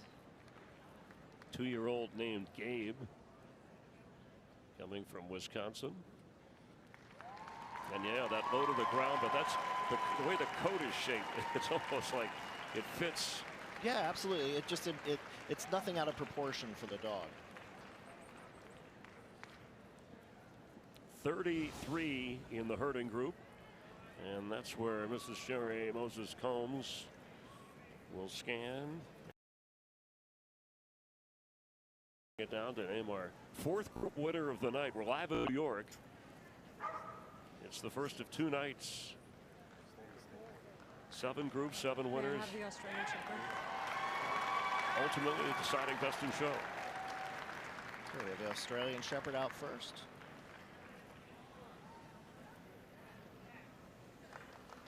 Just taking a look at the Belgian breeds.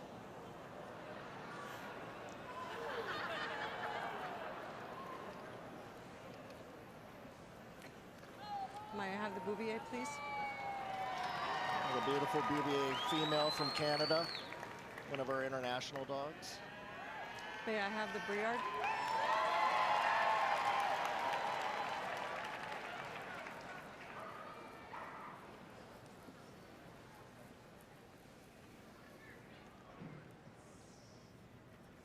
May I have the German Shepherd, please? Shepherd's passed the first hurdle. Yes, could the string of Shepherd success continue here? The American? All right. May I have the Old English, please? It's a crowd favorite for sure. May I have the Boohoo? Oh, she pulled the Boohun, the great. She went back and got the Boohun.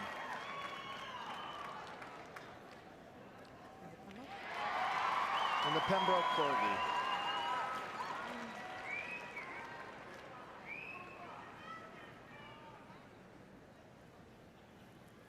Thank you so much. German Shepherd had won the last 2 in the herding group, last 2 shows. This is a tough call for her So we're because gonna take she's these got, one at a you know, time. her breed in the ring. She's Not too got fast. some really good dogs that can Back to rival where you that. are. Easy. Not too fast. Also had the rough collie One and at a time, English not too sheepdog. fast.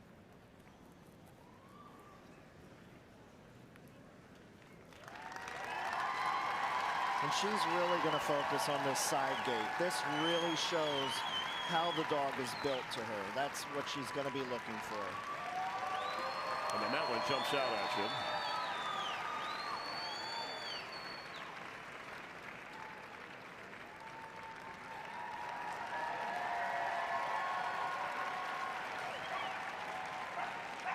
The Briard going around. Now we have the Shepherd coming around the ring.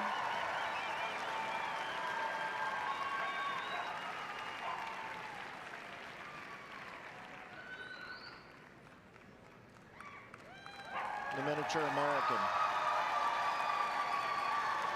Really moving out nice on the lead, you know, out in front of the handler, going at his own pace, nice and smooth. And the Old English. Beautiful, just under control at the nice pace. It's exactly what you want to see. A really solid gait around the ring. And the Norwegian Buhund. They're not making this easy at all. Everyone had a great pass. And the Pembroke Corgi. What a great group. She's done a wonderful job getting down to the short list. May I have the Old English? Okay.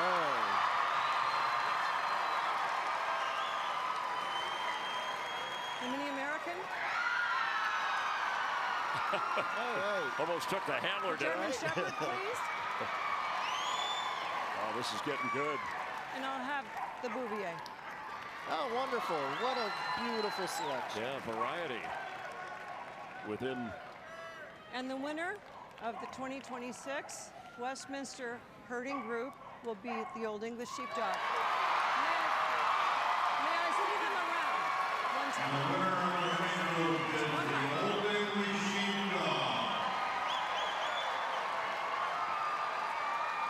It's Graham, the Old English Sheepdog, edging out 32 others in the herding group.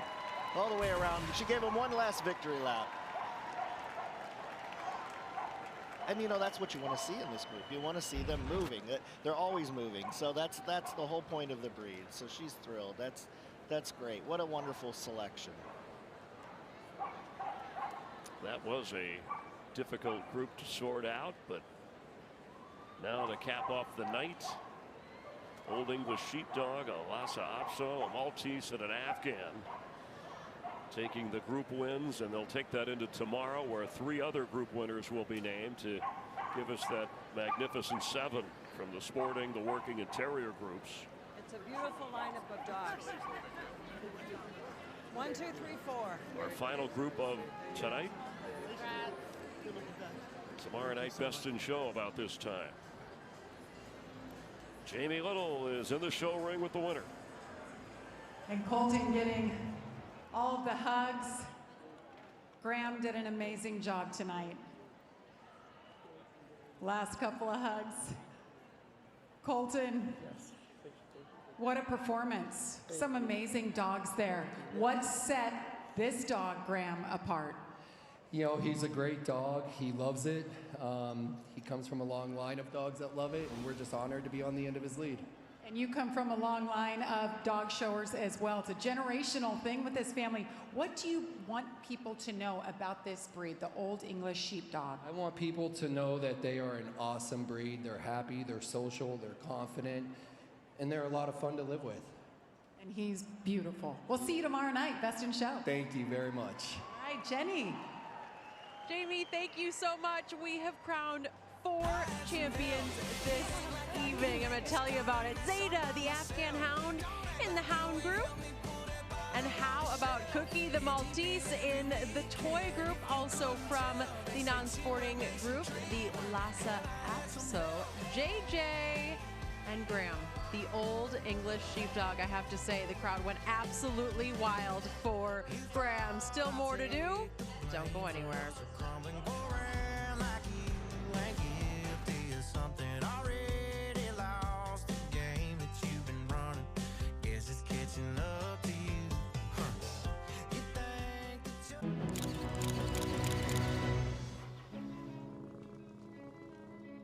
Pro Plan. Fuel for life. Pro Plan believes a promising beginning, fueled by exceptional nutrition, has the power to become a legendary win. The Best in Show winner is the Bloodhound. Pro Plan. Fuel for life. It takes healthy joints to be a co-star. Coworker and trusty co-pilot. For all your dog does for your family, give them Cosequin, a daily joint supplement that supports healthy joints and cartilage for dogs of all ages and sizes. It's the #1 veterinarian recommended retail joint health brand. For your dog, your co-everything. Choose Cosequin.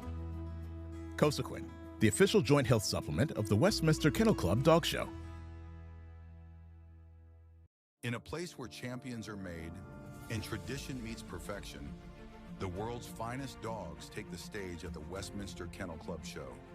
Each step, each stride, each moment of glory rests on Field Turf Landscape, the official turf provider of Westminster 2026.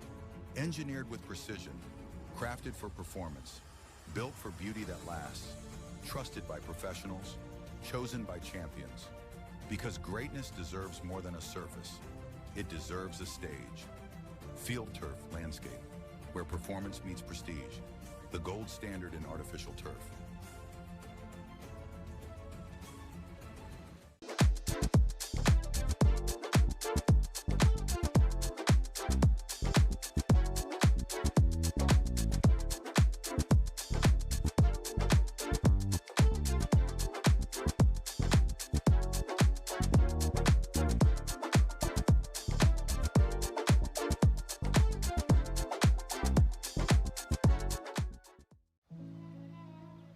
ProPlan believes exceptional nutrition fuels more than the days in your life. It fuels the life in your days.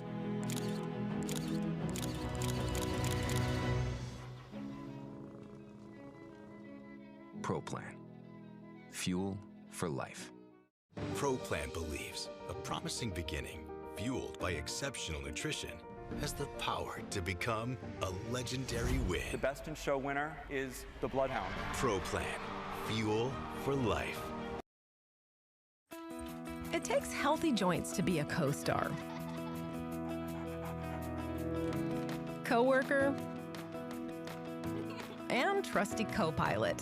For all your dog does for your family, give them Cosequin, a daily joint supplement that supports healthy joints and cartilage for dogs of all ages and sizes. It's The Westminster Kennel Club Dog Show is presented by Purina ProPlan. Another big congrats to Graham, the Old English Sheepdog. Unbelievable. I have so many questions about the grooming. How about our winners from the herding group? The miniature American Shepherd in second place, the German Shepherd Dog, our third place finisher, and the Bouvier de Flandre finished in fourth place tonight. It has been an unbelievable night as we celebrate 150 years of Westminster. Chris Myers, Jason Hoke have also been amazing this evening, and we send it back over for some final thoughts, guys. Yeah, thank you very much, Jenny. We had a great, best seat in the house, and we hope that we brought you into this house because the dogs, and Jenny, they were entertaining. They're the stars, well-behaved, well-controlled, very professional. We've got a couple of the group winners that breed has never won before. What stood out to you so far? Do you know what spoke to me tonight? This is the 150th Westminster Kennel Club, and all four of the winners from the groups have generation after generation of Best in Show winners in their lineage, and the breeders bred these dogs based on the dogs that started way back at the beginning of Westminster. So, you know, it's a tribute to the generational support that these breeders provide to each of these breeds. It's great. And it's perfect for the 150th. I mean, this is talk about a continuous event. Now, as we look to tomorrow night, where we'll have three groups in Best in Show, you'll have the sporting group, the working group, the terriers, who in the early years dominated in terms of Best in Show, but things have changed lately. So you'll see 98 dogs before we name the Best in Show winner. What jumps out? Well, it's going to be a tough one tomorrow for David Fitzpatrick doing Best in Show. I think the Afghan looked great. I think the Lhasa is a big contender because, you know what? It's just a great dog. It's beautiful, so. All right, well, we'll see who's top dog tomorrow night live here, and we'll continue. Jenny will be back to wrap things up for you. Thanks for being a part of night one. These are some of the faces of the stars of the night.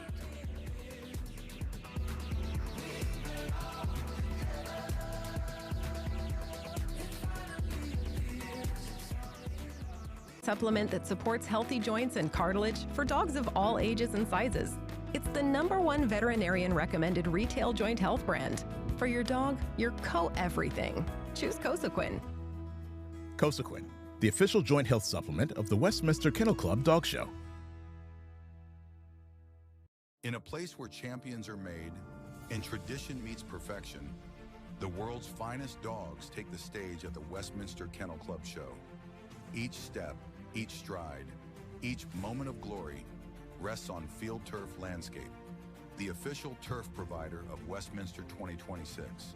Engineered with precision, crafted for performance, built for beauty that lasts, trusted by professionals, chosen by champions. Because greatness deserves more than a surface, it deserves a stage. Field Turf Landscape, where performance meets prestige, the gold standard in artificial turf.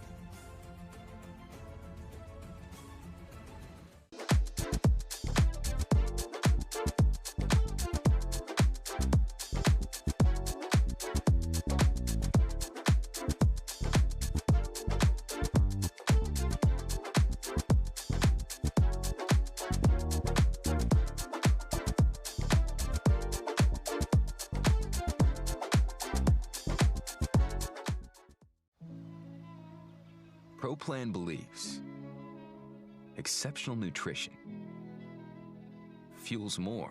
Tomorrow with another full day and night of coverage from New York City, beginning with breed judging at 1 Eastern on FS2 and Fox Streaming Networks.